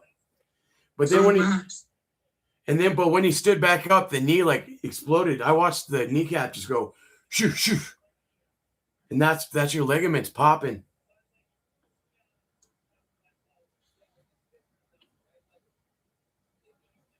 Yep. See, he goes to plant with that right foot, and the knee just went ching. Let's get to the chat, see what everyone's thinking. Phil says the titanium shin bone failed. Yeah. Snake says, what a joke. I've got 20 messages on Facebook that keep popping up and popping up and popping up. They fucking knew. They fucking knew this is bullshit. I bet the way that knee went, dude, I don't know. Oh, what a cash grab. Yeah. Rob says, I knew it. That's effing hilarious. Phil says, Max is a good guy. Goddamn. Rob says he's a fucking idiot. Gentlemen, let's debrief. I can't wait for this post fight. I need some of you guys to call in and give me your opinions. Max could fight next week. That's the beauty of this. Max could fight next fucking week. But Justin said he's not going to fight again this year. He has already said that. But you understand what I'm saying, though, for Max. Max could fight next week. Yeah, but who would Max fight? Pick somebody. Ilya. I don't give a shit. Well, Armin and Oliveira are supposed to be fighting in September for the BMF. So that takes them out. Justin's out. Ilya's out because he's medically suspended for at least 9 months. So Max is just going to get this payday and get to chill. That's what he gets. Let's go. Let's go. Conor cannot stand right now. Okay, now I got to say it. Max knew. Max knew. Max knew. Max isn't standing there, man. I'm real sorry, blah, blah, blah. That's really terrible. He's like, yeah, whatever. Fuck off. Look, Joe Biden's in there. No, that's not Joe Biden. You know, that's the Mohawk that Conor came in. And by the way, you can obviously see Conor has Botox. The dude's shining like a diamond in there, this face. He looks really stupid now with all that shit, the Mohawk and the Botox.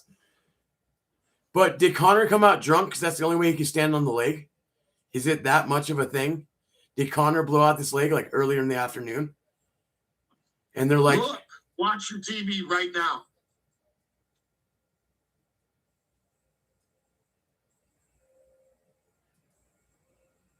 oh yeah, he couldn't get off his shoes. They knew. They fucking knew. I bet he blew it out this afternoon. And there's no way to cancel the fight. Everything's already going. They pumped Conor full of all kind of painkillers. That's why he looks high as a fucking kite, because he is. And you can't stand on a torn ACL. They tried, you know? Yes. Conor went out there and did a flying kick because he knew the minute that he landed, his knee's blown out. So he's like, this is my only shot. This is bad. This is bad. Dana White has a very interesting press conference coming up. This is criminal. They should cancel. The amount of betting. Yeah. The amount of betting that was done on this fight. Jason. It's a McGregor fight. Jason, Mike's never going to talk to us again. Why not? Because of the Gable Stevenson fight and now how this turned out. What did we do to him? We didn't do it. Bobby King Green saved the show, baby. I told Mike, the last words to Mike was like, I said, Mike, it's my birthday. Put this bet in. Do it for me.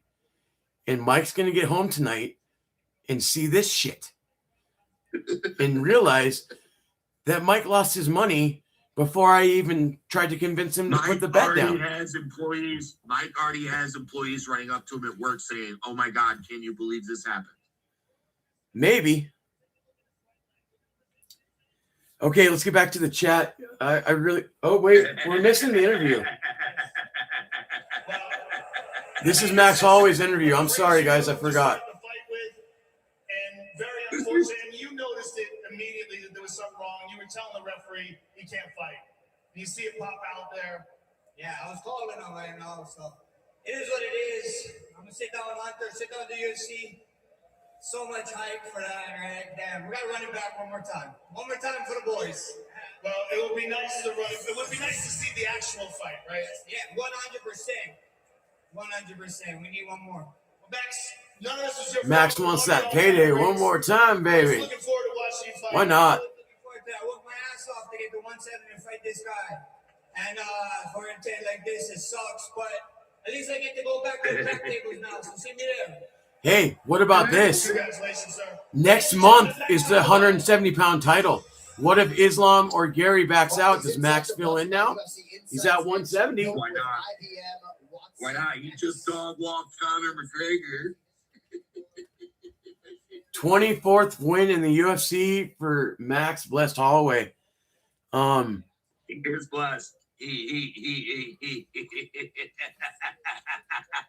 What's an anticlimactic fight, says Rob. Phil says, this is karma for sucker punching that old man in the pub. Fucking McChicken. Right on, brother.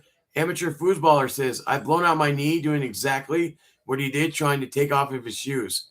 So this guy, amateur foosballer, thinks maybe Conor blew out his knee taking his shoes off just now. That would be insane, and that would be a good excuse if they use that. McGregor would have kept hitting Max if that happened to him, guaranteed. Yeah. I was wondering if you watched McGregor from the bottom, too. He looked like a baby. You know, he was kicking his feet like a baby. I was like, what is happening? That fool's knee was not healthy walking out to the octagon. I think he blew it out before the octagon walk. Phil says the co-main and main were so quick. Yeah, dude. We had, thank God for the Bobby Green fight and that war between Kavanaugh and Brandon Royval. And because we had 2 minutes of fighting combined between the co-main and the main event had 5 seconds of fighting, if that. Dude, this is like when you get the dream girl and you get her home and she says, "Oh, I just want to lay next to you." That's how I feel right now. I had that happen the next day. We fucked all day long. But you know what I mean? Really? Like, you think you're going to get her, Really? and she's like, "Oh, I just really just want to sleep." And you're like, "Wait, what?" That's how I feel right now because of that main event. Billy, you're not taking into account things outside of the UFC. When Conor McGregor fights, he brings out money. Right? It isn't normal money. He brings out Russian mob money, Chinese mob money. Yeah. You understand what I'm saying? Mm-hmm. And right now, people are getting a hold of Dana White, and they're saying things like, "Say goodbye to your fucking children because we don't know if we're going to kill you or them first." We got a great schedule coming up next Saturday night. We have from Oklahoma City, PBR Street Gangs neck of the woods, Dricus du Plessis, DDP, versus Kamaru Usman. Ladies and gentlemen, get in. We'll have some more of that. The following UFC event, Khalil Roundtree is in your main event. So, and then after that, Islam Makhachev, Ian Machado Gary for the 170-pound title. Gentlemen, we have some good fights coming up. A lot of good boxing coming up. All the big summer boxing is still to come. So just stay with us. Anyone wants to call in on Facebook or my personal number that knows us can call us. Jason's using his phone, so you have to call my end if you want to talk to us on air. Tell us what you're thinking. What do you think of the fights overall? Comments, concerns. Tell Jason what your favorite sexual position was in the 90s. Whatever you guys want to talk about, we're here for it. If you want us to be Loveline, we'll be Loveline. Wyatt says, well, Max is not the one limping now. Yeah, you're right, Wyatt. How about that? Wyatt was like, Max is limping. Conor comes in with a broken fucking leg. Crazy. By the way, guys, the arena completely empty. Everyone left furious. Dana White failed. Joe Rogan looks like he just got cheated on by his ex-friend's best mailman's hairdresser. He looks deflated. DC looks like how he looks like when Khabib pins him down and takes his manhood. They look sad. Wyatt says, Phil, 100%. Conor would have kept hitting Max if roles were reversed. Yeah, I mean, there's just good guys and there's bad guys. By the way, guys, I guess Yuri Prochazka has a fight scheduled against, who is he fighting? Ankalaev? That just came out. Wyatt says, can I FaceTime you? Regular call going to cost $1 million. Yeah. I can actually add everyone to the Jason call. I didn't even think about that. We're on a FaceTime call, me and Jason. I can add. To answer your question about who Max fights next, I say we give Max the fight he's been asking for. Yeah. He was talking all week about fighting DC. Huh. Yeah. Oh, my computer is freezing so bad. 205 Max Holloway versus 205 DC. Yes. Yes. Jason, do you see Yes. Oh, I just closed it. Yes. We can sell those tickets. We can sell those tickets, Billy. Jason. All right, see, I've rolled my post-fight hog leg. Like, hold on, please. Okay, Okay, so hey, here's the size of a normal one. Focus on me for 1 second. Post-fighter. 1 second. I tried to call Wyatt on our Facebook call. It's making the stream freeze. Can you try calling on your end? Add him to a call? Because it made the stream freeze when I tried to do it. You fucking come here, girl.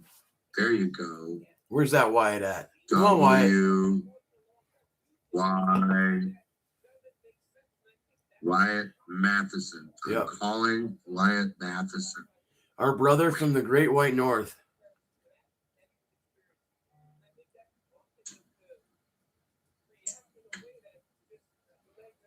He has to answer. Yeah.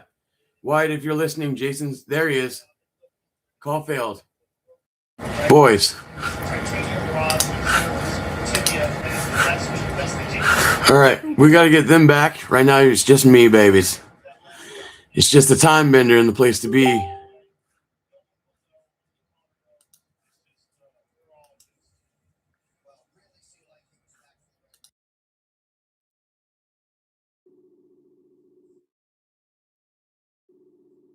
We'll get the boys back on. Don't worry. Little technical difficulties. It dropped the call, my guy.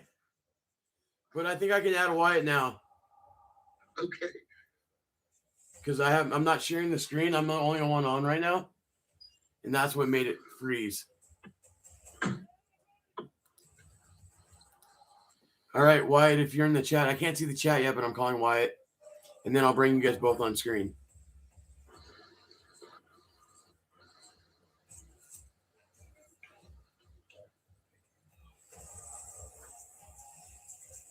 Oh, call failed. I only had 3 picks wrong all night. I'm still trying to add the boys on FaceTime. So any other comments in the chat, let me know. And we'll get this taken care of. Let me find Wyatt. We'll call Wyatt first. We'll get all you guys on the same page. We'll get everyone going. We're calling Wyatt Matheson at the moment. Then we're going to call Jason back.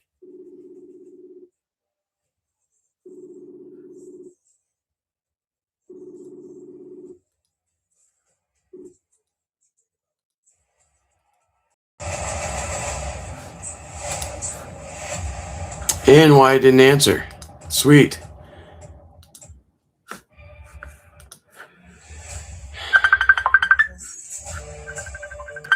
We'll get there. We are almost there. Rob's calling in.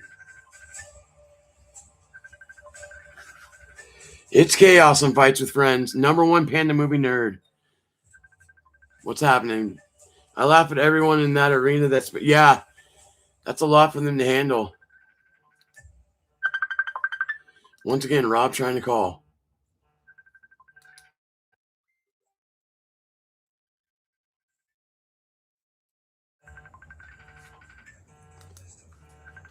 Okay, I have to hang up on Rob because it won't stop ringing. Holy moly, Rob. All right, boys, let's figure this out.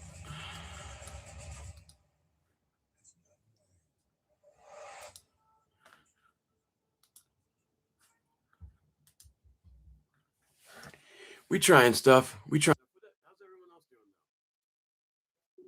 Thoughts on what's been happening in the UFC world tonight?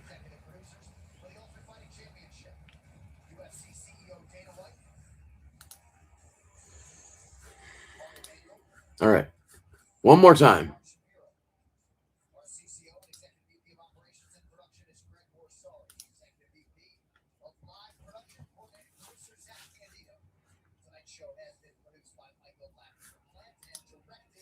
Don't worry about it. We can figure it out next time. Keep going. Well, White, if you just call, I can have you on my cell phone. So if we just do it that way, I can do that. So if you personally just call me, I can answer on the cell phone.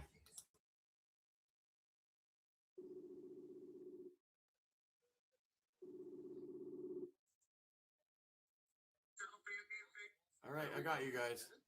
I got you. All right, boys, we're here. Amazing. Don't touch anything. I'm not. I'm gonna add you guys to the stream. Dude, you guys want to hear something funny? What's that? So I'm trying to get you guys back on stream, right? And now you guys are missing. Hold on.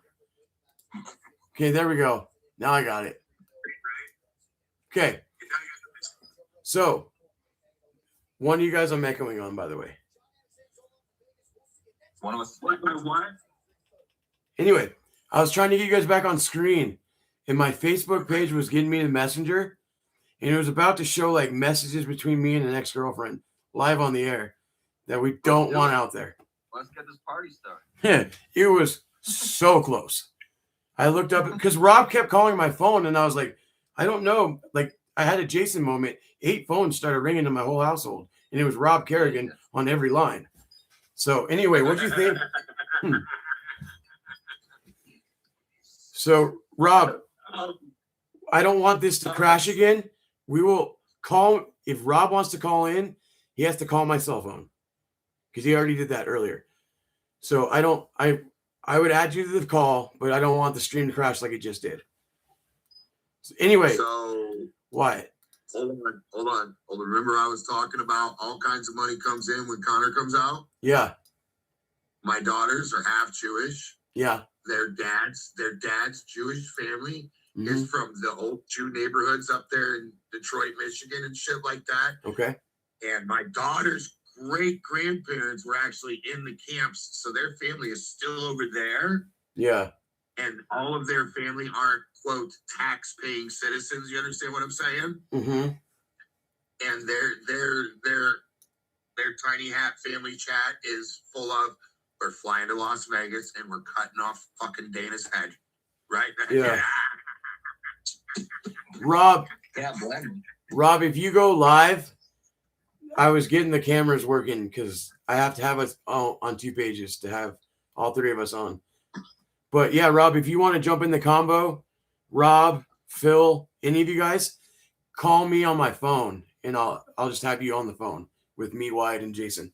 So Wyatt, overall thoughts on the card of whenever you jumped in the card. Whatever I've watched. Yeah. I mean, it was pretty damn good up until the last fight. Yeah. It was good in its own way. I enjoyed the entrance, but I mean, what Yeah. else?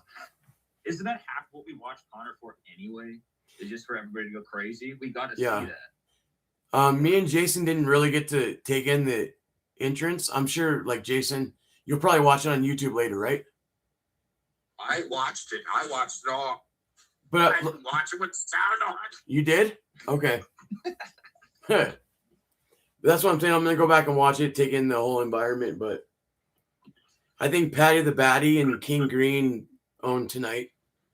Totally, dude. So, Billy, you left when I'm calling him Bobby because he keeps going back and forth. Yeah. Bobby Green won. You weren't watching, right? Yeah, someone came to my door and I thought the dog got out because she sounded like she was going to eat someone. So I had to run up the stairs. So since I'm still using these wonderful illegal streams, yeah, my stream stopped right as Bobby Green was getting to his feet. Okay. And then next thing I know, he celebrated. So I didn't see it either. So rumor online right now, bonuses of the night, Patty Pimblett submission. Fight of the night was Kavanaugh and Royval. King Green performance of the night. And Luke Riley performance of the night. Did you guys both see Luke Riley? No, I was trying to get the stream started when that fight was on. Did you guys see Gable? Yes. Yeah. Did you know that Jason convinced Mike to bet on the other guy? No. The odds were so high yesterday. I said everybody on the fucking planet. No, they were so high on Tuesday. I said everybody on the planet should throw $10 on this motherfucker. If you're gonna win 220. You know what? Yeah. I totally agree. Yeah. Wasn't he like Gable was what, minus 3,000 or 4,000? When we filmed the preview video, did you hear what happened to the preview video, Wyatt? The sound went down or some shit, right? Well, we filmed it the sound didn't work. We filmed it the second day. We released it. It went perfect.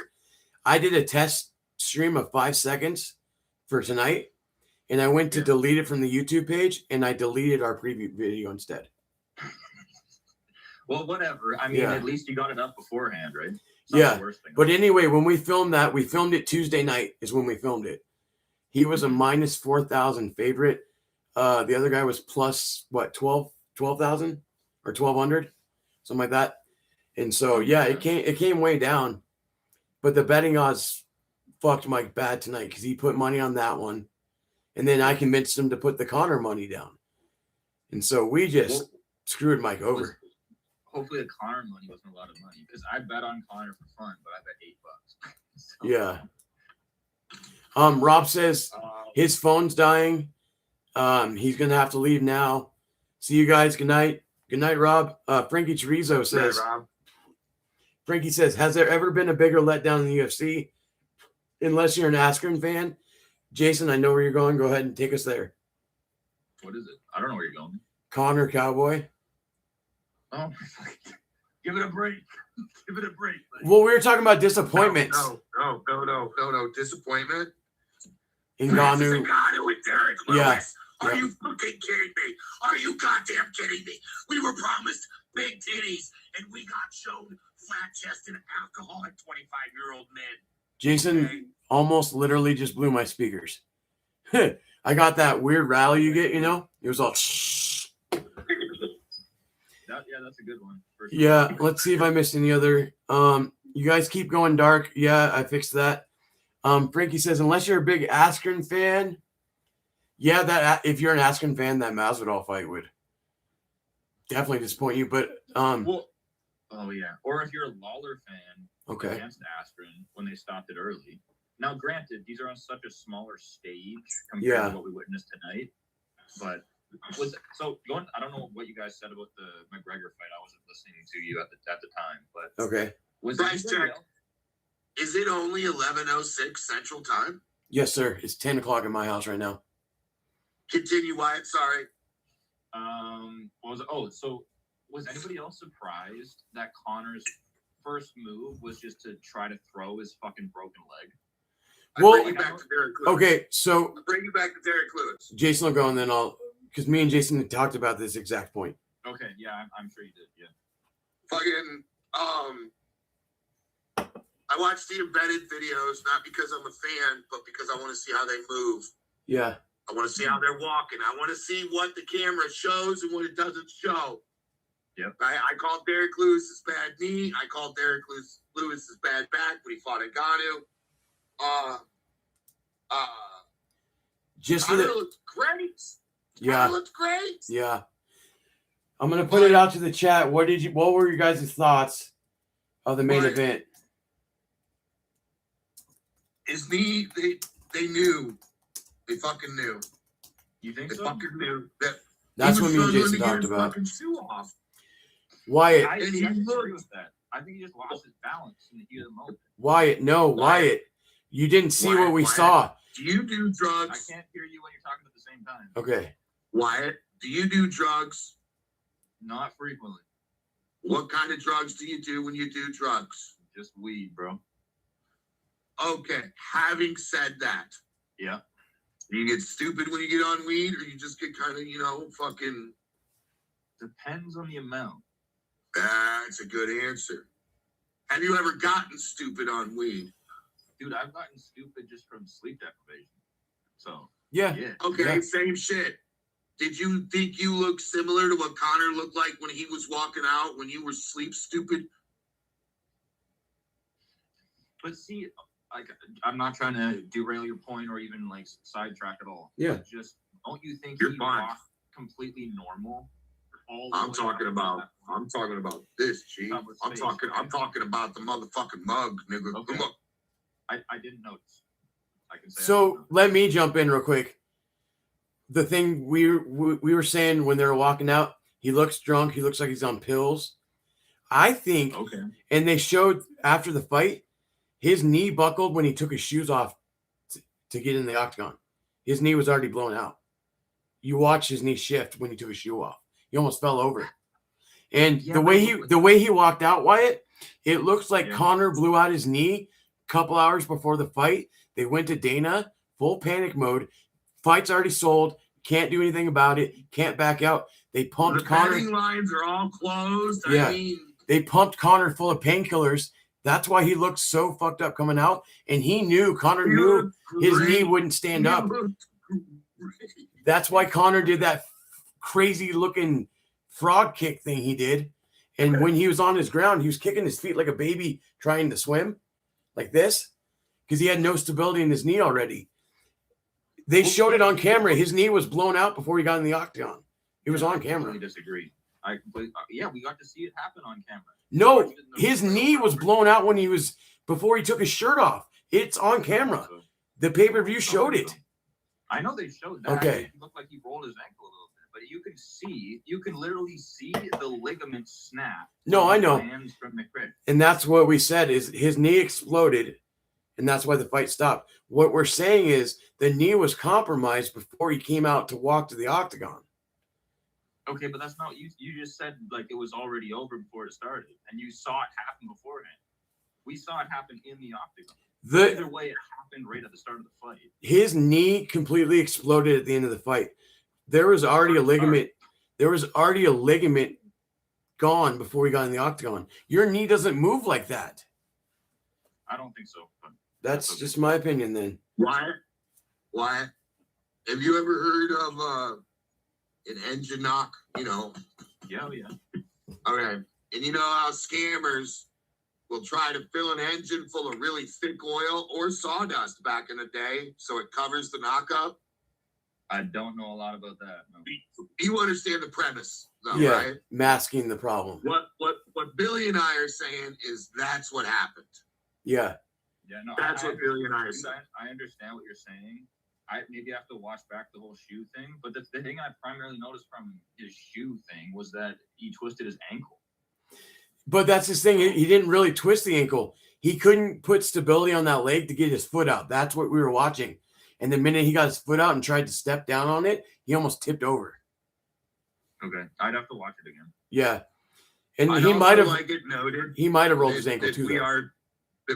We are three grown men who are accomplished in our own right, obviously, fucking somehow, somewhere. And we've spent more time talking about this motherfucker's leg than the entire fight lasted. Well, guys, Max is on doing his post-fight interview. He's already back in the suit. He's back in the suit he walked in. So that means he didn't even have to shower. He just took his trunks off. Not even, no. He's got that McGregor sweat on him. McGregor's probably wearing $1,000 an ounce cologne anyways. Yeah. Max is just trying to rub some of that off. You know what I'm saying?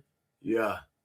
I think as time goes on, though, or at least for me, because it's things setting slowly for me, we are going to realize just how disappointing that all was. Mark, sorry, Wyatt. We just have new viewers, and I got to shout them out.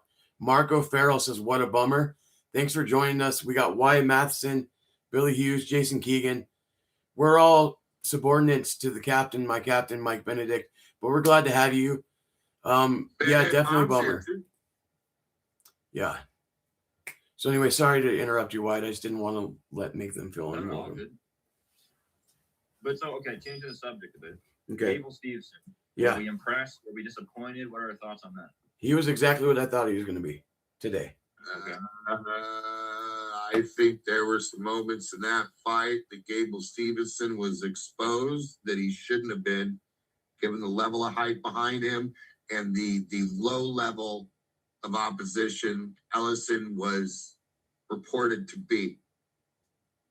There was a few scary seconds for Gable Stevenson in the first 2 minutes of that fight. Mm-hmm. And we would be having a completely different conversation.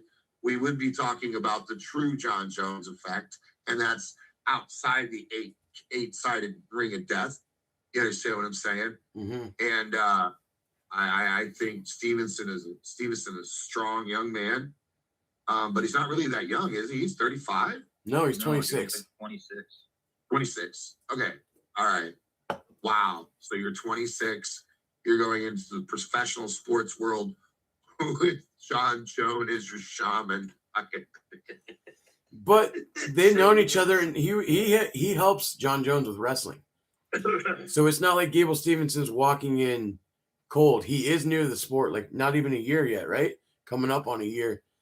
And I think the problems was Octagon Shock. I thought he would have Octagon Shock. He did, but he still got it done. Once he got a little bit more comfortable, he took the fight over. But he definitely was nervous, no doubt. For me, though, like Billy, you say it's more or less what you expected. Yeah. So my thing with that, and I'm not saying I don't believe you, that could be exactly what you expected to happen. Yeah. He's a minus 4,000 favorite. Like that is not what a minus 4,000 favorite ever looks like, ever, unless they got the line so far off. They might have, yeah. If we still had the preview video, I could prove that that's exactly what I said. No, I believe you. I'm just saying, like, for the public's consensus, that's nothing close to what they thought was going to happen. Because like, if you go for the first, I don't know, minute and a half of the fight, you could argue he took more damage than he gave. He got rocked with 2 ruthless elbows right off the bat. So, and in the clinch, like, he didn't really seem to know what he's doing. Dude, he's grabbing him and just kneeing him over and over again, wide open to get elbowed. He's lucky he didn't get fucking smoked. Very reminiscent to early Brock Lesnar, am I right? If you remember, like, Brock Lesnar, Heath Herring. Because Brock Lesnar was very, like... always throwing guys on their ass. But his I'm just saying, like, technique-wise, early Brock Lesnar, it got better, but, like, the first couple fights, it was, like, more... He was using more athleticism than technique, and I think that's where we're at with Gable. That's what I'm saying. Real quick, Anuet J9 says, it's the end of the road. Welcome, by the way.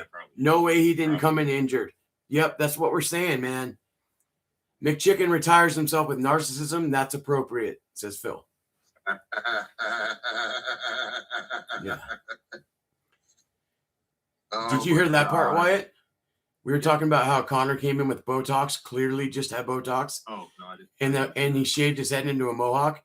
That really looks dumb now. He looks stupid. But it looked cool. It looked cool if he won. Maybe, dude. That Botox looks so bad. He looked like a plastic person. No, I mean the mohawk. Oh, the mohawk, yeah. The Botox was a lot. Regardless of what we do and do not know about the status of Connor's knee when he walked out, what Billy and I are 100% convinced of is that Connor, at the same time, was feeling none of his nerve endings and all of them at the same time when he was walking out. Motherfucker was feeling good. Really? Hey? See, I didn't notice any of that watching. Dude, the minute he came on the screen, I paused my TV, I turned to Jason, and I said, oh no, he's drunk. Because his eyes were that gone. Yeah. I said, oh no, he's actually about to do this hammered. So how confident are you that he was intoxicated in some way? 100%. I'll put my reputation on it. I would bet my second favorite child on it. Yeah, I'm not saying he was drunk, but he was on your eyes. 95% sure. Your eyes only get that way when you're inebriated on a substance. Or like you said, if tired. Connor were to drive after the fight, he's going to jail. Yeah. Like no doubt his eyes were bugging and your jaw, like especially when you do like an amphetamine or like something, he was doing this. And he was making this face. And you only do that when you have something going down the back of your throat because it's like a natural reaction from your body. Be like, and he kept doing that. I know. I've done a lot of shit, man. I've done a lot of stuff. But yeah, so Connor was definitely on something. I truly now watching how it played out, coming out, he looked drunk. But watching how he couldn't get his shoes off. So I truly believe he got a shot. He got the shot the NFL guys do when they like hurt themselves. Disappointed though, right? Like that's like the most disappointing thing ever. If he was fucked up, like it was over before it even started. We haven't even brought in the biggest thing. If they can prove Connor came in on a substance and an injury, people are going to jail. The commission can strip the UFC's license forever.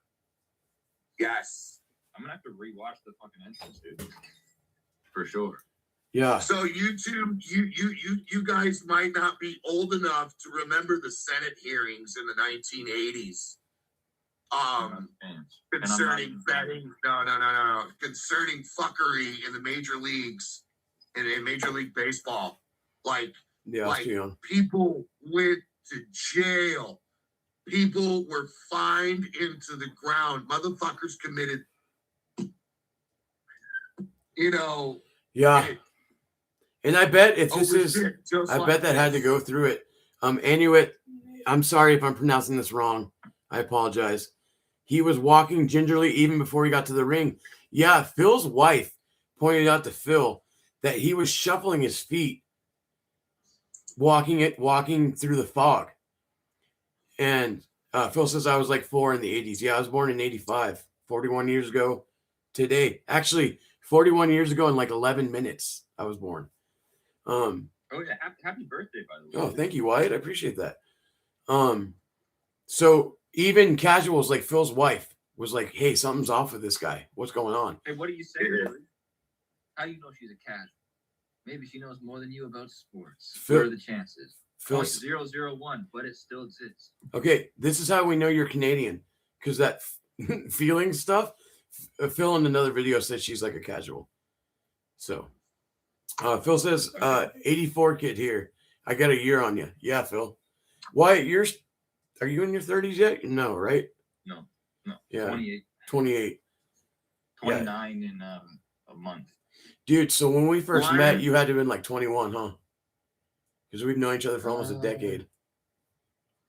Trying to think. So that would have been 2019. I think we met, early 2019. 21. Yeah. 21, yeah. That's wild. Wyatt was the first person I met here when Dutch guy brought me to the channel. Wyatt, are you a killer? I mean, I'm not answering that. You do have like a weird, like, you ever seen American Psycho with Christian Bale? Yeah. You kind of got that vibe going on with your ambiance. No. More modern. More modern. Okay. More. I'm not gonna actually stick somebody. Okay. I'm gonna create a series of events that's gonna cause you to step out in front of a bus. You know why it also looks like, Jason? You ever like had your like little crime family? Why it looks like the one that when shit starts hitting the fan, they send him out to do like the press and like the PR, keep the heat off of us. No. No. You send a guy like out to Wyatt to go pick up something nobody else can. Because Wyatt looks like a normal dude.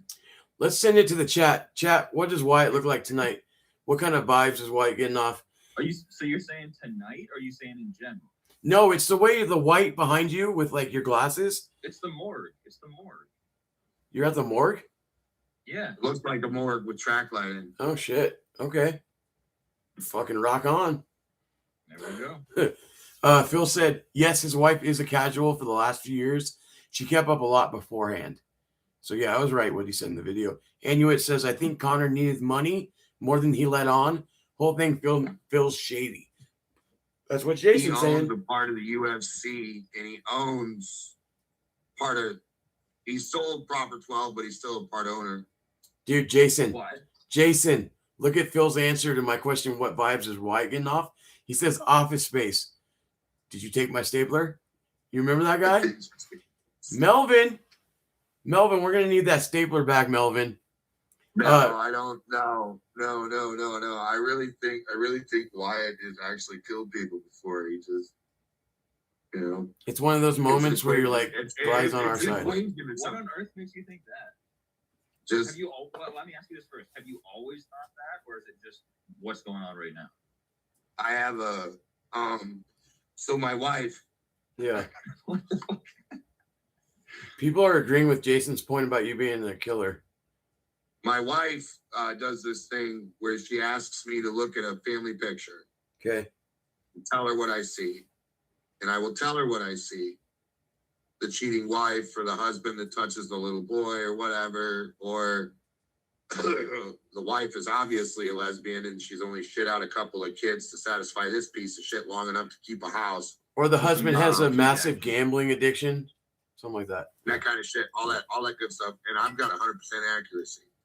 So either you've killed somebody, Wyatt, or you're seriously working on getting it done before you hit 40. Okay, Yeah. so just to catch up on the chat, There.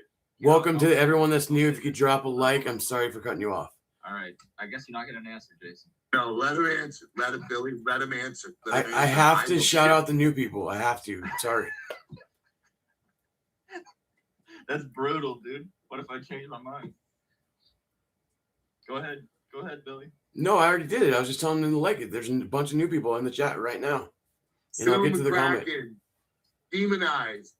Something happened to him backstage. You can clearly see he was deflated and sad during the intro. Exactly. Yep. Knowing he was going out there to fall on his sword and experience the moment one last time. Sad. Fully fucking agree. Yep. And then the thing with Conor, the other too, Phil said it was coming a into dive. this, like in terms of him doing it for the money and whatnot, like I thought there was always an argument for that. But if you guys saw whatever they call it, the media scrum, the media day thing where he's doing like an interview for the press, his primary goal for that is he has a new energy drink brand and he's sipping them, got them all stationed out. And stuff. Yeah. So I mean, talk about just advertising, figuring out ways to make money. Plus, he probably gets. Dude, think about this. He probably gets paid what, 15 million, if not a little bit more than 15 million, to just step in the cage and lie on his ass like a lazy bum. Pretty good. Yeah, I mean, it's a controversial end to this fight, no matter what. This idiot. Wait, what? Oh, dude. Whatever. I would almost bet this idiot Phil McCracken. Conor took a dive. Conor took a 5. Stream reported for bad language and swears. You know, if I didn't know any better, I think this is somebody I know. Maybe it is. And messing with you. I mean, they said Conor took a dive 7 times, and that's my line. But with Cowboy, I might know this individual. I might not. I don't know YouTube names. I know Facebook names and faces. We have a very interesting eclectic group out tonight. Like I said, Conor brings out weird money, Billy. Yeah. I'm telling you, somebody is getting shot in the fucking kneecaps right now in Northern Vegas, dude. I'm telling you, bro. The dark powers that be in the gambling and fighting world are going to descend upon Las Vegas, and they are going to want answers to their fucking questions, bro. Dude, they're going to want answers to their questions, bro. Dude, if someone reported us for saying the F word, you never watch a single video on YouTube. Yeah, exactly. I don't know what the fuck he's talking about. Yeah, but point being, Phil says Kraken. I missed that, Phil's got our back. He said, I got your bad language right here. I'm not worried about it. I was actually expecting a lot of trolls being a Conor night. We didn't get bots. We didn't get trolls. So. That should be scary. That should scare you. This is the first time ever, man. Maybe Mike just has a bot face. When they see Mike on the camera, they're like, yep, spam that chat. When there's more new people than usual, right? Than an ordinary one. It is Conor McGregor. Yeah, and we kind of figured that. That's why we did it, because even on the premiere for the preview, there was people that we haven't seen in years. Right. So we were like, yeah. But let's change gears. What happened to that preview again, Billy? Yeah, I deleted it. Like, I've never used a computer before. Okay. Let's talk about what's next for my main man, my brother from another mother, the person we don't have to have a funeral for on Monday, Bobby King Green. What is next for my darkest cracker in the box? The guy who called him out online. Who was that? Dan Hooker. I like that. I like that. I actually do like that. Well, leave my Bobby King alone. Leave him alone. Dude, you know that's leave Brittany alone. let's look at the lightweight division. See if we can't find. Phil said, "Can't go back, Bob." Hooker and Green. Yep. See, Phil's right in there with us. I think that would be a fun fight, no matter what, too. Was that 170? What? 55. Was Bobby Green at 170 or 55? 55. 55. Jesus, he's not even in the top 15. He will be now. Who's 15th? I don't know. I know Patty was number Rafa 6 and BSD was Garcia, 5. Grant Dawson, Rafael Fazid, Tom Nolan, Dan Hooker, Mauricio Hoofy, Patty Pimblett, Quilon Sakala,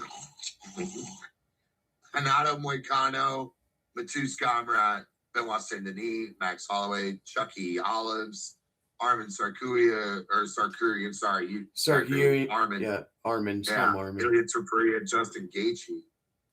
So I don't think Money Moicano is going to stay that high very long, to be honest. Jason, is he number 9 on that one? Did they have Patty at number 9 in there?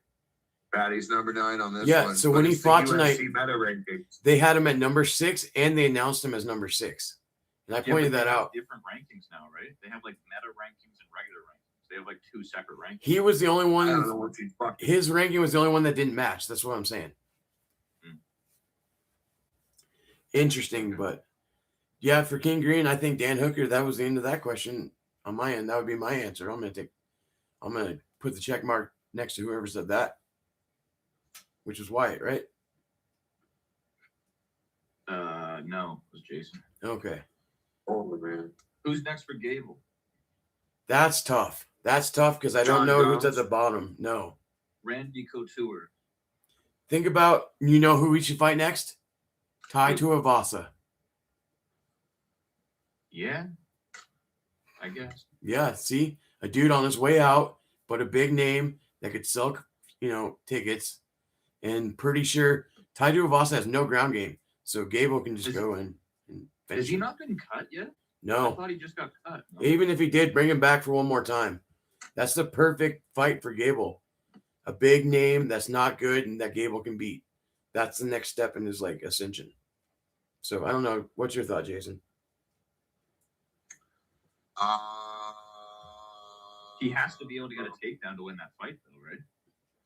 I don't know. Ty's chin is so gone now, too, though.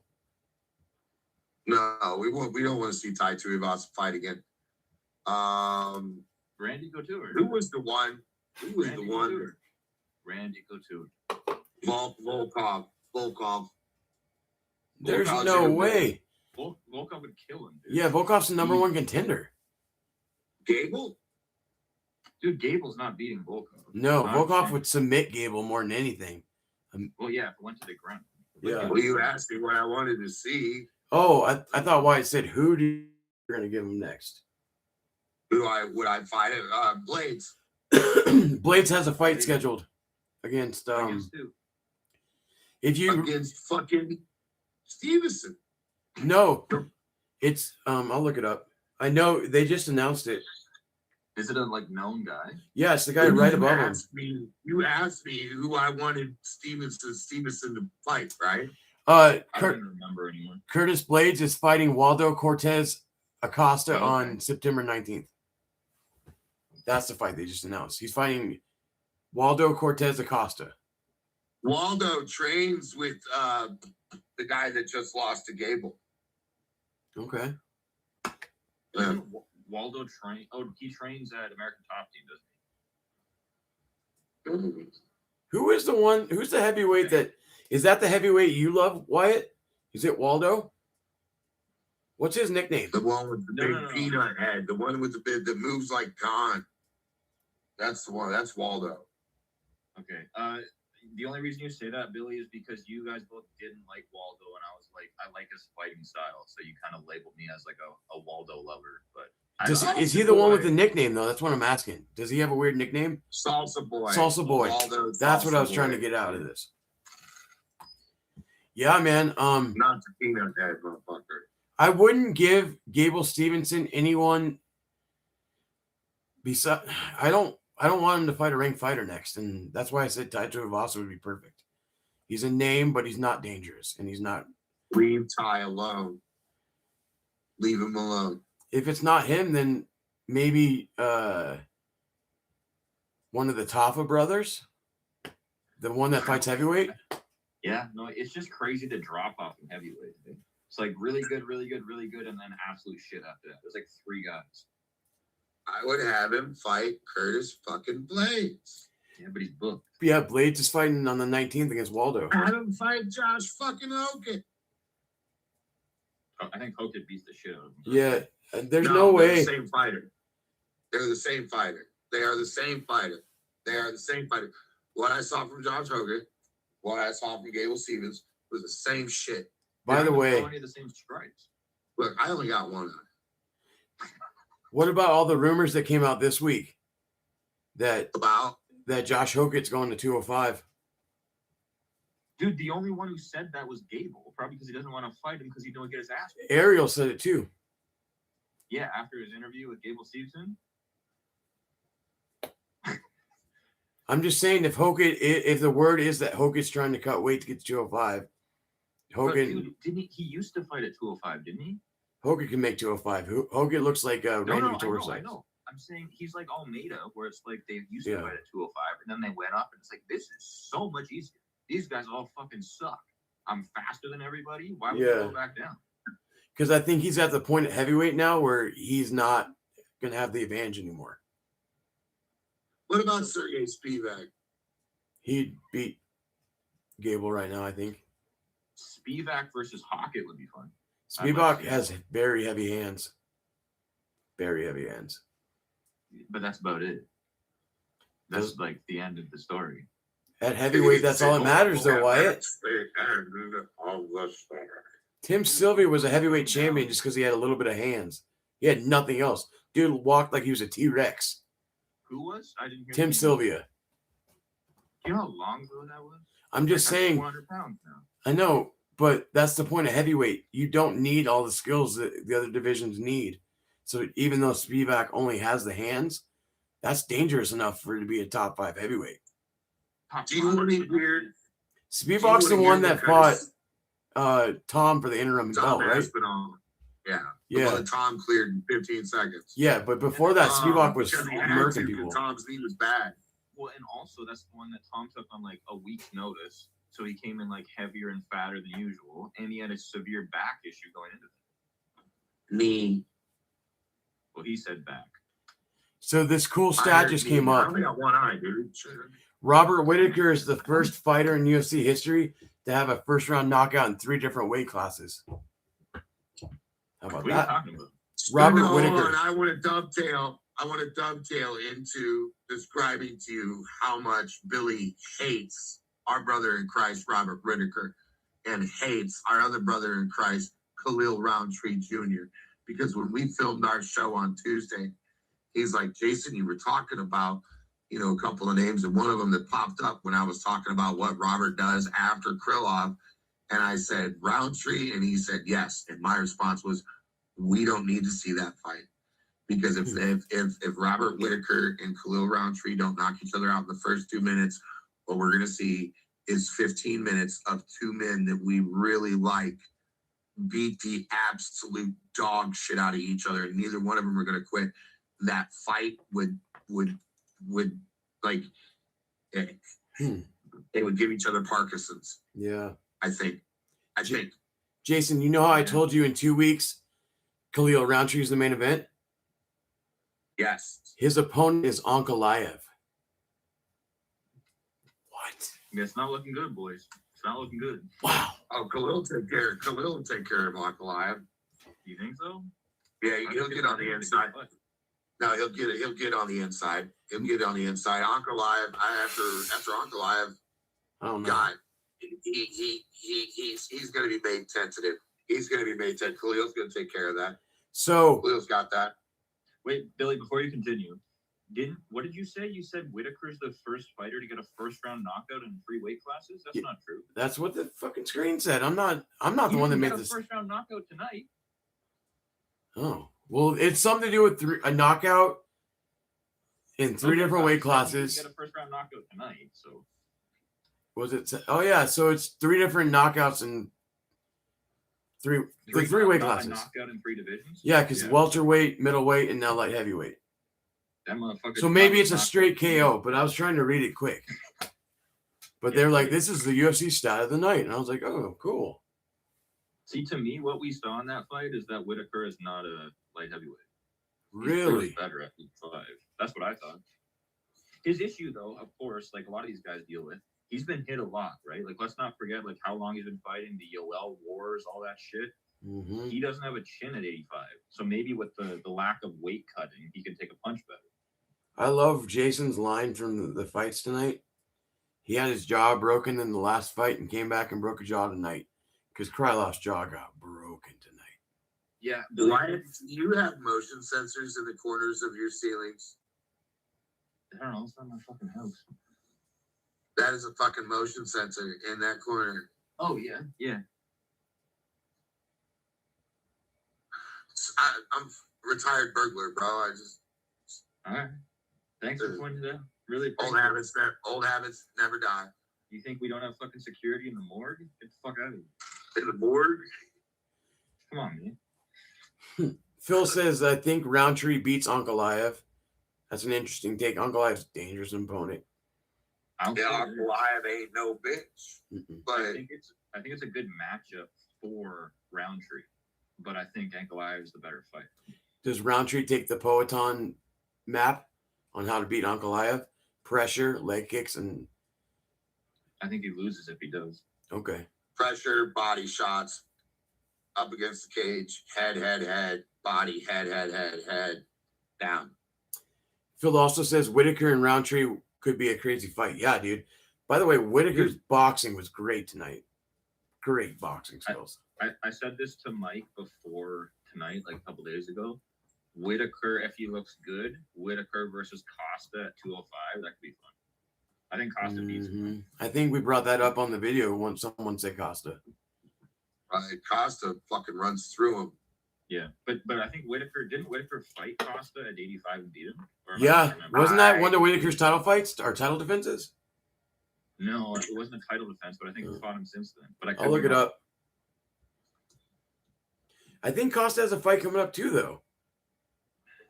No, dude, he's been online begging for a fight. Like, these fuckers won't give me a fight. I'll fight at heavyweight. Give me whoever the fuck Yeah, so Whitaker beat Costa by unanimous decision on the Volkanovski-Topuria card. Okay. Yeah. But that's when Paulo Costa was like quitting on himself. Remember, he was coming in out of shape. He missed weight in that fight by a lot. And then magical juice. Yeah. It's a different Paulo Costa now.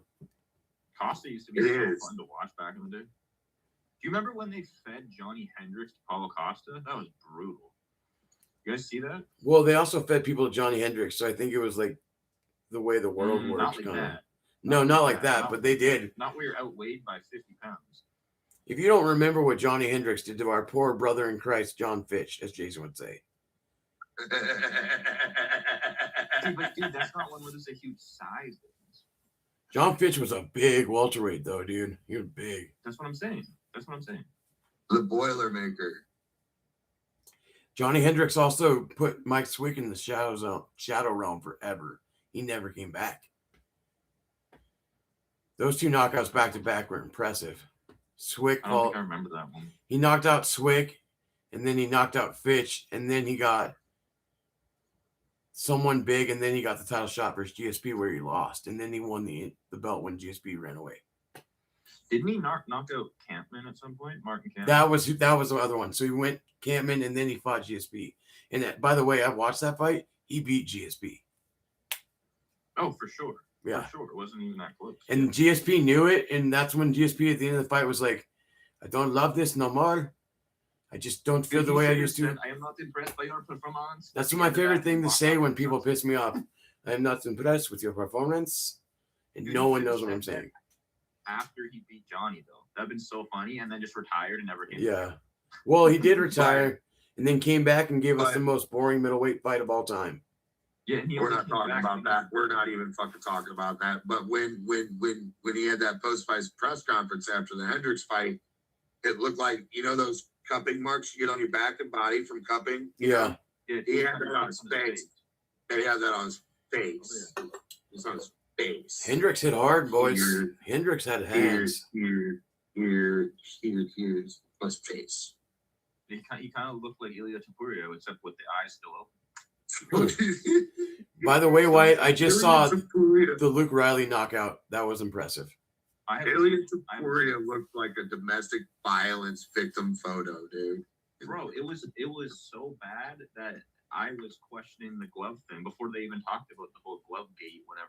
I was questioning it already because I'd only seen that when we saw I don't remember their names. I have the a Cuban fucked up dude one. who got his face butchered in boxing. You remember that? Cotto versus Margarita. Do you guys remember the pictures of when War Machine beat the shit out of his old lady? That's what Taporia looked like.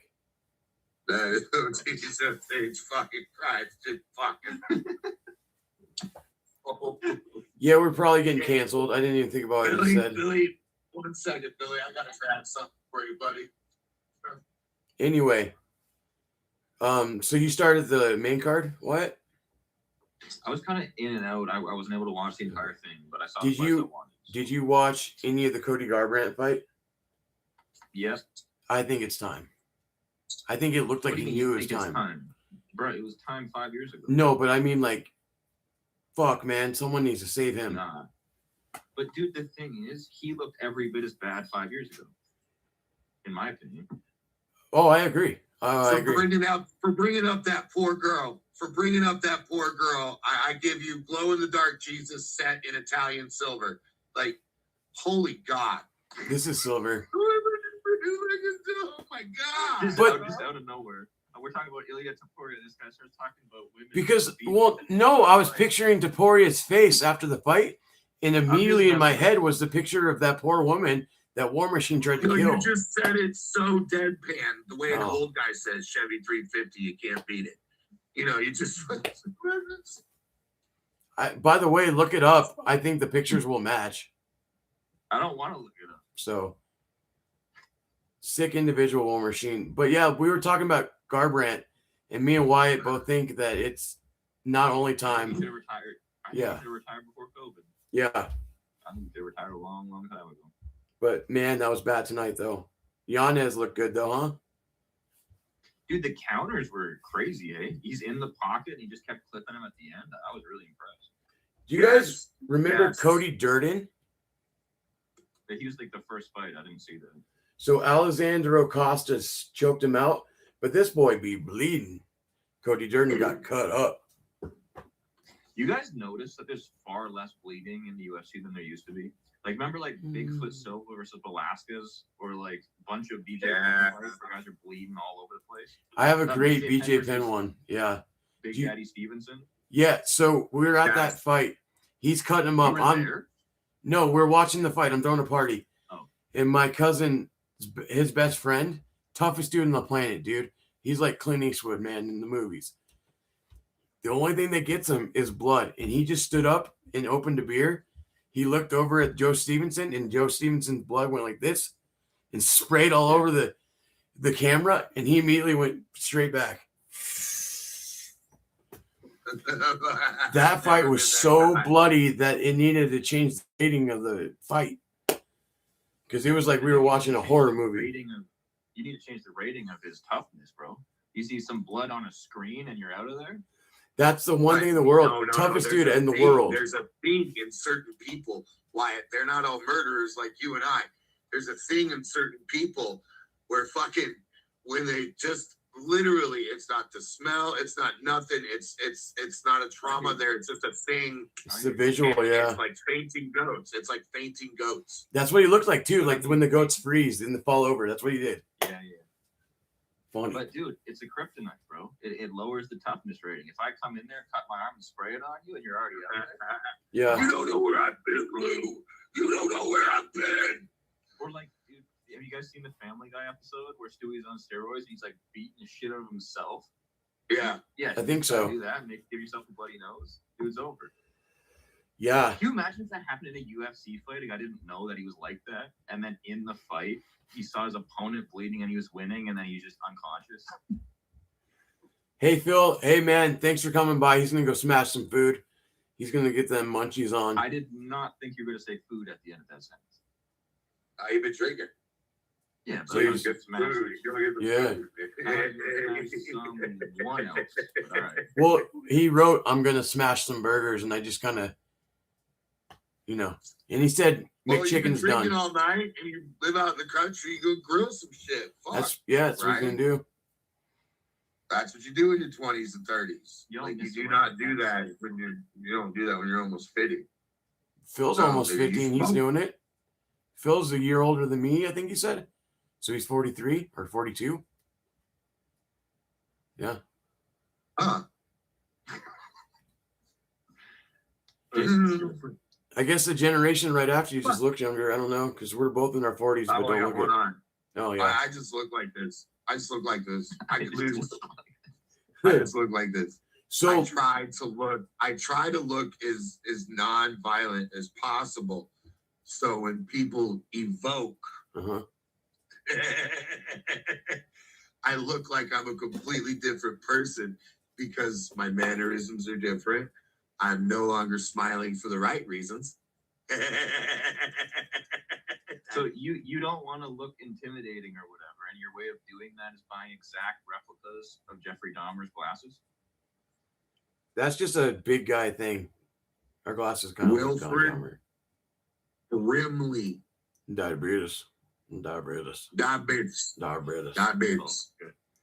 So I got the Whitaker stat wrong, by the way. He's actually the third fighter to get a knockout in 3 divisions. That's what the stat was. I just saw it again. I was way off. What a letdown. I know. It's pretty depressing. You guys want to talk about the fight of the night? Kavanaugh, Roybal? I knew it. Who else has these knockouts in 3 weight classes? Because Connor did, right? My mom. Yeah. Connor did. If you Your mom on a bearskin rug with Johnny Carson on the TV. Hold on, let me ask Communist China. BJ Penn would have a knockout at 155, 170. Did he ever win one at 145? I don't think so. Isn't it Cannonier? Didn't Cannonier get 85, 205 in heavyweight? Yeah, you're probably right. I bet the other one's like Joanna. Conor McGregor and Jared Cannonier are it. Oh, so Connor. We didn't even think about Connor. Yeah. Who did he knock out at 170? Donald Cerrone. Oh, that's right. God damn it. How do we keep coming back to that fight? Y'all must have forgot. Like, no matter what we do, every conversation ends up with, do you guys remember the Conor McGregor Donald Cerrone fight? We can't escape it. Pure excellence. We absolutely cannot fucking escape the son of a bitch. Isn't it funny, though? The ones that we both thought were rigged, Jason, are both Conor McGregor fights. Because for me, it was Aldo for the longest time. Then eventually I'm like, yeah, I guess weight cut, pressure, et cetera, et cetera. I guess I could see. Why Aldo? Why Aldo? Why Aldo? Because it looked like a weak-ass punch. It just didn't look like it would knock anybody out. It was because he went into it, though. Hold on, 4 pounds per square inch is all you need to pinch the mandible nerve. And you only need 14. It's only, you need very little to shake the brain enough to knock you out. Very little. I'm not debating that. I'm just saying at that point in my life, watching that, I'd never seen anybody get knocked out by what seemed to be such a light punch. That's why it got me. Okay. I could see that. I mean, I see the basis of it. I never once thought it was rigged, though, on that one. Because it also, in his defense, was right on the button. Perfectly placed. Yeah. That's what I said. 4 pounds per square inch. That's it. You could run into a doorway. You could turn and step and knock yourself the fuck out. I've seen it happen. And then I think it was John McCarthy ran over to stop the fight and kneed him right in the mouth when he was unconscious. Just to make sure it was over, you know? Oh, I miss those days. We don't want any controversy. That's why I was the only one left questioning it. I get it. Destroyed all evidence. Yeah. He's like, holy shit, he's getting up. Pow! Super necessary. It's a big moment for Big John. By the way, you guys saw he's back reffing now? What'd you say? Big John is back refereeing. Yeah. He's out of retirement. He's not fucking with the UFC, though. But I've seen him do a couple PFLs already. Does anybody watch PFL, though? No. Did you guys watch the Bob Minnery Johnny Football MMA fight?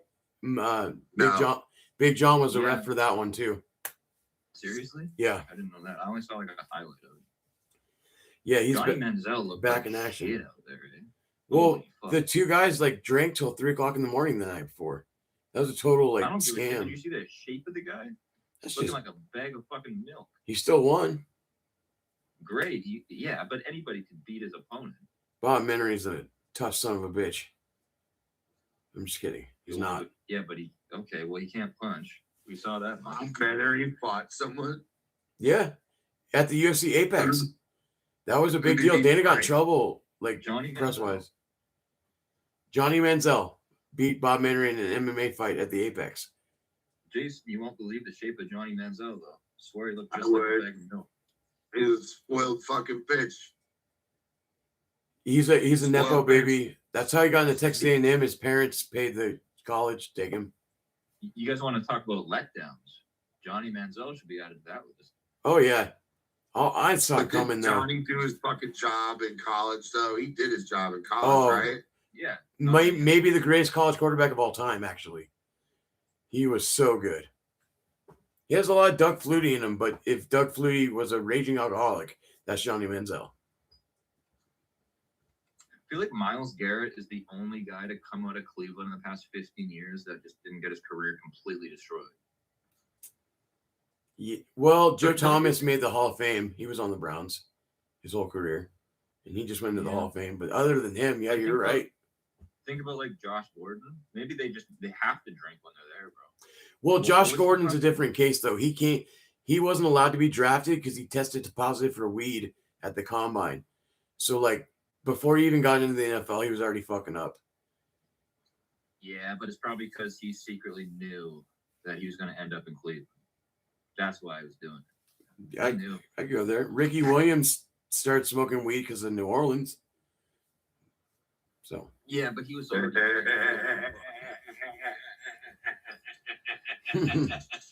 It's true. And now he's an astrologist. That's crazy, right? Ricky Williams. Oh my God. NFL great running back. Well, you call him and be like, because I'm a Cancer, my birthday's today. You call Ricky Williams and be like, so Cancer's in whatever. Tell me my horoscope. That's Ricky Williams now. Wild. So crazy. Yeah. What?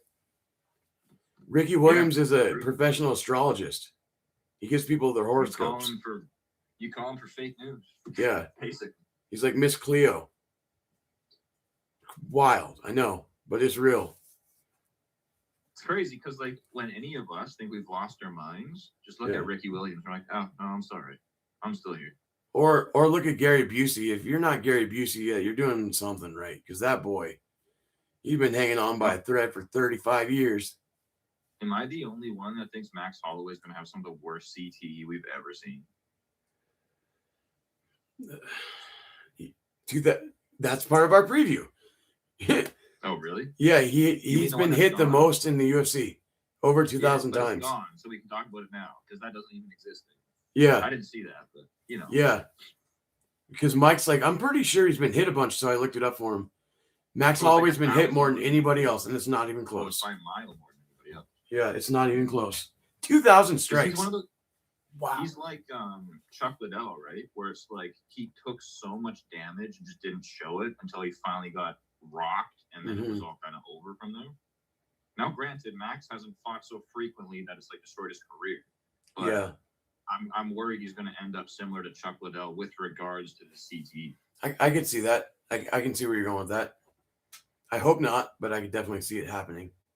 He's one of the few, though, that I'm like totally okay with him just riding until the wheels fall off because I think he's so far deep into it that he's fucked in 15 years anyway. So it's just like, yo. Gaethje as well, right? Same thing with Justin Gaethje. He's definitely going to be. Gaethje fought like such a retard for his, like, the whole, first 3 quarters of his career. Yeah, I'm going to use that word. What you going to do about it? It's not my place to say anything about it. I don't think Max is going to have the problem. Really? No. Max has always talked that way. They said the same shit about Nate Diaz, but if you look at Nate Diaz back in the day compared to now, it's night and day. Nate Diaz might smoke as much weed as me. Might. So yeah. And on a normal year, that's 4.565 pounds. I've actually been doubling my weed intake because of all the stress over the past 4 or 5 months I've been telling you about, Billy. Mm-hmm. So if I end up smoking for the rest of the year the way I've been smoking for this whole year, I will go from 4.565 pounds to 9.2 pounds of weed smoked this year. 9.124 pounds. Yeah, 9.124 pounds. Yeah. Okay, so here's the math, Wyatt. I know it sounds kind of ridiculous. I'm listening. I smoke an ounce every 5 days. There are 74 5-day periods in the year. Okay, so 74 ounces is 4.5625 pounds of weed. Yeah, you're at 73.85 ounces total. I love math sometimes, right? Yeah. Loner Kavanaugh, that's boys. $100 Loner Kavanaugh, Brandon Roybal. Fight of the night, by the way. Those boys made 50 G's a piece. That's 100 grand a piece. 100 grand a piece. If back to the preview video, it went exactly how we thought he was going to go. Kavanaugh is the more athletic fighter, probably has a big future in front of him. Roybal has just been in the fire more times. He's been in the bigger fights, and it showed tonight. Kavanaugh needs to go to Dagestan 2 to 3 years to forget. How old is he? Loner Kavanaugh's like 25, 24. 12. How tall is he? 5'6". 3. He's short. He's very short. He's not 5'6". I remember when I was announcing it, he was really short. Dude, he's got to be less than 5'6". He might be 5'5".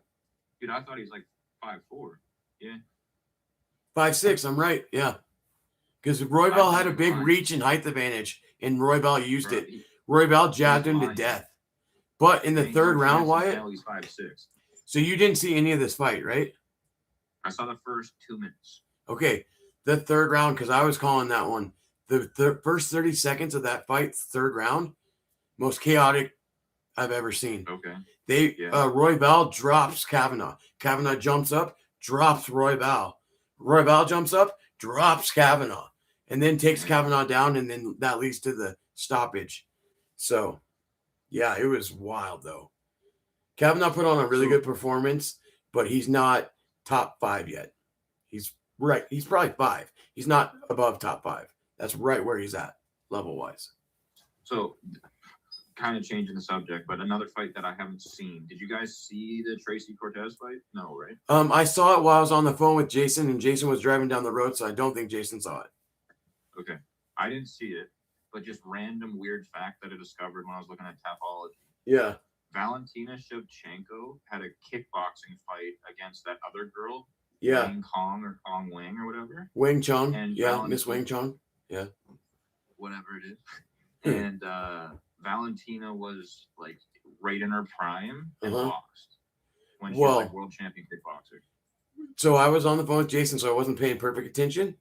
What did happen was she used her leg kicks the whole fight, wore Tracy down. Tracy couldn't plan on it, but in the second round, the Chinese chick landed a brutal illegal knee on purpose, almost knocked Tracy out, lost a point, but ended up winning 29-27. Merely because of her striking with leg kicks. Phil said, Phil smokes an ounce in 3 weeks. My whatever his wife doesn't smoke. Joker Wang Chong or something China is what he says. And Penhead Bob wants to know, Jason, do you dab? No. Jason says no.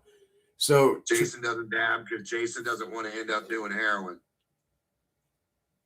Yeah, we don't want you doing that either. It took me a long time to get off that shit. What I'm saying is... See you, Wyatt. What I'm saying is Wyatt just dipped out. He passed out, maybe. I don't know.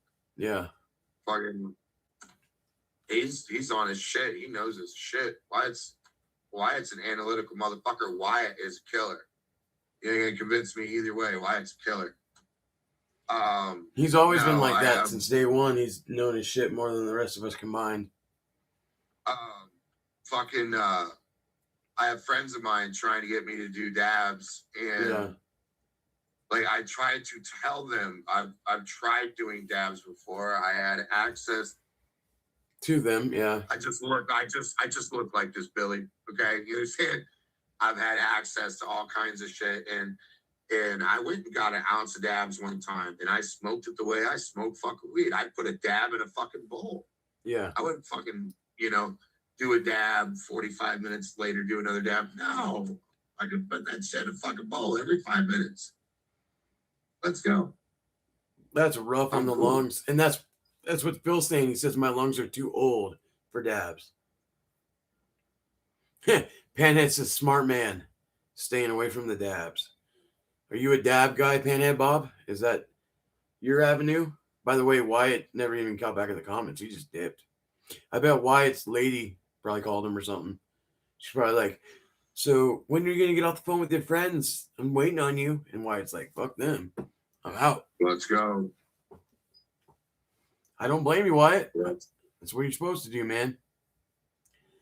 All right, Jason, now that Wyatt's gone, we've kind of talked through the fights. Everyone, our viewership's not bad. We're still doing better than Sports with Friends would do on a regular broadcast. When you're dabbing, it's almost like doing heroin, Panhead Bob says. Not really. I've done a lot of heroin, not even fucking close, but yeah. I get kind of where you're going with that, but no. My sister and brother have been shooting up heroin since 1997 or 8. Yeah. And my little sister I watched my little brother and sister share one needle with 12 people in a room. I watched them. That was the most disgusting thing I ever saw. And I've witnessed prison rape before. That's Russian roulette. That's exactly what it is. And last we heard about my brother, when my mom was still coherent years ago, sheriff's department up there, Charleston County, out in whichever Carolina Charleston is in. Fun fact, there's actually one in both North Carolina and South Carolina. The big Charleston is South Carolina. Dealer's choice. Called my mom to ask my mom when's the last time she spoke to her son, and she said it's, because he's on the run from a big meth sentence. Yeah. And because Illinois got a 7-year rule, it's weird. Like if you get arrested, and you make bond, or you're able to run, and if you can run for 7 years, it just goes away. That ain't no shit. I swear to God, I've watched it happen. I've lived. There's another state like that, right? Like, is it Oregon? Doesn't Oregon have like a rule like that? I don't know. It's definitely not a rule here. They called up my mom, and they said, well, we really want to talk to your son about a string of murders of druggy whores, of druggy prostitutes, you know, prostitutes who are prostitutes to do drugs. To support their habit, right? Yep. And dope fiend. I was there when my mom got the call, and she was on speaker, and I looked at her and I just smiled. I'm like, yeah, it's your boy. Yeah. And she goes, well, how many do you want to talk to him about? And they were like 8 or 9. And this had only been happening for 18 months. And so he's already on the run. He's already looking at time. So he says, fuck it, let's go to the next level. Well, he's just completely fucked himself up. You start shooting up anything. I don't care if it's steroids or heroin. Can you starting with Panhead Bob's, can you read it off? I have to use the restroom real quick. We've been going for 5 hours. I got to pee. I can handle the high. Phil D. Roll says I can handle the high, but I can't fucking breathe after I take one whack off it. Panhead Bob says I like the dabs, but not consuming any THC right now. Phil D. Roll says can't do edibles though. Me neither. They don't work with my schizophrenia. My thing with the edibles, Phil, is that it doesn't matter if I take 0.5 milligram or 500 milligrams. It sends me into the same K-hole. Panhead Bob says haven't done any THC since last December or January, maybe. Phil says whatever gets your go. Wyatt said his phone died till next time. He commented using his SpaceX Synapsis interface. obviously. I am so happy that Bobby King Green won. You folks have no idea how happy I am for that. For all of the right goddamn reasons. Everybody was writing Bobby off. I love it when the old man wins. Everybody wrote Bobby off. He won, though. He did it. He hit him with that body shot. He hit McKinney with that body shot. McKinney folded, and he did his job. Wham, wham, wham. Later, Wyatt, your phone died. Okay. His phone died. Phil can handle 50 milligrams, huh? After that, it's to the moon. Yeah, edibles just don't affect me at all. We had this conversation pre-stream. They just don't work on me. They don't do anything. So I'm not an edible guy. I mean, I enjoy the part about eating the candy and all that, but I don't get any fun part out of it. I just get fat from it. My wife said, I was watching a show a couple months ago, and this dude was doing fat rips of cocaine. Mm-hmm. And I was like, yeah. And my wife goes, for a man who says he's only done coke socially, like maybe a dozen times in my life. And I'm serious, I have maybe about a dozen times. That's about what I'm at. I'm more of a downer guy. My wife said, for a guy who says he's only done it about a dozen times, you sure do speak enthusiastically about it when you see it on TV. And I said, well, honey, there are literal thousands of nights in my life that I've gone out drinking. I cannot tell you thousands of stories that are good from those thousands of nights out drinking. And she goes, yeah. And I said, but of the dozen or so nights I did cocaine, 100% of the time, I had a great fucking time. And it's always like a wild off the wall, series of events. I've had some, and you're right. I've only done it about the same, like when I was like 18 and 19. And then we found Oxycontin, and my life changed forever. Last time I did cocaine was October 9th at 4 o'clock in the morning, 2003, because I was taking my plea to go to prison at 1 o'clock in the afternoon. I was a junior in high school that year. Phil says, Panhead Bob says, if the dabs are hurting your lungs, you're doing them wrong. And Phil says, could be. So Panhead Bob says, try doing cold starts with the dabs. It's the way. I'm not familiar with what you mean.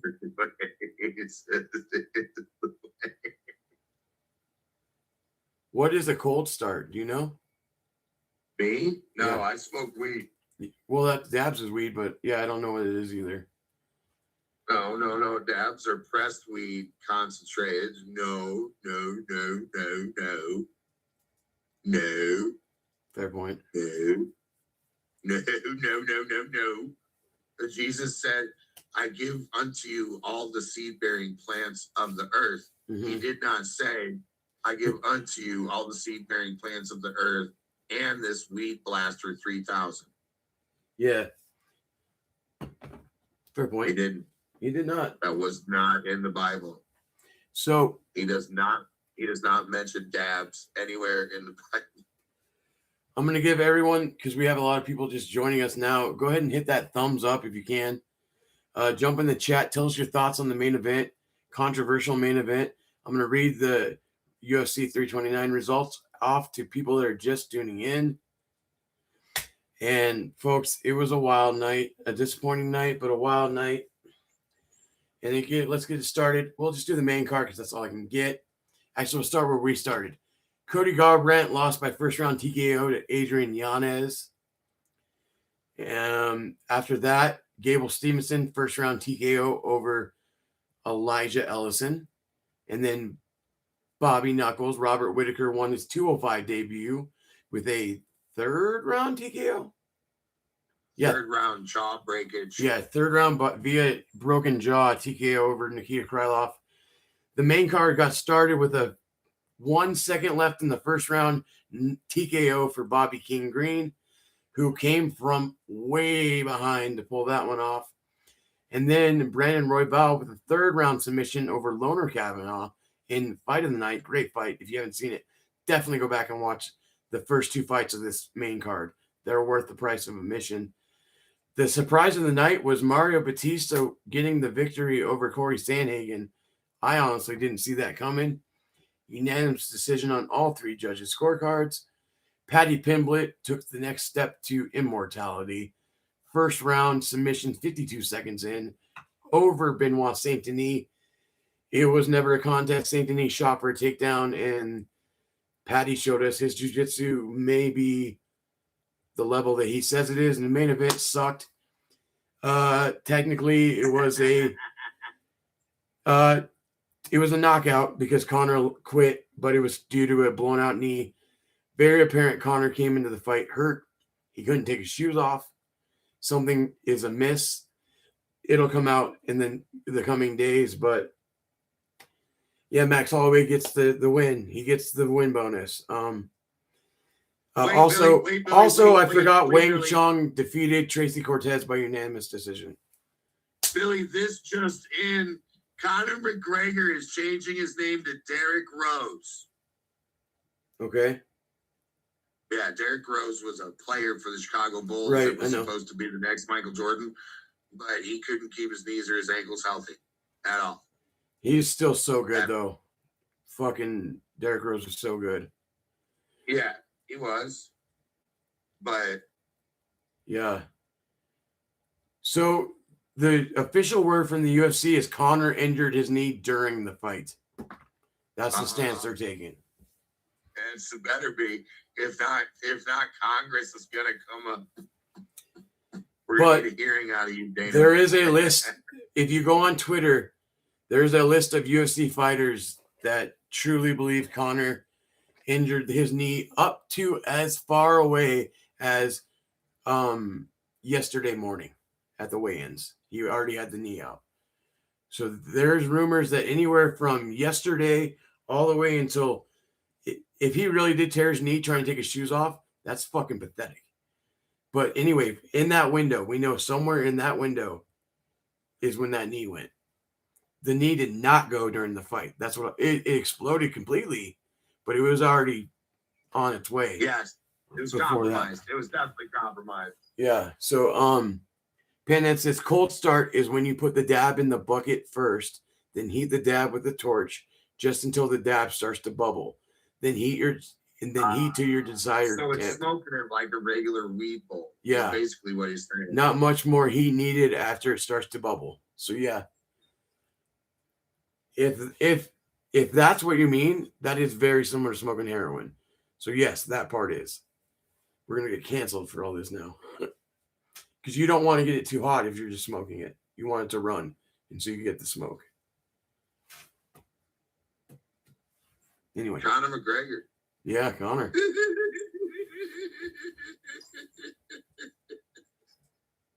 Speaking of dabs, he needs a couple dabs. That knee is, dude, he has to be in so much pain. Now that the drugs are wearing off from the walk-in, he has to feel like garbage. That knee went kaboom. That's why after the fight, Max was like, I want the rematch. Conor ain't fighting. Good God, that's at least a year, man. If you blew out your whole knee, that rehab is going to take a minute.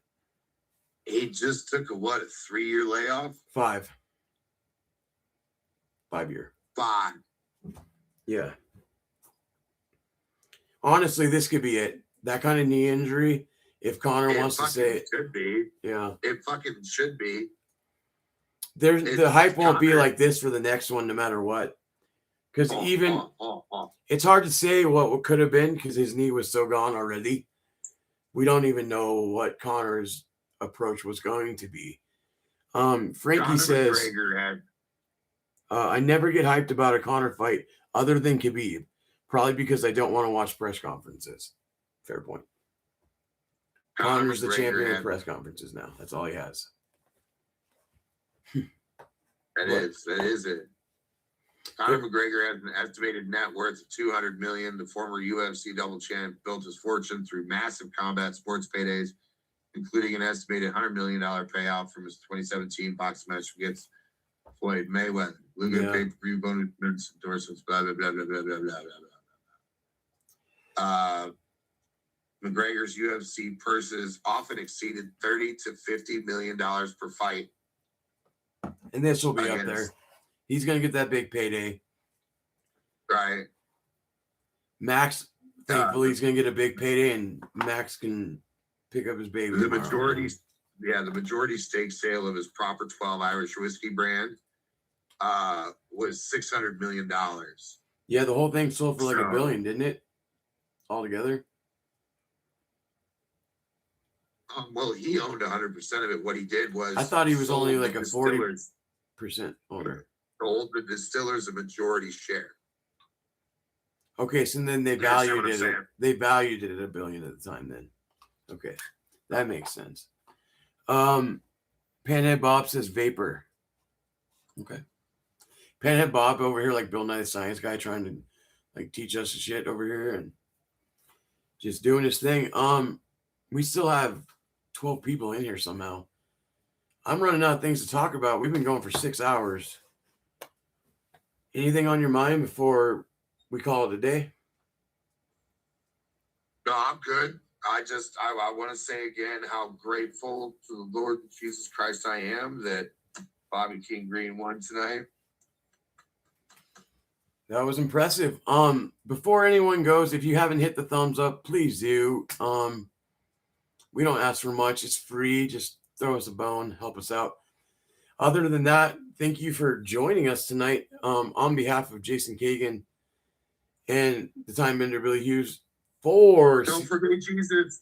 Forget Jesus. And Glow in Dark Jesus for Seattle Mike. We are Fights with Friends. And as always, guys, we will see you next time at the fights. Later.